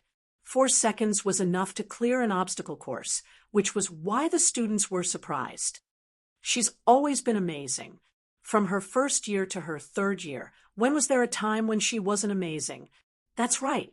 There's never a time when you're not powerful. However, she was still quite surprised that she broke her senior brother's record today. Senior apprentice brother is not an ordinary person. Senior brother is not an ordinary person. Yi Qian is also not an ordinary person. In a certain military base, Lieutenant Colonel Xia, who had caught a cold for the first time, sneezed incessantly as he trained the soldiers. Even his voice was hoarse. In the end, his nose was too itchy and unbearable, so Lieutenant Colonel Xia simply rolled the tissue into a long strip and stuffed it directly into his nose and into his G3 eyes. Taking 4 or 5 cold showers in the middle of the night, and even running laps in just a pair of fitness shorts like crazy. If you don't catch a cold, then you're sorry for the cold water you wasted last night. Chapter 4400. Achoo! With another sneeze, Xia Jinyuan spat out the napkin that was stuffed into his nostrils. He was quick to react and caught the napkin in his hand before stuffing it back into his nose. He turned his head and said to G3, "A full man doesn't know the suffering of a hungry man. Brother, I'm full of hostility towards married men now. To avoid hurting our comradeship, please stay away from my sight immediately." G3 didn't understand the deeper meaning behind his words. When he realized what was going on, he burst into laughter. Why don't you roll around in the mud with them to consume some energy? Young and energetic. As a comrade in arms, G3 felt that he still cared about their captain. Young people were too energetic. If they weren't careful, they would get hurt. TSK, they were a perfect example. A full man doesn't know the suffering of a hungry man. Ha ha ha ha. He looked at the young captain who was sitting in the front row with one leg over the car door and the other bent over the passenger seat. Ha ha ha. Why did he feel like laughing so much? The two of them sat in the mountain bike. It was early to dry in the mountains. Although the sun was scorching at 3 in the afternoon, Xia Jinyuan drove the mountain bike under the shade of a tree. It was cool above their heads, and the mountain breeze blew on them. It wasn't too hot, and there were even gusts of cool breeze. G3, who was sitting in the back row, was laughing so hard that he was leaning forward and backward. Xia Jinyuan, who was sitting in the front row, turned his head and glanced at the guy who had no comradeship at all. He stepped on the lever of the mountain bike, and shook his leg like a ruffian. As the vice captain, shouldn't you go down and give them some guidance? Xia Jinyuan, who had long limbs, had nowhere to stretch his limbs even though he was sitting in the wide, open mountain bike. He had to curl them up a little. Therefore, every time he stopped the bike, he would climb onto the seat so that his limbs would be more comfortable. He was comfortable, but the Special Forces soldiers who were hugging logs and yelling loudly in the mud pit weren't comfortable, especially when they saw the two captains sitting in the car and chatting. They even King caught a cold. They felt so aggrieved. They felt so stifled that they wanted to beat someone up. They were sitting in the car and catching a cold. How could they enjoy it so much? Captain, come. Freshly baked watermelon from the kitchen. The juice is still dripping from the watermelon stem. Quickly taste it and see if it's sweet. The Special Forces soldiers who were in the midst of training had yet to recover from the first wave of grievances when the second wave of grievances came. There was even a watermelon to eat. They were drinking muddy water, but their captain was eating watermelon. A few of the Special Forces soldiers were fuming. What kind of lousy captain was this? They had not seen him for a whole year. Now that he finally showed his face and dealt with them like the king of hell, they really wanted to put him in a gunny sack and give him a good beating. Are all of them young ladies? Did he not eat? Did he have no strength? Pick them up, and don't let me see you on my lap. Carry him. Water cannon, water cannon. Beside the mud pit, the T6 combatant was holding a megaphone in his hand. His delicate baby face was no longer as gentle as usual. His eyes were as sharp as arrows as he stared at the 30 Special Forces soldiers in the mud pit with a murderous aura. No one would be able to escape his eyes if they let their guard down. Beside him was V8, who was holding a high-pressure water cannon. The two of them were partners and worked together seamlessly. T6 shouted, "Water cannon!" V8 opened the door of the raft, and a stream of water gushed into the mud like a dragon. It was not sprayed at the mud, but at the Special Forces soldiers who were undergoing brutal training. The water pressure was very high, and it hurt when it hit their bodies. Their stamina was already very high, and after being sprayed by the high-pressure water cannon, it became even more difficult for them to lie down and sit up while hugging logs. They could not sit up several times, but even so, they still persevered and did not give up. Chapter 44:01. What are you doing? Those in the middle, what are you doing? Are you drinking water? If you want to drink water, put your head in the water. T6 continued to shout. His fierce voice was amplified through the loudspeaker, and Xia Jinyuan, G3, and Z7, who had brought the melons over. Han Zheng heard everything. T6, this kid is getting more and more stubborn. He doesn't look like a doe at all when he first arrived. G3 weighed a watermelon in his hand and interrupted. This melon isn't fully ripe yet, right? It's ripe, it's ripe. The cookery team picked 8 melons and specially picked this big and red one for me. Han Zheng looked at the soldiers training in the mud pit in front of him and said emotionally, "In the blink of an eye, I've become a veteran. You're already old. Stop blinking." G3, who was speaking, drew his combat dagger and cut the big watermelon into 2. A sweet and crisp sound could be heard. The red melon ladle was revealed, and fresh red melon juice flowed out. Not bad, it looks sweet. The melon was cut into 5 pieces, leaving a piece for T6 and V8, who were watching the training. Xia Jinyuan took the biggest slice and narrowed his eyes slightly. He said to Han Zheng, "Send the melon over and eat it in front of them." Han Zheng, who had a melon ladle in his mouth, chewed twice and swallowed it. He was in too much of a hurry and even choked a few times. This is too exciting. 30 people were soaking in the mud and roaring. The veterans were standing outside the mud pit and eating melons as if they were watching a show. This was really King exciting.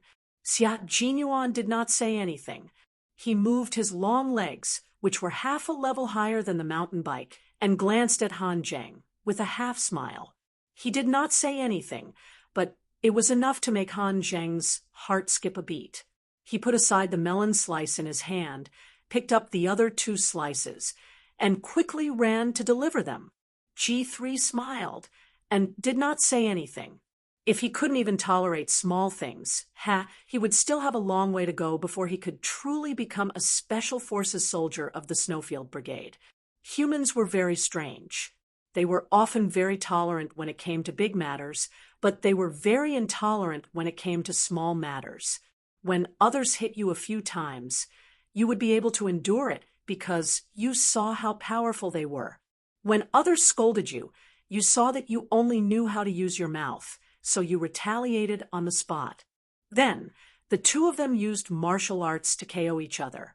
If it was light, it would be over after a fight.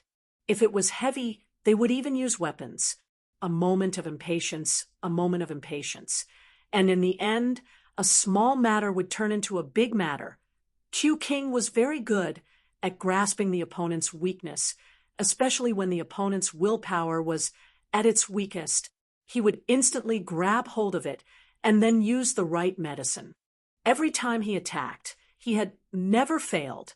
Back then, Q King had failed to subdue his veterans, including himself, and all of them had ended up like this.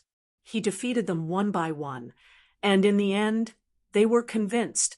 For Xia Jinyuan, even though Yin Rong, a G3 member, had joined the Snowfield Brigade 2 years earlier than Xia Jinyuan, he was still convinced. In the front, T6 and V8 took the watermelon from Z7, took a bite, and praised it for being sweet. When the Special Forces soldiers in the mud saw this, their eyes were so red that they were about to burst into flames. One of the Special Forces soldiers had only loosened his grip a little when he was immediately discovered by T6, who was still eating the watermelon. T6's face instantly darkened. He picked up the loudspeaker on the ground and shouted, "Don't be a disgrace here if you don't have the guts. Pack your things and go home." G3 clicked his tongue and said to Xia Jinyuan, "You're still a little weak. It's more intimidating to just tell them to pack up their things and go home." Xia Jinyuan, who had been sitting in his seat for a long time and his buttocks were uncomfortable, had one hand on the car door. His tall and slender body was as strong as a cheetah as he jumped out of the car and stood steadily outside. His eagle-like eyes stared ahead with interest. It was obvious that he was waiting for them to make a fuss. Chapter 44:02. It was better to cause a ruckus. If they caused a ruckus, they would clean up. Slowly, their edges would be smoothed out, and they would become on the battlefield. Slowly, they would become qualified Special Forces soldiers.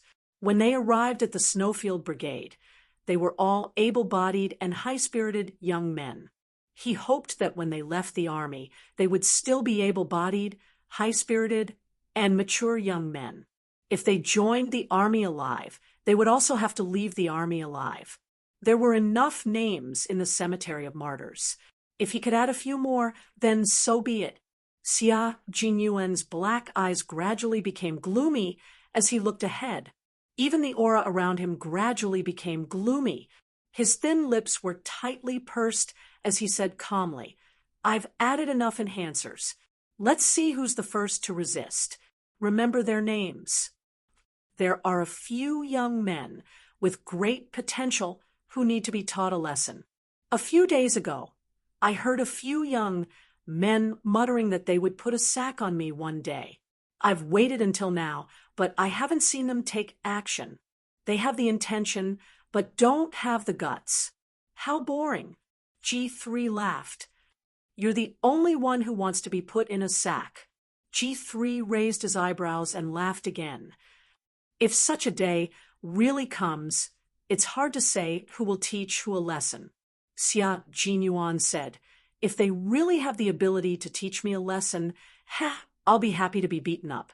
I've been here for 2 years and trained for 2 years. It's time to go on a mission. Did the boss say? G3 asked. Xia Jinyuan pulled a blade of grass and put it in his mouth as he chewed. He nodded. Yes, he said that it will start in the second half of the year. On the second day after returning from Libya, Xia Jinyuan, who had returned to the base, received a call from Major General Yang.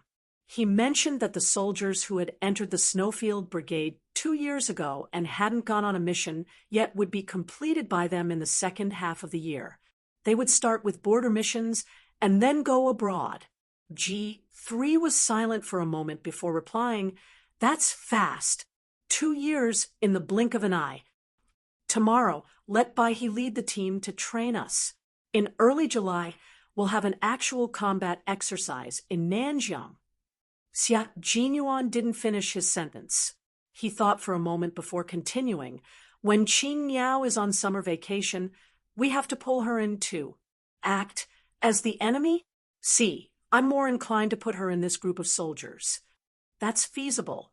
Since you intend to nurture them, you should lead them into battle in advance. G3 nodded. He was also inclined to assign Qing Niao to the team of soldiers who would be carrying out missions in the second half of the year. Although the soldiers in training had been in the Snowfield Brigade for 2 years, they had not carried out any missions and could not be considered as real special forces of the Snowfield Brigade. As the two captains talked about the upcoming training arrangements, the Special Forces soldiers who were training in the mud pit in front of them were on the verge of exploding. The veterans who were secretly observing their emotional changes recorded them one by one and quickly reported them to Xia Jinyuan, who had finished eating and was enjoying the cool air. In the base, the Special Forces soldiers who had yet to carry out their missions were all exposed to the eyes of the veterans, except for when they went to the bathroom or took a shower. Then, they were presented to Xia Jinyuan. Xia Jinyuan, who had left the team for a year and a half because of Cobra, returned to the base in only 3 days to grasp all their information. It had to be said that it was terrifying.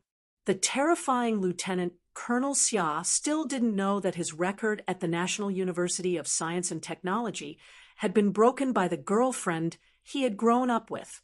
Far away in Xiang City, Yi Qian stared at the record of her boyfriend's 400-meter obstacle test results and smirked. Very happy, faster than Captain Xia by 4 seconds. The next time they met, she must tell him that in the future, the school's best record for the 400-meter obstacle test would be hers, waiting for the junior brothers and sisters below to challenge it. Chapter 4403.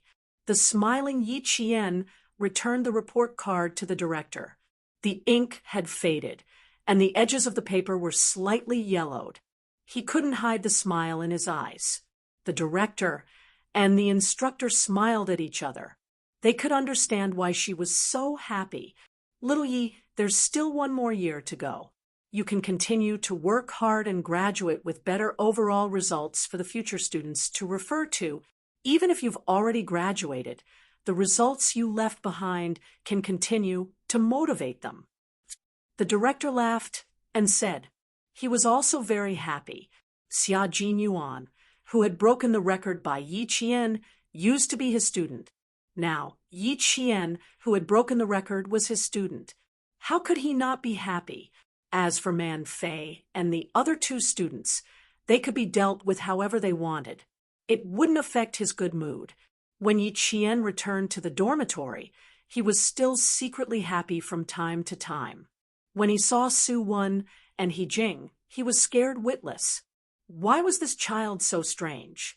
She had set a new 400-meter obstacle course record. She didn't seem very excited at the time. Why was she so happy after coming back from the director's office? Su Wen couldn't help but ask her. Then, she received an answer that made Su Wen's heart ache. "Senior Xia is my boyfriend. You've met him before. I broke his record, so I'm very happy. F asterisk CK. In an instant, Su Wen collapsed on He Jing's shoulder and said weakly, "My mouth is cheap. Why did I ask? Why did I hear such a heart-wrenching answer? Did you consider the feelings of single people?" He Jing patted Su Wen's shoulder. "You're not the only one feeling heart-wrenching. I'm with you." Therefore, the secretly happy child took down Senior Xia, who still had a legend, and turned him into her boyfriend. Therefore, there would be legends about them in the future at the National University of Science and Technology. If the juniors in the future knew about the relationship between Senior Xia and Senior Yi, it would probably be very heart-wrenching. They had already graduated. Not only did they leave behind a legend, but they were also a couple. What should I do? I'm so heartbroken. Quick, tell me honestly. How did you meet Senior Xia? How did you take him down? Tell me. The heart-wrenching Su Wen pounced on Yi Jian with a ferocious face, trying to force a confession out. Yi Jian laughed and hid. Her eyes were full of tenderness. She was laughing because of Xia Jinyuan, who was in a base in the north. As for Briles and Cartwright, Yi Jian had completely forgotten about them after the match. Bree.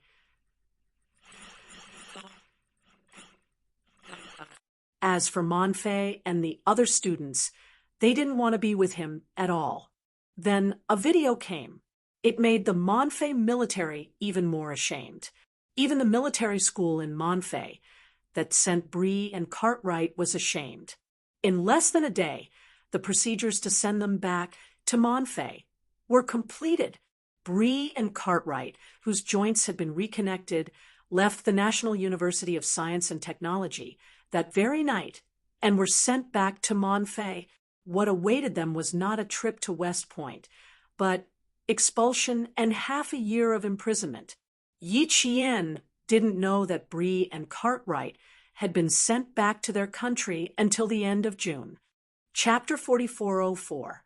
The third-year students entered the joint entrance exam, while the fourth-year students entered the graduation season. This was the third batch of graduates sent away by Yi Qian in the 3 years since they entered the school. The third-year and fourth-year senior brothers and sisters who were trained by them during the first year had already spread to every corner of the motherland. Now it was time to send away their former first year, and then second-year senior brothers and sisters. Other people look at salary when they graduate. We look at the map of the motherland when we graduate. Graduation season was approaching. The senior brothers and sisters looked at the map of the motherland the most because there would be places they were about to go. Carrying their luggage, they didn't even have time to say goodbye before they went their separate ways. Henceforth, the National Science and Technology University would become a memory of their military career. The sweat and tears that flowed on the training ground would also become a memory. For years of schoolmates, they didn't know when they would be able to reunite again. Some people might not meet again for a lifetime.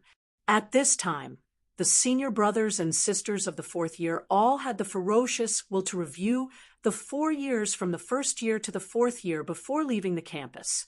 One by one, they burst out all the strength that they had been saving up for the past 4 years. The most typical was that the decibel that they roared out during training could directly overshadow the first-year and second-year students who were training next door. This stimulated the first-year and second-year teachers. They were just short of holding a small whip in their hands to spur the first-year and second-year students to move forward, move forward, move forward, work hard, and work hard. The third-year students were far away from this wave of stimulation.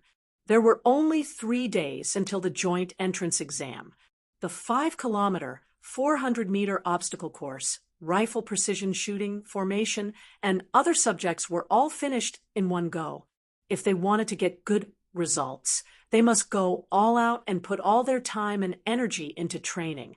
The fourth-year senior brothers and sisters wanted to take advantage of their last school days to review the 4 years of time in the military academy. Then, the third-year students rushed to train, stepped up their practice, endured the tempering of the hot and high temperature, and finally succeeded in defeating the joint entrance exam. In the last 3 days before the joint entrance exam, Xiang City became a furnace. The outdoor temperature reached 37 degrees. Every time after training, the sweat on the body would completely soak the training uniform, taking off the jacket and twisting it as if they were fished out of the water. The sweat would flow with a hua-hua sound. Needless to say, his military boots were soaked in sweat. His toes were soaked to the point of ulceration. His heels and insteps were bruised to the point of being badly mutilated. When his socks were taken off, his face was pale, as if he had died in the next second. On the last day before the joint examination, the school showed a rare display of kindness. That night, all the faculties actually organized an outdoor movie. Moreover, it was a romantic movie. The main theme was that the emperor and his sister felt bored living in the palace, so they snuck out to Jiangnan to relax. In the end, both of them reaped love in a romantic comedy movie. When it was announced that they would be watching an outdoor movie at 5 o'clock in the afternoon, the whistle blew, signaling the end of the training. The students stood at attention in a straight line, facing the sun that refused to set even after a long time. After enduring the scorching heat, sweat gathered under their training caps and eventually formed a small stream that flowed down their cheeks and into their training uniforms. The sweat between their 10 fingers dripped like rain. The military boots were soaked in sweat and strongly sterilized. Their eyes were like steel. They stood with their spears. No matter how bitter and tiring it was, they clenched their teeth and persevered, never shrinking back. Yi Qian, who had finished organizing the team, clamped his arms together and rhythmically trotted to the front of the instructor standing at the front. His crisp voice pierced through the air, reporting the 3rd platoon should have 45 people. The actual 45 people have arrived. The formation is complete. Please give instructions. Sonorous and powerful, without any sign of tiredness. The instructor returned the military salute and let Yi Qian return to the team. Waiting for Yi Qian to return to the team, the instructor standing at the front of the students took a few steps with ease. With just these few steps, the eyes of the students below all lit up. Chapter 44:05. The instructor had taught them for a long time, so they knew some of his habits. For example, when he was angry, he liked to go on stage and say, hee 3 times. Then, the students in line would know that a storm was coming and would be prepared. For example, when he was happy, he would first cough 3 times and say, "Today, you guys are a bit like soldiers." The students would know that he would soon leave training and go back to the dormitory to rest. For example, when he took a few steps forward and glanced at the students' faces from time to time, he would purposely not say anything. Then, he would know that there was good news to announce. At first, this action could scare the students. They thought that they were going to be baptized by a storm, but after a long time, they figured it out.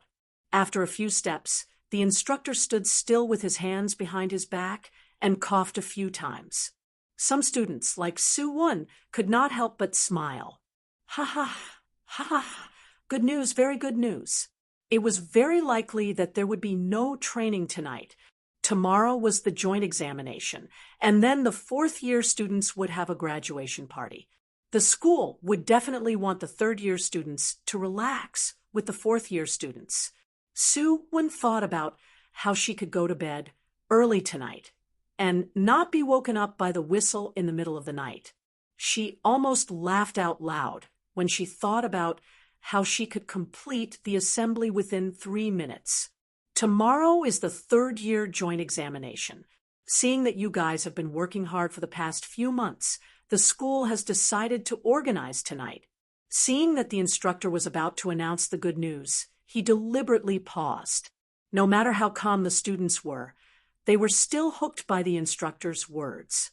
Organizing tonight, what would they do? Say it. Su Won stared anxiously, with her eyes wide open. Suwon, what are you thinking about? Your eyes are as big as a cow's. Stop staring. Your eyes won't become as big as a cow's. The instructor suddenly called out her name. Suwon choked and quickly reported that she was not thinking about anything. Sweat flowed into her eyes and stung her eyes. The instructor smiled at her. He obviously did not believe her. Not far away, one of the platoon's training suddenly burst into cheers, followed by another platoon. Obviously, their instructor had announced the good news. Yi Chien saw a flash of embarrassment on the instructor's face. He wanted to be the first to announce it, but the other platoons beat him to it. Seeing that you guys have been working hard for the past few months, the school has decided to organize an outdoor movie tonight. After the movie, gather back to the dormitory. Finally, the instructor stopped dragging things out and announced tonight's good news. The class instantly boiled over. Isn't this great news? There was a movie to watch. After watching the movie, they could go back to the dormitory to rest and prepare for tomorrow's joint examination. The third and fourth year students were happily preparing to watch a movie tonight. As for what movie would be playing tonight, they really didn't think to ask. Documentaries and anti-Japanese war films were the main films of outdoor movies. There was no need to think about or ask about other types of films. Watching the movie was secondary. The main thing was that he could have a good rest tonight. The entire training ground was in an uproar. The seniors and juniors were able to watch the outdoor movie tonight. The freshmen and sophomores were also able to watch it. However, they still had to run 3 kilometers after the movie. Even so, they were still very excited. Teacher, what movie are you playing? Martial arts film? Anti-Japanese war film? A documentary? The freshmen hadn't figured out the rules yet. Instead, they had lost their basic judgment and asked loudly, "As long as it's a movie, I'll watch it. I'm not picky." Some students hurriedly spoke up, afraid that the instructor would be unhappy and cancel the entire training with a wave of his hand. Chapter 4406. A few types of movies had been mentioned, but only romance and horror movies were left out. Horror movies would have some unsuitable scenes, so they would not be broadcasted. As for romance movies, they had never seen one in their 3 years of military school. Not only had the third-year students not seen it, even the fourth-year students had not seen it before. The third-year and fourth-year students did not ask at all. The first-year students asked excitedly, and the second-year students surrounded them. And Yi Qian's class was the first to know what kind of movie they were going to watch tonight. Romance movie. Is it really a romance movie? It can't be. Instructor, are you sure we're going to watch a romance movie tonight? You're not lying to us.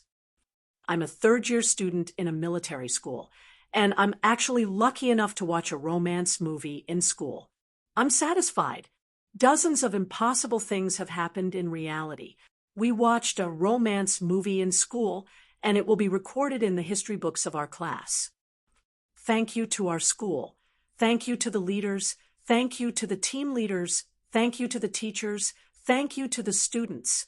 Thank you for letting us watch a romance movie. That night, the third-year and fourth-year students were all in high spirits, shouting slogans and singing the battle song of a strong army. They took their small stools and lined up in the open-air field. There were too many students, and one open-air field was not enough, so they were split into 2 groups. The first-year and second-year students were in one group, and they watched from the other training ground. The third-year and fourth-year students were in the other group. Prepare to put down the stools. Put. Sit. Following the cadre's command, the teams of students instantly sat down with a whoosh and a strong gust of wind. The first-year students sat upright with their hands on their knees, just like how they sat during a meeting, waiting for the movie to start. The second-year students were a little better. They could sit in whatever position they liked until the movie ended. The third-year students were a little better than the second-year students. When they sat down, they sat in the standard first-year sitting position. When the movie started, they immediately adjusted their positions to their liking. They could even change their sitting positions midway, however comfortable they were. The older students, like the fourth-year seniors, especially the single seniors, would be a little more impudent at this time. They entered the field early and sat down. Although their sitting positions were standard, they would occasionally glance outside. What were they looking at? Of course, they were looking at the female students.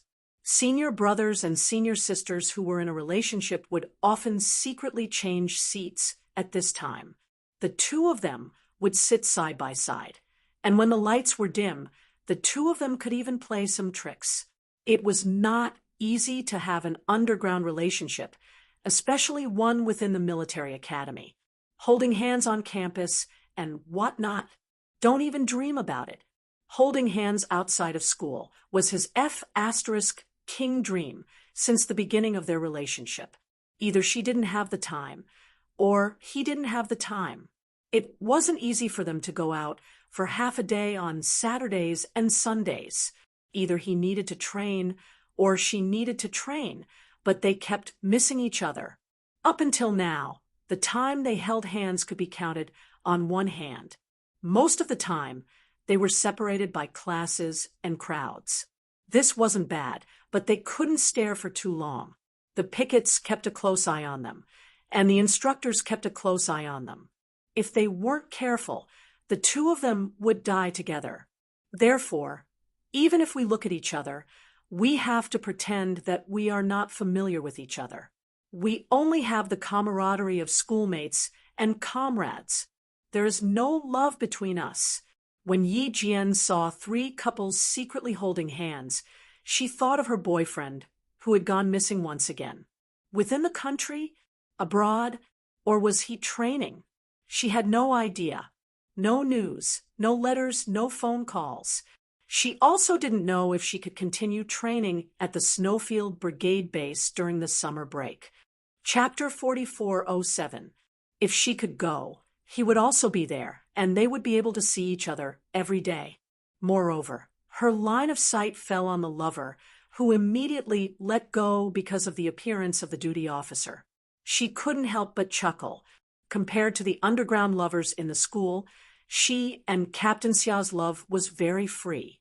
They could hold hands while shopping, they could tiptoe and kiss. And, cough, they even slept in the same bed. She believed that the three couples she discovered absolutely didn't do what she and Captain Xia did. She also didn't know if he was thinking of her right now. He should be thinking of her. Yi Qian thought as her thoughts gradually drifted away. The movie hadn't started yet, and the mosquito army was already attacking. Both arms and face became the disaster area. The unlucky ones even had their buttocks attacked. After dealing with the three mosquitoes, Yi Qian whispered to He Jing, "Tonight, the happiest ones aren't us. It's the vampire army. I've already bitten a few swabs. I've been bitten several times on the outside of my thigh. It's extremely itchy. I hope the romance movie playing can make up for it." He Jing lightly scratched the itch and wiped the sweat on her face. Xiang City at night was very hot and stuffy. There wasn't a trace of wind. The weather forecast said there would be showers tonight. Hot, stuffy, and being bitten by mosquitoes didn't hinder the students' interest in watching the romance movie. When the movie started to play, everyone became focused. The actors in the movie were all capable. Their acting skills and appearance were all online. The students didn't even notice the mosquito bites. It wasn't a very pure romance movie. It was composed of three big elements: family, friendship, and love. In the end, there were several sensitive scenes. The originally quiet students had all kinds of voices. They kissed. The male students saw it and secretly rubbed their hands. The female students saw it and were somewhat unnatural. Yi Qian's eyes flashed, and he silently looked away. Thousands of people were watching a kissing scene with the students in the class. She also couldn't bear it. There was a heat source by her side. Then she heard Su Wen's small, warm voice. Have you and Senior Xia kissed before? Yi Qian's little finger lightly flicked. In her mind, there was already a handsome face, slender eyebrows, elegant facial features, a smile full of roguishness, but also as sharp as an arrow. That him, and they kissed before. There was no reply. Yi Qian only nodded lightly. Su Wen suddenly laughed mischievously. How do you feel? Does Senior Marshal Brother Xia have that? What do you mean, which one? Yi Qian did not understand and turned to look at her. The two of them were very close to each other, and the night was very dark. They could only vaguely see each other's facial features, but their expressions could not be clearly seen. Although his expression couldn't be seen clearly, Su Wen's expression was really too sneaky. It was as if he had stolen the most precious treasure and couldn't help but want to show it off. Showing off. Yi Qian seemed to have thought of something. He couldn't help but narrow his eyes. Could it be that the two of them were already a couple? Yi Qian narrowed his eyes and asked calmly, How do you feel? Su Wen replied, I received it 2 days ago. The tip of my tongue was bitten by Song Jiqiu. It was just a trick, and Yi Jian easily tricked him out. Song Jiqiu had some tricks. In the last competition, he had just said that he would find a chance to confess to Su Wen. In less than a month, their relationship had been confirmed, and they had even secretly kissed. Yi Qian was convinced by their speed. She had met Captain Xia in the 2nd year of junior high school and had only confirmed their relationship in the 3rd year of senior high school. It had taken her 4.5 years. The two of them had been together for less than a month at the speed of light. Chapter 44:08. Speed and efficiency were good things. As their comrade in arms, she was happy for them to be together. However, she was also worried about their speed. How dare you kiss on campus? You'll be punished if you're caught. Yi Qian reminded them gently and advised them, even if you can't control yourself, there should be a limit. It's summer vacation soon. Bear with it. The seniors who were about to leave did not dare to be so presumptuous. Su Wen and Song Jiqiu were too bold. Yi Qian had to persuade them. I didn't dare to be presumptuous, so I tried it in a hurry. He bit my tongue, and I bit his lips.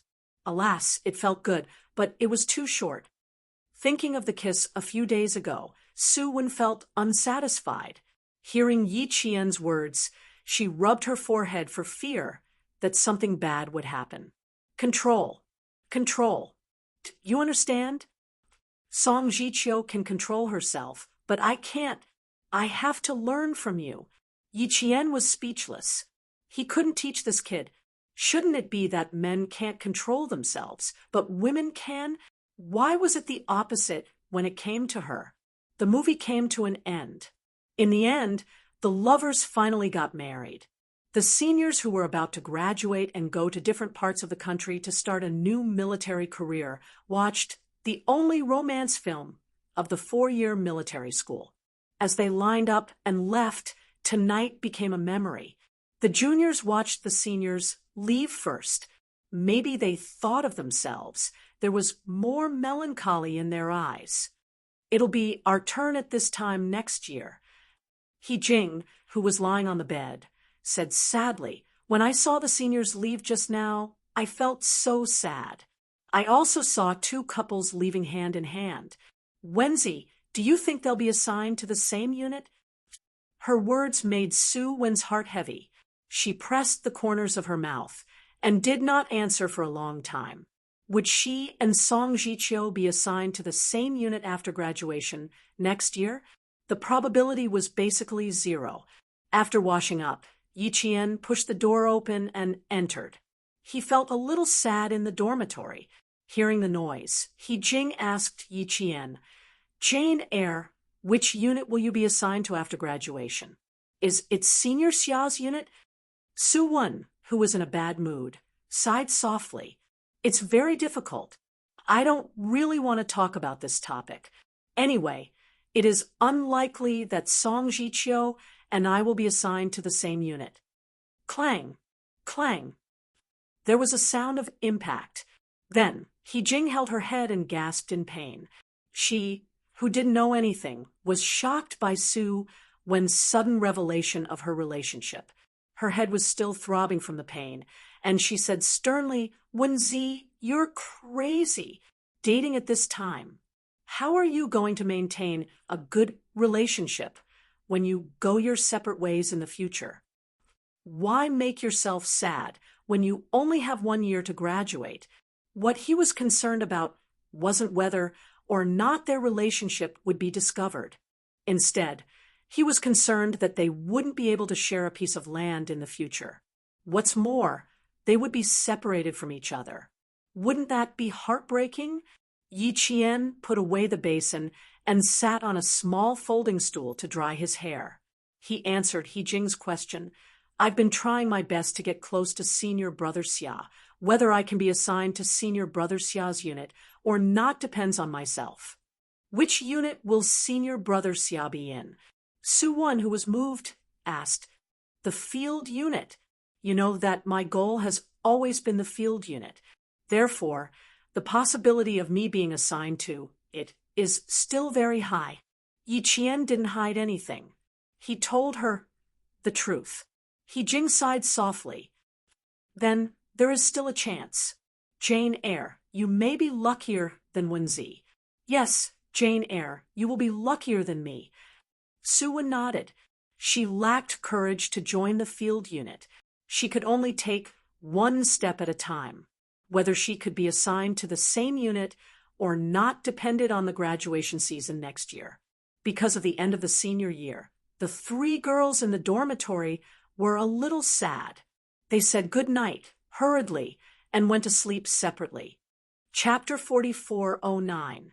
For the past few days of the joint examination, the training grounds of the University of Science and Technology of China were filled with deafening roars.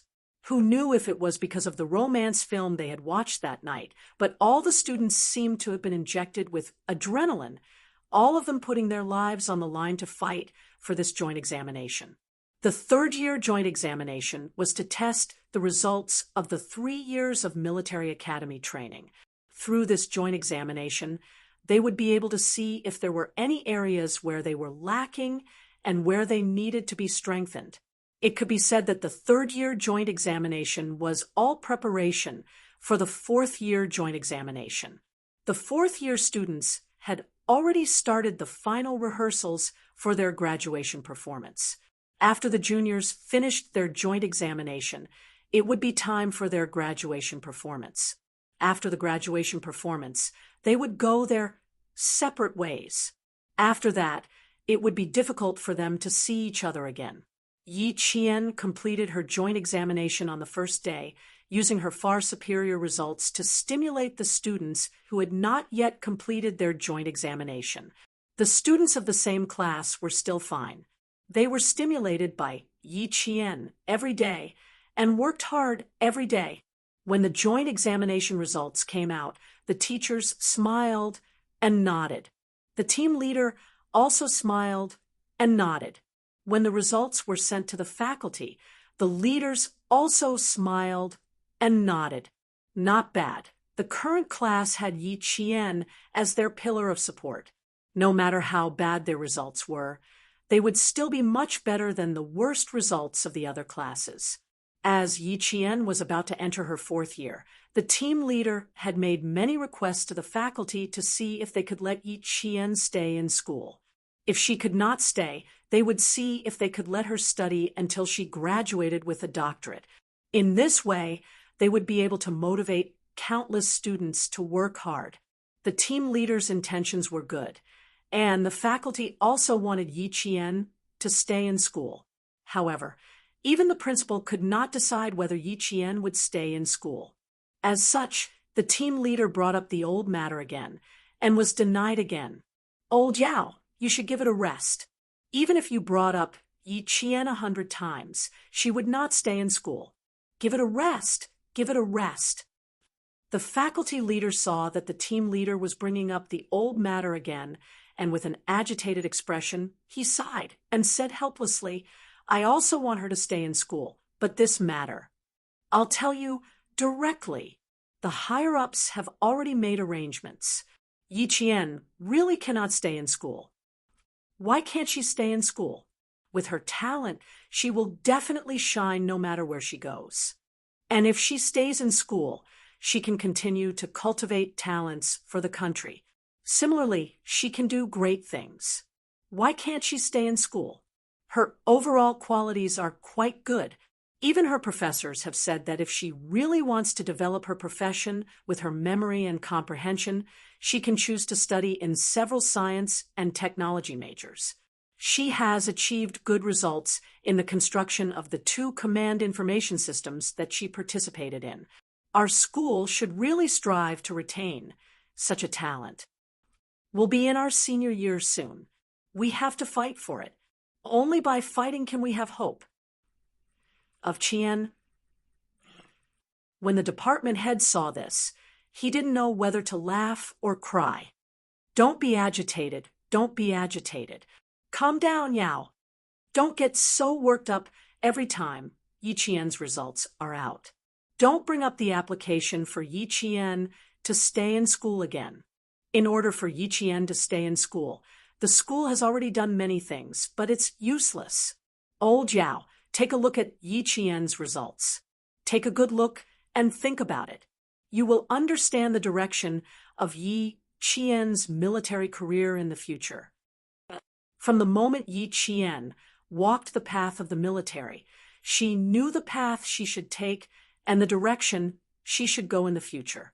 Therefore, when the team leader asked her about her future plans in the afternoon, Yi Qian did not put up her guard at all. She thought it was just a normal chat. After all, the team leader would often talk to the students. As for Yi Qian, including this time, she had done it 3 times. Chapter 44:10. Just like the previous 2 times, Yi Qian smiled and said, Field unit, I really want to go.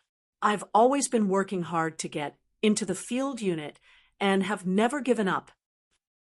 Receiving an unexpected answer confirmed his conclusion after looking at all of Yi Qian's physical fitness results over the past 3 years. He wholeheartedly wanted the school to keep this student. She herself had never thought of staying in the school. Her ambition was to join the field unit, and she also yearned to join the field unit. Looking at the student whose eyes were firm and whose heart had never wavered, the cadre felt both gratified and reluctant. Even though he was reluctant, he respected the student's own choice. The field unit is not bad. Even though it will be tough, in front of your overall qualities, any hardship will be crushed. It will not be a problem for you. That's good, that's good. The cadre did not reveal his true intentions. He only wanted to confirm if his guess was correct. Now, Yi Qian had given her answer. With her determination, there was no way she would change her mind. Study hard. There's still 1 year left. Strive to join a field unit that will give you more room for development. Go back to your dorm and rest. In the afternoon, you still have to assist the instructors in the joint examination. Work hard. Yes, sir. Yi Qian watched as the cadre strode away, and only returned to her dorm when he was out of sight. After that, until Yi Qian graduated in her 4th year, no other leaders or instructors suggested that Yi Qian stay in the school. Yi Qian also did not know that the school had applied to the military several times to let her stay in the school and had put in a lot of effort. Luckily, Commander-in-Chief Xia and Major General Yang had stepped in.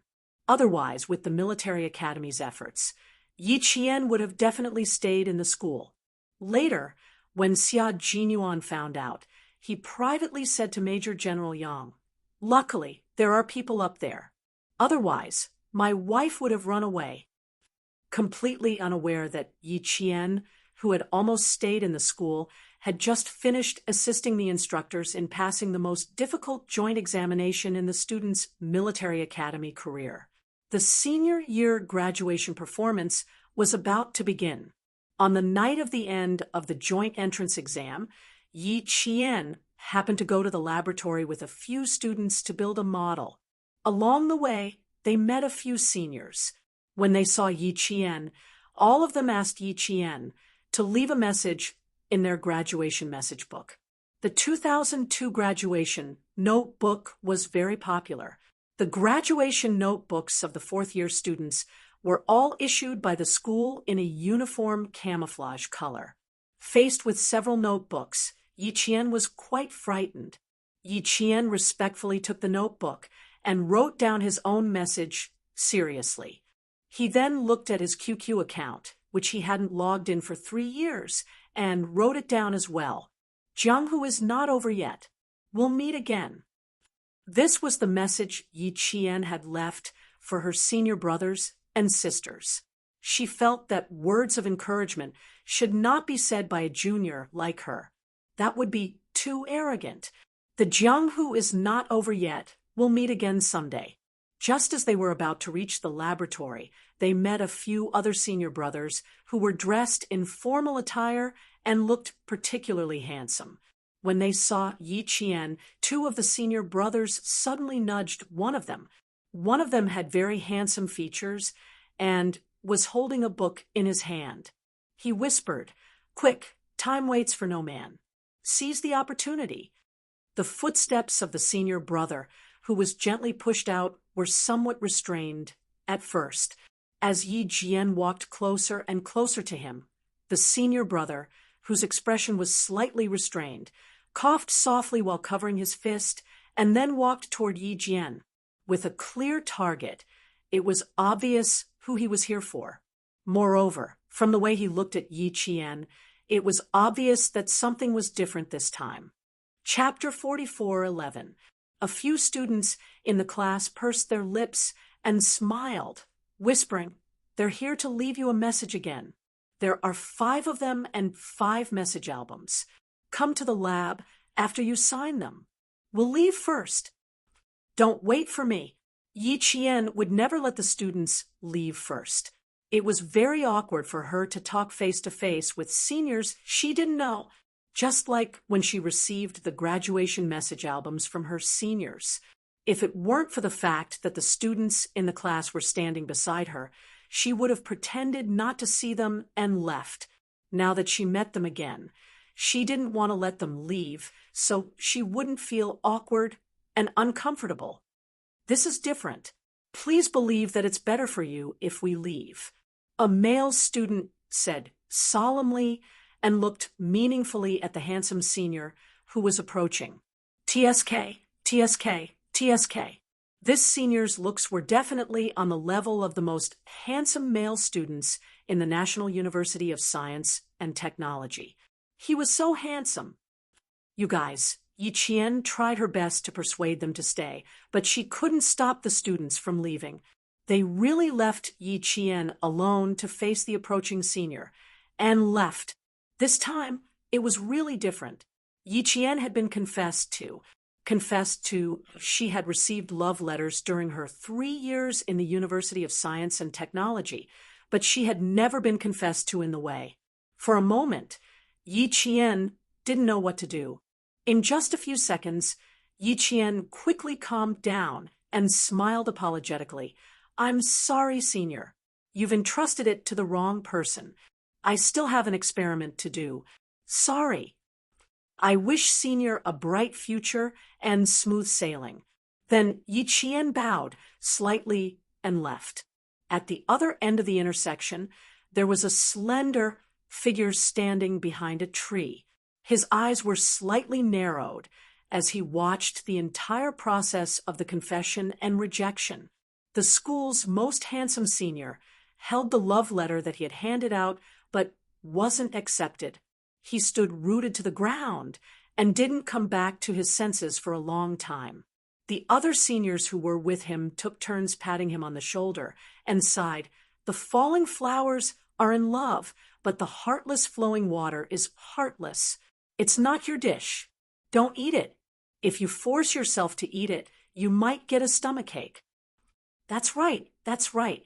Look, now that you've confessed, at least you won't have any regrets.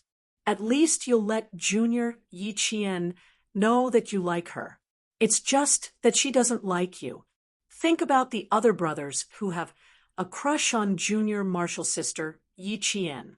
They don't even have the chance to confess. You should be content. The handsome senior brother was originally very sad, but he didn't know whether to laugh or cry after being mocked by the brothers beside him. All right, it seems like I've really profited. A bunch of heartless bastards. Do we not have a conscience? Flying snow in June.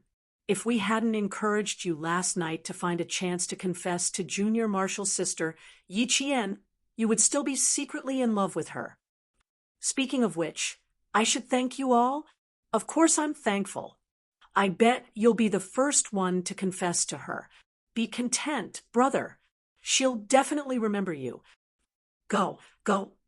What's the use of just remembering? You didn't accept me again, but Junior Marshall's sister, Yi Qian, is quite witty. She said that I've given myself to the wrong person. Don't you all think that's cute? Damn, beauty is in the eye of the beholder. But she's quite cute. I always thought that she would be very serious, like an iceberg. I didn't expect her to be so cute. Damn, why did you hit me? The senior brother who had failed in his confession ruthlessly gave the brother who spoke a warning. That's right, I hit you. I'm warning you not to have any dirty thoughts. Ha ha ha, are you trying to make us laugh to death? You're not even close to her, yet you're protecting her. You're even jealous. Go. Your confession failed. You have one last important thing to do before leaving school. You can graduate now. Chapter 44:12. The senior who had been rejected by Yi Qian walked a few steps before turning back to take a look. In the dim light of dusk, a slender and graceful figure flashed past the end of the tree, disappearing without leaving a trace. His brothers had said something wrong. Even if he had been the first to confess to her, she would never remember him. To her, he was just a stranger, just a leaf that had accidentally blown past her. Even if it had touched her clothes, even if she had taken a second look, it would not have left a trace. That year, she had held a long sword, her clothes fluttering in the wind. Sometimes the sword moved like a dragon, sometimes graceful and changeable, sometimes fierce, and sometimes sad. Just like that, the brightest light in his world had been lit up by her. He had fallen in love with her at first sight without warning. He had graduated, and his crush had ended, although he had not succeeded. At least he had tried. At least he had not left with the greatest regret. Fine, his brothers were right. He should be satisfied. Yes, brother. Don't tell anyone about what happened just now. If anyone dares to mention anything, they will be punished severely. Io, are you ashamed? Come. It's not impossible to keep your mouth shut, but you have to give something in return. My allowance has been extorted by you brats, and you still want me to give something in return. Ha! You haven't given anything in return. How about using your body to pay for it? F*CKU, the young men who were about to be conferred military ranks and become real military officers left behind their laughter on the familiar campus for the last time. There had been their laughter, their joys and sorrows, and their feelings of loss. Here, they had found their direction through their sweat and tears, and had trained themselves from weak scholars to qualified military officers. Here, they had no regrets in their youth. The love letter containing 5 pages of confession paper was inadvertently placed into the trash can. If nothing unexpected happened, it would be disposed of along with the trash. If nothing unexpected happened, it would be disposed of cleanly. However, something unexpected happened. The young military officers who were about to go to every corner of the motherland left. A pair of leather shoes that had been polished to the point that they were shiny appeared beside the trash. The owner of the leather shoes had a pair of heaven-defying slender legs, straight and full of strength. Standing beside the trash can, it gave the illusion that the trash can had become a cannon. The love letter that had not been sent out had already been taken out of the trash can. The envelope was very clean and spotless. However, the corner of the envelope was slightly wrinkled. One look, and one could tell how hard the person had held the love letter. I met you in the 3rd year of high school, and again in the 3rd year. Why must there be trouble every 3rd year? The slightly thick envelope was casually flipped through twice between his slender fingers. A chilling laugh was blown away by the evening breeze, leaving no trace behind. When Yi Jian walked into the laboratory, she received a few winks from her classmates. In an instant, she knew that they must have noticed the difference in the situation, so they went ahead first. Yi Jian glared at them with a smile. Amidst the laughter, Yi Jian shook her head, helplessly. She used her fingerprint to unlock the door and pupil verification to walk into the laboratory with several layers of bulletproof glass. If everything went well tonight, she would probably be able to complete the modeling before midnight. If not, she would have to stay up all night. Yi Qian walked into the lab. She had long forgotten about the peach blossoms she had met on the way. She was completely unaffected. With a serious expression, she was fully focused on her studies. Chapter 44:13. Inside the National Science Office building, the dean widened his eyes in surprise at the guy who knocked on the door. What brings you here? Are you going back to your alma mater to give a speech to the graduating juniors? Otherwise, why would he go back to school? Xia Jinyuan walked in with familiarity and refilled the empty teacup. The dean was still in shock. Water, water. My stomach hasn't been well lately, so I need to get rid of the cold. Xia Jinyuan answered, Okay. He picked up the hot water bottle, pulled out the cork, and quickly refilled the empty teacup. He then placed it on the desk, not forgetting to care about the dean who used to be his instructor and was now Yi Qian's dean. You have to take care of your old illness. Don't take it lightly. Don't, young Master Xia. The dean looked at his shoulder and was surprised. Lieutenant Colonel, you've been a major for 10,000 years, but you've been promoted to Lieutenant Colonel. It seems that your superior is being kind. When Xia Jinyuan was still a student and the dean was still an instructor, he was the most troublesome student for the instructor. There was no one like him. He challenged the instructor's fragile nerves every minute for fear that he would strangle him to death on the training ground one day. The dean took a sip of the hot tea and nodded inwardly for his self-control back then. Fortunately, he restrained himself back then. Otherwise, there would be one less lieutenant colonel. Drink slowly, don't burn yourself. There's still water in the teapot. If it's not enough, I'll go to the water room and fill it up for you. Xia Jinyuan reminded him as he sat down. He looked like a good student who was very concerned about his teacher's health. It would have been better if he didn't say it. Now that he did, the dean would burn himself. Putting the teacup on the desk, the director looked at the guy who had just been promoted a few times and said warily, One who is unaccountably solicitous is hiding evil intentions. I don't feel at ease drinking this tea of yours. Every time this happens, something must be wrong. The dean adjusted his sitting posture as if he was facing a formidable enemy. Speak, what's the matter? You know me best. You know Yi Qian too. Can you give me at least a month of vacation time this summer? Nothing good indeed. No, she has off-campus training this year, so she doesn't have time. Tell me, you brat, are you plotting something? You want to give her a month of 45 days of vacation? What do you want? That's not right. Something's not right. Why are you always looking for Xiao Yi when you come back? The director seemed to have thought of a possibility. As he spoke, he slammed his hand on the table and glared at him coldly. He shouted, "Tell me honestly, are you up to no good?"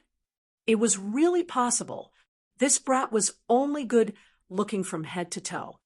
Who knows, he might have already used his beauty to seduce Comrade Yi Qian. You have a weak stomach, so don't try to scare me. T. You were shocked and tricked, and now you're talking about the stomach. Tell me, what is your true purpose? Xia Jinyuan, if you don't give me a proper explanation today, I will immediately contact the commander-in-chief. He wasn't bluffing. He was serious. Xia Jinyuan said, leisurely, don't be angry, don't be angry. Do you think I'm a prostitute? What sort of person do you take me for? Am I that bad? Was there a need to kidnap and sell them? He and Little Fox were clearly in love with each other. Receiving the dean's suspicious and approving gaze, Colonel Xia sighed and said, I'm only responsible for bringing her to training. If a month isn't enough, then at least 20 days. I can't go any lower. Out-of-campus training is a strenuous and unrewarding task. If you really want to train her, wouldn't it be easier to train her in school? Chapter 44:14. Training outside of school had always been a thankless task. There would always be a few troublemakers who would jump out and cause trouble. Based on his Little Fox's personality, she would probably turn a blind eye to them for the first or second time, but she would definitely punish them harshly for the third time. She had always been the type of person who either did things casually or did things harshly. There were many rules and restrictions for training outside of school, so it was not easy to decide whether to punish or not. Training inside of school was much more convenient. What needed to be dealt with had to be dealt with. The purpose of military training before entering school was to sharpen one's character, get rid of the edges, obey orders, and strictly abide by the rules. They had to understand the biggest difference between themselves and ordinary college students. Xia Jinyuan's only thought was that he did not want to see Yi Qian suffer outside of school. Sometimes when he suffered outside of school, it would be difficult to get back at him because of his military uniform, so he could only swallow his anger and let it go. The department head did not think too much about it. He thought that Xia Jinyuan was planning to transfer Yi Qian from outside of school to inside of school. When the time came, he would find a student to replace Yi Qian's position and take up all of Yi Qian's vacation time. Hearing this, the department head laughed coldly and said, the training outside of school will last for 45 days. I won't give you a single day off. He did not ask where Xia Jinyuan would take Yi Qian for training, mainly because he trusted Xia Jinyuan very much. He also did not suspect that Xia Jinyuan had other motives, so he really came and went quickly. Although the guy in front of him was a bit of a jerk, he was reliable and would not spout nonsense. When he said that he would take Yi Qian out for training, he really meant it. Xia Jinyuan raised his eyebrows and gave the department head a smile that gave him a headache. Then let's skip the training and find someone else to replace him. After 45 days, Yi Qian will report back to school on time.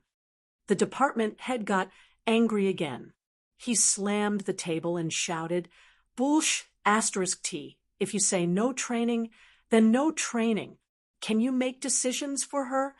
Actually, he could make decisions for her. He also knew that based on his understanding of her, she definitely did not want to be trained outside of school and cause trouble. However, he couldn't say this to the director directly. Before she could speak, the dean said in a cold voice, Xia Jinyuan, don't ruin the future of Yi Qian's students. There's a training evaluation for outstanding students. Training outside of school will better reflect her ability. She must have experienced training outside of school. Xia Jinyuan was stunned for a while before he said, Since when was there such a rule? Why didn't I have one back then? Do you know how much older you are than Yi Qian? Why don't you talk about your past? You were such a jerk back then. The director glared at him, then picked up the teacup and took a few sips of the warm tea. This kid had graduated many years ago. Even if he was a lieutenant colonel, he could still anger him. At this point, Xia Jinyuan knew that Yi Qian's off-campus training could not be changed, so he could only accept it. However, in terms of time, he still had to fight for it. In the end, Yi Qian needed to be trained for 2 weeks. He also needed to go to the training school 1 day in advance to understand the situation. Thus, it took 15 days. Subtracting 15 days from the 45 days of vacation, 1 month was enough.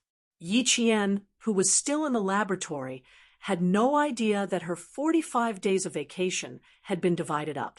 However, she did not have any objections to this at all. Previously, she had wanted to go to the Snowfield Brigade for training. Now that she could really go there, it was exactly what she wanted. Just as Xia Jinyuan and Yi Qian came out of the laboratory, a middle-aged man wearing a police uniform and holding a briefcase got out of a taxi outside the school and jogged all the way to the sentry post outside the school to explain the purpose of his visit. He had an urgent matter and had come to the University of Science and Technology to look for Yi Qian. He also had to show his valid ID. Chapter 44:15. The Sentinel took his valid ID. The director of Tongzhou City's Public Security Bureau has some background. After giving a military salute and returning the valid ID, the Sentinel said, "Please wait a moment. His background is a bit big, but he can't casually let him in. He needs to confirm it clearly." Good. I'll have to trouble you to pass it on to Xiao Yi. You must say my name. Thank you very much. Bureau Kai, who hurriedly took the same day's flight to Xiang City, nodded his head to express his understanding. National Science University is a military school. It fully implements militarized management. How can you casually enter and leave? The Sentinel contacted the duty room through the intercom. Bureau Kai took out a handkerchief to wipe the sweat from his forehead and neck. About 5 minutes later, Bureau Kai received the Sentinel's answer. Temporarily can't come out? Then when can she come out? Does she know that I have an urgent matter here? He hurriedly rushed to Xiang City because he couldn't find Xiao Yi by phone this morning. Now that he rushed to the National Science University, he still couldn't see her. Bureau Kai thought of what happened in the last few days and was inevitably somewhat anxious. The Sentinel couldn't answer Bureau Kai's question. Seeing him so anxious, the Sentinel used the intercom to contact the duty room to see if he could directly find the instructor. If he could find the instructor, he could also find Yi Qian. The hot sweat on Bureau Kai's back stopped a little. After about 10 minutes, an instructor with the rank of colonel came out. This was the instructor who had been in charge of Yi Qian's class since the beginning of the first year. He was equivalent to the class director.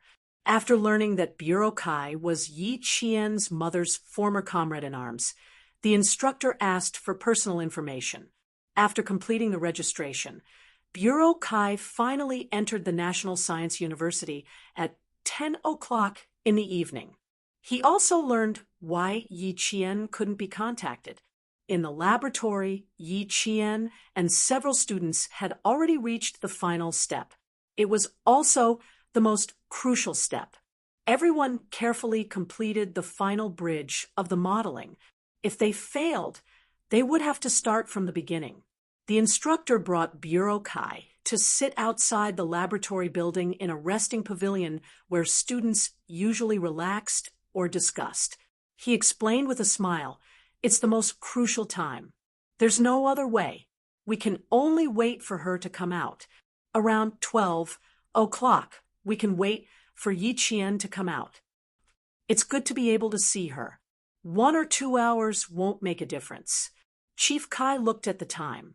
It was 10:15 p.m., not too far away from 12 p.m. So he decided to wait. He then asked about Yi Qian's school situation. The instructor liked Yi Qian very much. When he mentioned Yi Qian, he was full of praise. Chief Kai's eyes turned slightly red when he heard this. This child had inherited Hongmei's talent, but he was even more outstanding than Hongmei. Her mother is also quite outstanding. She's a famous sharpshooter in our army. The student is better than the teacher. At the mention of Hongmei, there was a trace of gentleness in Chief Kai's lowered eyes. This trace of gentleness had never faded because of the departure of an old friend. Even though more than 20 years had passed, it had never disappeared. The instructor did not know much about Yi Qian's mother. He only knew that she was a soldier who sacrificed her life for the country. Suddenly he learned that she was also a marksman. He could not help but sigh. The son inherits the mother's work. There is a successor. The topic revolved around Yi Qian, so there was no awkward silence. After nearly 20 minutes of chatting, the instructor's vigilance towards Chief Kai decreased a little. The pavilion was surrounded by trees, so there were relatively more mosquitoes. Chief Kai casually swatted the blood-sucking mosquito on his arm. Immediately after, the sound of footsteps came from another direction. Under the streetlight, the instructor saw the department head walking towards the resting pavilion with someone accompanying him. The instructor stood up and walked towards him. He whispered a few words to the department head. When Xia Jinyuan heard the two words, Chief Kai, his eyes darkened. Chapter 44:16. Chief Kai. Xia Jinyuan knew Chief Kai, but Chief Kai didn't know him. Chief Kai actually came to look for Yi Qian in the middle of the night. Did something happen? There was a hint of seriousness in his slightly heavy eyes. Xia Jinyuan knew everything about Yi Qian, so he instantly felt that Chief Kai's appearance wasn't simple. After a brief introduction, Chief Kai found out that the young lieutenant colonel who came with the department had also came to look for Yi Qian. Xia Jinyuan took the initiative to reach out and reveal his personal information. Hello, Chief Kai. I'm Xia Jinyuan. I've heard Yi Qian and Uncle Chen mention you. He didn't just mention him once or twice, but several times. He also knew that Chief Kai hadn't given up looking for the real reason for martyr son Xueqing's sacrifice all these years. He had been looking for it, but he hadn't succeeded. Xia Jinyuan's words made Chief Kai's eyes darken a little. Yi Qian and Uncle Chen had mentioned him in front of this lieutenant colonel surnamed Xia. In a flash, Chief Kai thought of a common point and quietly reached out to shake his hand. Hello, nice to meet you. He used a little strength and received a secret response from Xia Jinyuan. Chief Kai smiled and nodded before withdrawing his hand. The four of them chatted for about 10 minutes before Xia Jinyuan said to the department head, You go back and rest first. I'll wait for her to come out.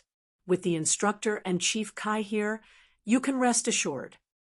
He wanted to talk to Chief Kai alone, so he had to ask the department head to leave first. Chief Kai understood and smiled at the instructor. Thank you for your hard work tonight. Since this lieutenant colonel is also looking for Xiao Yi, I'll wait with him. You still have class tomorrow, so I won't disturb you. During the chat, the department head also learned some basic information about Chief Kai. Yi Qian's mother was a comrade in the army in her previous life. These years, she had been in contact with Yi Qian. She happened to be in Xiang City on a business trip, so she came to see Yi Qian. The reason why he came over so late at night was simple. He only had time tonight. One of them was the director of the Public Security Bureau, Yi Qian's elder. The other was a lieutenant colonel sent by the military to talk to Yi Qian. In addition, Yi Qian would be released in about an hour. After a few words of persuasion from both sides, the instructor and the director left together. As soon as the instructor and director left, the atmosphere in the rest pavilion suddenly became a little tense. Xia Jinyuan looked around and lowered his voice. He did not beat around the bush and went straight to the point. Chief Kai, you came here so late at night. Is there any movement outside? His words revealed a deeper meaning. He had mentioned Yi Qian in front of him and immediately thought about whether there was any movement outside. Chief Kai, who had remained calm and collected, immediately understood that this Lieutenant Colonel Xia in front of him knew a lot about Yi Qian. It shouldn't be a lot, but all of them. Chief Kai's expression as he looked at Xia Jinyuan had a slight change. There was a bit of sizing up and probing. If he really knew everything about Xiao Yi, then who was Xiao Yi? The light in the rest pavilion was not bright. It was completely reliant on the refraction of the street lamps outside. If one was sitting, one would not be able to see clearly. If one was standing, just like right now, the upper bodies of the two people standing opposite him were in the shadows. Their expressions were blurred. It was very difficult to see what the other party was thinking from their faces. As a Special Forces soldier, Xia Jinyuan's five senses were sharp. He was aware that Chief Kai's probing was related to Yi Qian. As a boyfriend, he only wanted to immediately know what Chief Kai came here for. He completely opened the window and explained, "Uncle Chun and Uncle Jen personally entrusted Yi Qian to me. Since I know you, you can absolutely rest assured about me. To trouble you to personally come to the National University of Science and Technology from Tongzhou, I think it must be something extraordinary." Chapter 44:17. The only connection between Chief Kai and Yi Qian was martyr Sun Xueqing. Now that the real cause of martyr Sun Xueqing's death had been investigated, Chief Kai, who was her comrade, also knew about it. Since the matter had been resolved, why was he here? From the moment he found out about Chief Kai, Xia Jinyuan had been guessing why Chief Kai was here. It wasn't that he didn't want to think positively, but Chief Kai looked anxious as he waited. He spoke a little faster and kept glancing at the laboratory. It was clear that he was anxious to find Yi Qian and had something important to tell Yi Qian. Now that he had revealed enough information, it was up to Chief Kai to see if he believed him. Chief Kai didn't really believe him. He now knew that Lieutenant Colonel Xia had an extraordinary relationship with Yi Qian. He also knew that Yi Qian trusted him a lot. But sorry, what he told Yi Qian was very important. Even if Old Chen personally entrusted Yi Qian to him, he wouldn't trust him completely. The human heart was the most difficult thing to understand. There's no hurry. Xiao Yi should be out soon. Let's wait for her to come out. Chief Kai smiled and invited Xia Jinyuan to sit down with him. Have a seat. When Xiao Yi comes out, let's talk again. Hearing this, Xia Jinyuan took a deep breath and had to speak again. The reason why the military found out about martyr Sun Xueqing's death was because I reported it to the military. If you don't trust me or have any doubts, you can ask me. I will definitely answer them one by one. Yi Qian is the most important person in my life. I want to know everything about her. If she has any difficulties, I want to help her solve them. Chief Kai, please tell me why you're here. As expected of his mother-in-law's comrade, when she was alive. He was an old soldier and his cautiousness was admirable. Chief Kai's expression changed. Who are you to Xiao Yi? It was good that he could ask. Xia Jinyuan replied calmly. I'm someone who will spend the rest of my life with her. Lover, friend, comrade. Lover, friend, comrade. That would be Xiao Ye's boyfriend. Your surname is Xia, but you're only a lieutenant colonel. You're able to report directly to the military.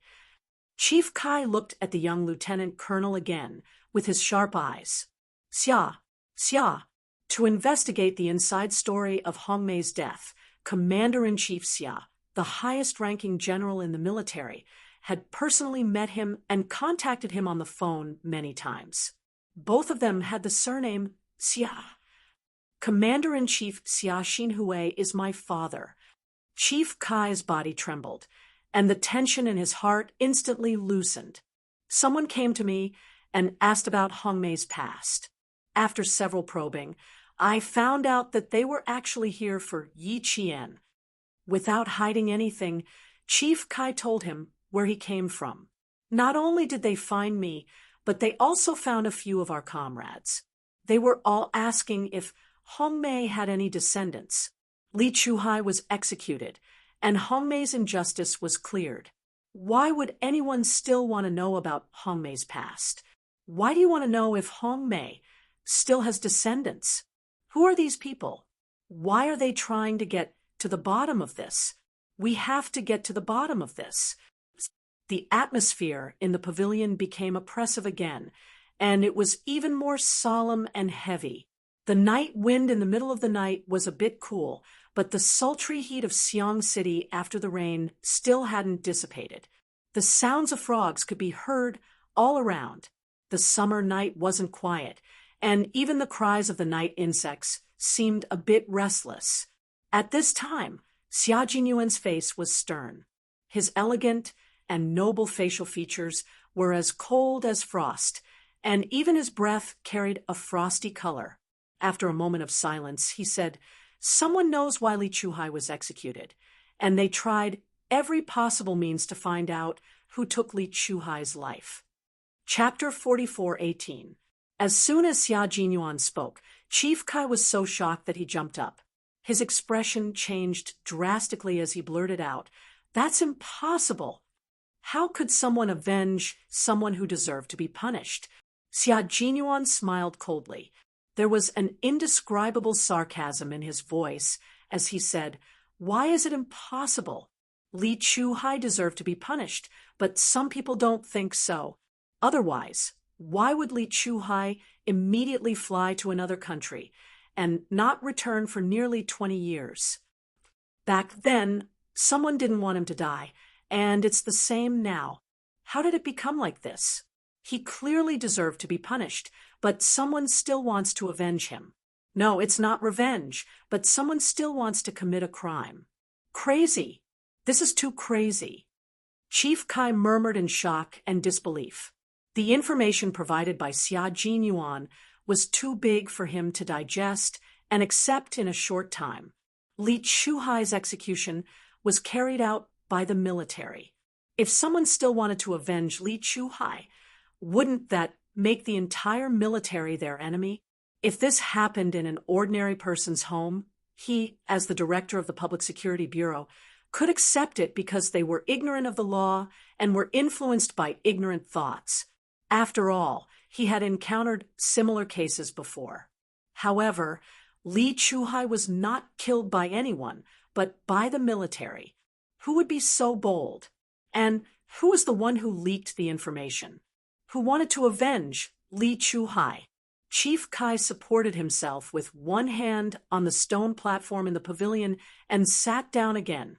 He stared at the young lieutenant colonel who provided him with the shocking information and asked word by word, "Did you find out who it was? Did the military take action? They've already found me. It's only a matter of time before Xiao Ye's identity is exposed." Back then, someone sold the information to Li Chuhai and lied to us that Xiao Yi drowned. As long as they find this person, Xiao Yi will be exposed. His hands that were placed on the stone platform trembled slightly. Hongmei was already dead. He didn't protect her back then. Was he going to watch his daughter suffer again? No, no. Xiao Yi was not isolated and helpless like Hongmei. Xiao Yi had the military behind her and a boyfriend with a powerful family background. She was not fighting alone, and she would not be like her mother back then. Chief Kai's chaotic breathing gradually stabilized. He only stared at the young lieutenant colonel who had provided him with the information. Next, he needed him to give him a good explanation. A bolt of lightning flashed across the horizon, indicating that heavy rain was coming. The wind began to grow stronger, causing the leaves to rustle. The trees wanted to remain still, but the wind did not stop. A storm was coming. The wind that blew was very cool, but Chief Kai only felt incomparably restless. Even those swaying trees had become monsters that were baring their fangs and brandishing their claws, as if they were approaching with an invisible danger. Xia Jinyuan, on the other hand, was much calmer. What they wanted was for the Li family to make a move. Old man, Li abdicated when Li Chuhai left the country. Counting the time, it had been more than 20 years since he retired. What he did in the past had been wiped clean. Even if he knew that he wanted to avenge Li Chuhai, as long as he didn't do anything, there was no reason to do anything to an old man who had retired for more than 20 years. If they really took action, the public opinion would definitely be on the Li family's side. Only by waiting for the Li clan to make a move and leave behind evidence of their crimes could the matter be completely resolved. Now that they had found Chief Kai, there were some things that they could reveal to him so that he could be prepared. The sound of the wind and the rustling of the leaves kept pouring into their ears. It was so noisy that it made them even more upset.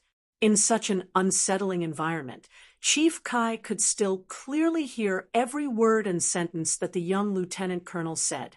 Chapter 44:19. This was a soldier who would not be easily swayed.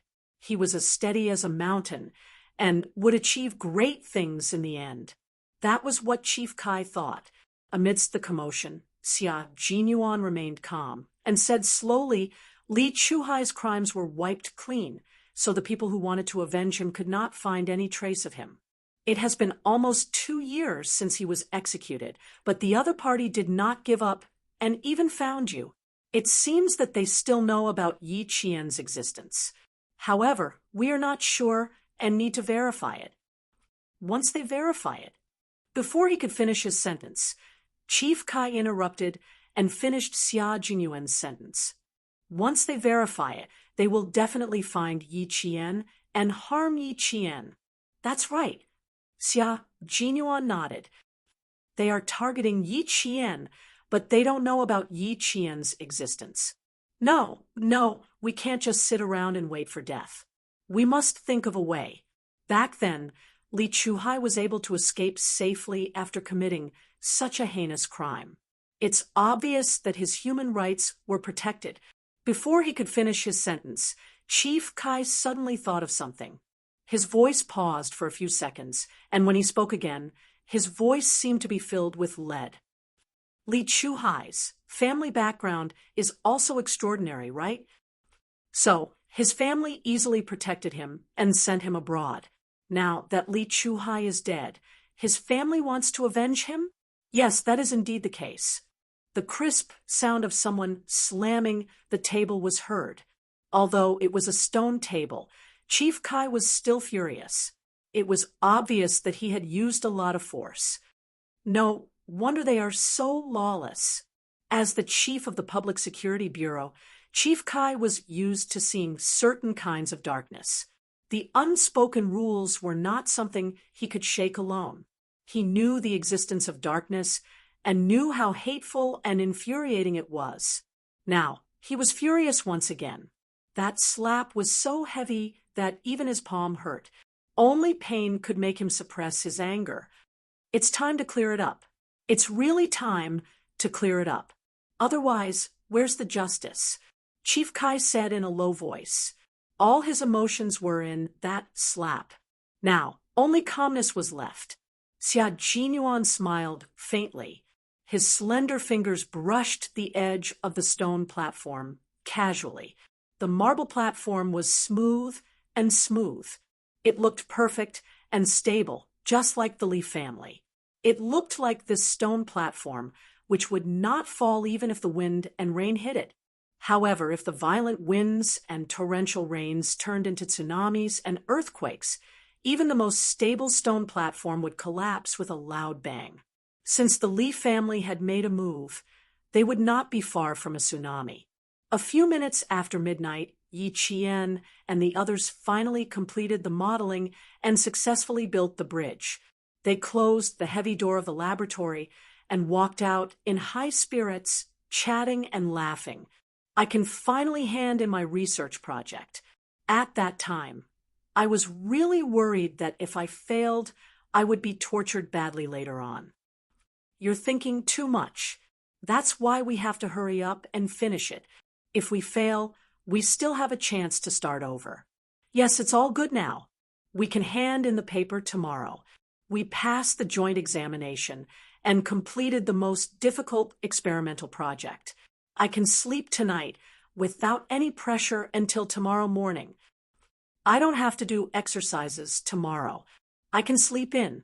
While chatting, a group of people pushed open the door of the laboratory and filed in. Several boys offered to send Yi Qian to the girls' dormitory first. Yi Qian smiled and refused. You all have to rest early. The girls' dormitory is not far away. Chapter 44:20. At the National University of Science and Technology of China, there was no need to worry about personal safety even at 2 or 3 in the morning. However, the male students were not worried about Yi Qian's safety. They were worried about the fear of walking alone at night. Yi Qian was not afraid of walking alone at night. For a special forces soldier who could travel alone in the forests of Yunnan, walking alone at night was not a problem at all. The male students knew that Yi Qian had made up her mind, so they did not insist.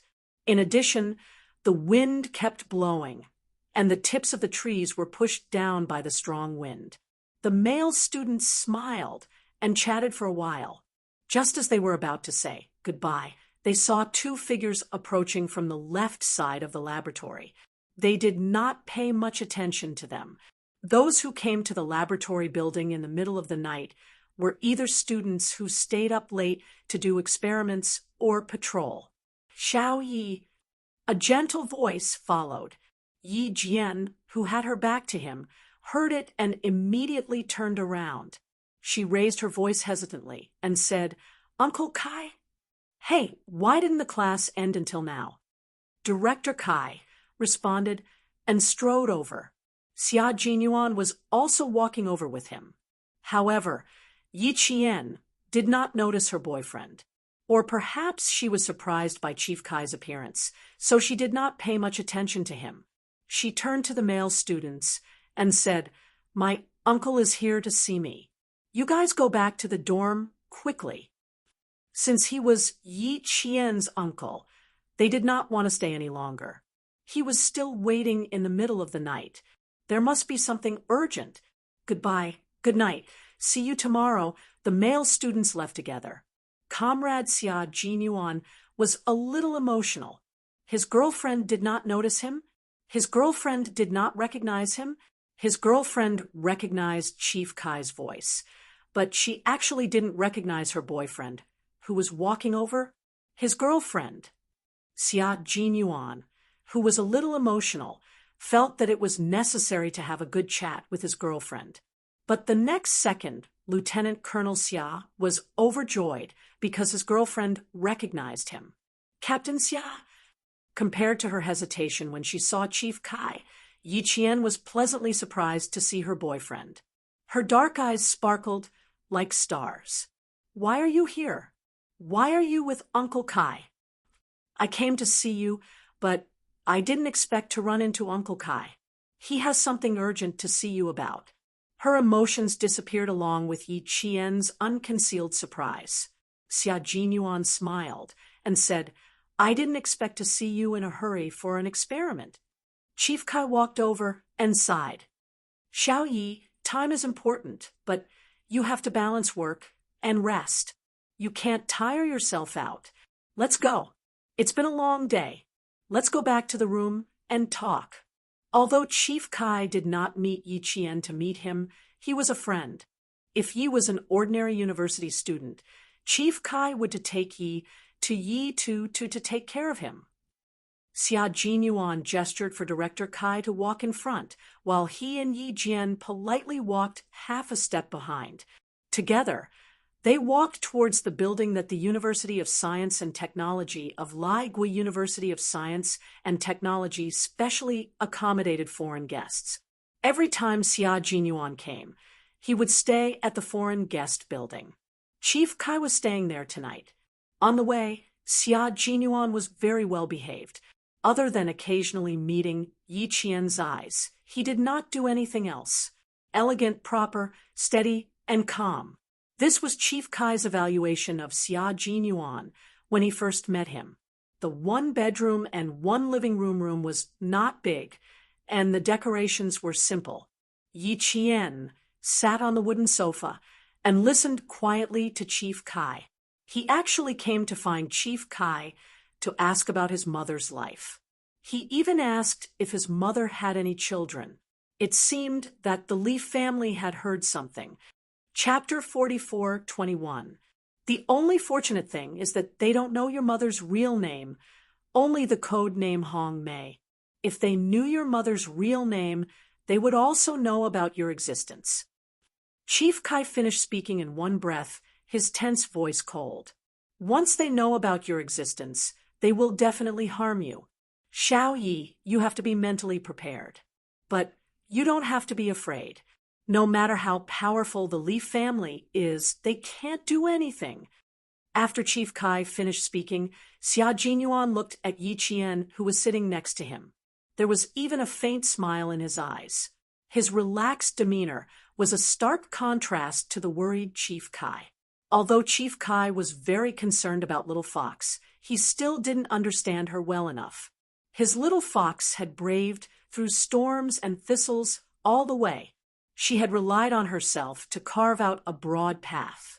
She had been hurt, tired, and cried. She had never been afraid, worried, or given up. How could such a little fox be afraid? With a smile on his face, Xia Jinyuan adjusted his sitting position. He leaned against the back of the sofa lazily and waited for Yi Qian's reply. Xia Jinyuan understood Yi Qian well. She had never given up when faced with the Li family's harassment. After her rebirth, she had always known that the world around her was not peaceful. Now that she heard that the Li family would harm her if they found out about her existence, Yi Qian's heart was very calm. She had long gotten used to being schemed against. She just had to face it. What was there to be afraid of? Hearing this, Yi Qian smiled and said, "Uncle Kai, don't worry. I'm no longer the little girl who could be easily manipulated. No matter how long their hands are, they won't be able to harm me openly. Even if they want to harm me, they have to have the opportunity first, and I won't give them the chance to harm me." There was still a year before graduation. If the Li family dared to extend their hands into the National University of Science and Technology, the military would definitely take action immediately. He wanted to see how many spies Old Man Li still had after retiring for so many years. Chief Kai didn't expect his worries to turn into nothing when it came to Yi Qian. He didn't even react. He was as calm as Lieutenant Colonel Xia. Suddenly, Chief Kai didn't know whether to laugh or cry. The relationship between the two of you, now I sigh. I really believe that you're a couple, so I'm the only one who's worried, and the two of you didn't treat it seriously. His words made Yi Qian and Xia Jinyuan laugh involuntarily. The two of them, who were sitting on the three-seater wooden sofa, looked at each other at the same time as if telepathically. Their eyes were filled with affection that made Chief Kai blush a little. Incredible, incredible. These young people are really incredible. All right. Young man, I'm still here. Be careful, be careful. Chief Kai couldn't help but laugh. Looking at the beautiful couple sitting together, his eyes gradually became gratified. Thinking of the martyr Sun Xueqing who had passed away, Chief Kai's eyes unknowingly became a little moist. That's great. It's great to be young. Hong Mei, you can rest assured in the underworld. You can rest assured. Yi Qian has grown up to be a slender and elegant child. She's a dragon among men, and her abilities are valued by the military. Compared to you back then, to put it bluntly, your daughter is much stronger than you. It's good that she's much stronger. It's because she's strong that she can achieve what she has today. If she was weak, she would have been eaten by those jackals and wolves a long time ago. Her boyfriend is also very good.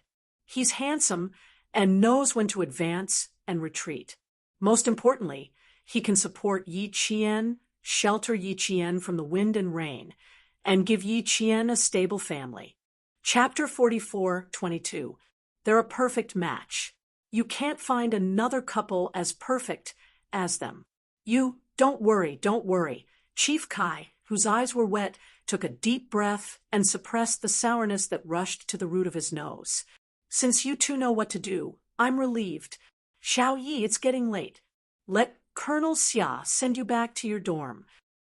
Although it's safe on campus, it's better to have someone accompany you.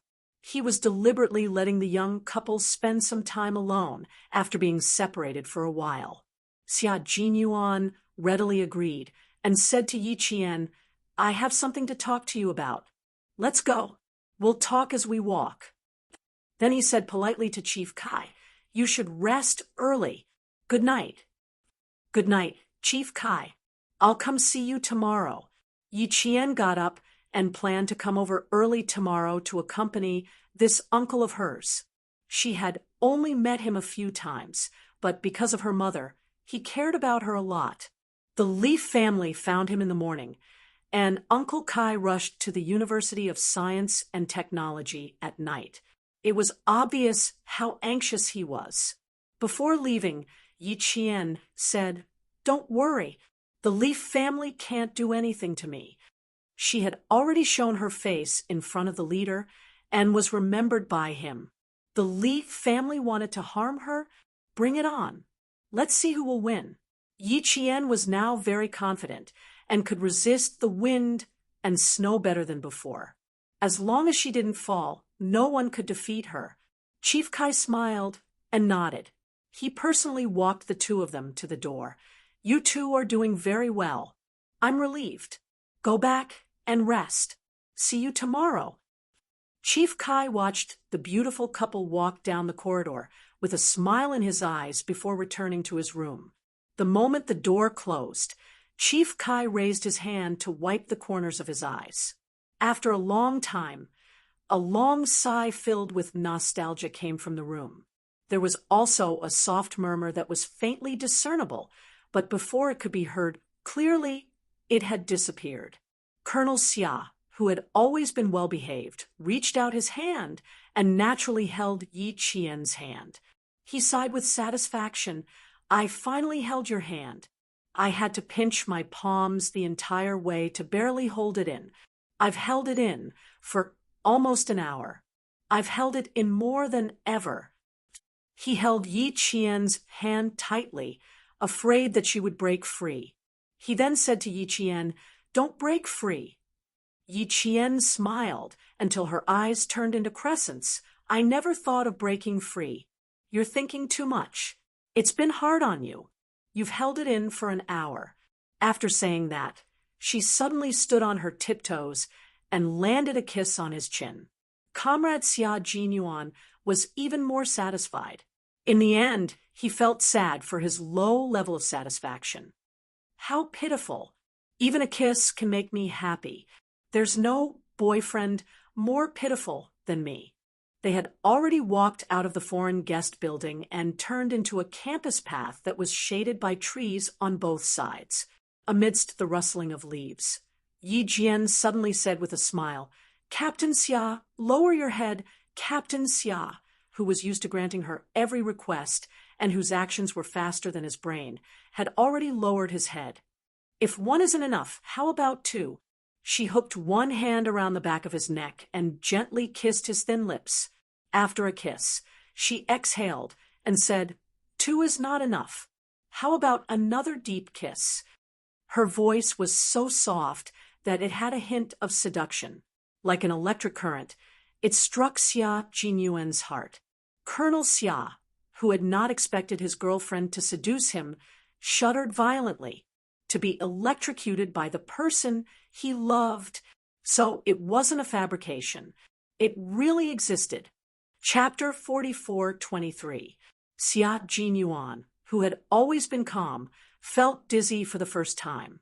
Even Yi Qian had taken the initiative to kiss him. "Open your mouth, my Captain Xia." In the sound of the wind, she was an evil spirit that came with the wind. She easily captured Xia Jinyuan's mind and turned him into a marionette. Whatever she asked him to do, he would do it obediently. The darkness in the early morning probably gave Yi Qian a lot of courage. For the first time, she took the initiative to seduce the young lieutenant colonel she had just kissed. She was in love with him. The tip of her tongue slid in deftly, inviting the man to dance with her. Her hand, which was originally held by him, was now wrapped around his neck. He lowered his head, and she hugged the back of his neck. She tried her best to stand on tiptoe and kiss him deeply.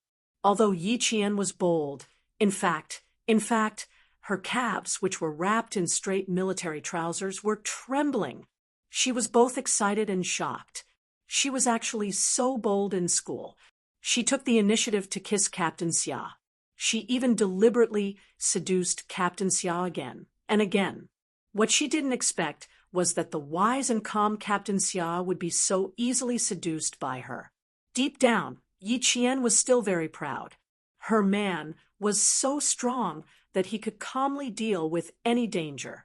He always had the initiative firmly in his hands, strategized, and showed his fierceness while talking and laughing. He could instantly crush the enemy. Yi Qian felt a sense of accomplishment and conquest when such a man fell into a trance because of her. Men liked to conquer women, and similarly, women liked to conquer men. Their natural wildness had never disappeared since ancient times. Yi Qian liked Xia Jinyuan's refreshing and cold aura very much. She was fascinated every time she got close to him. She liked to bury her head in his broad chest and keep rubbing it. She always felt safe and protected. She was in love with him. Even her kiss was sincere. Xia Jinyuan, who had been dizzy for at least 2 minutes, finally came back to his senses. When he came back to his senses, his black eyes narrowed slightly. There was a dangerous look in the depths of his unfathomable eyes. Not bad. His girl was now whispering sweet nothings and taking the initiative to attack. Very good. He liked it very much. She had been in charge for so long, so it was time for him to take the lead. As he sobered up, Xia Jinyuan completely took control of the balance of sovereignty. He ended the deep kiss that was dominated by Yi Jian.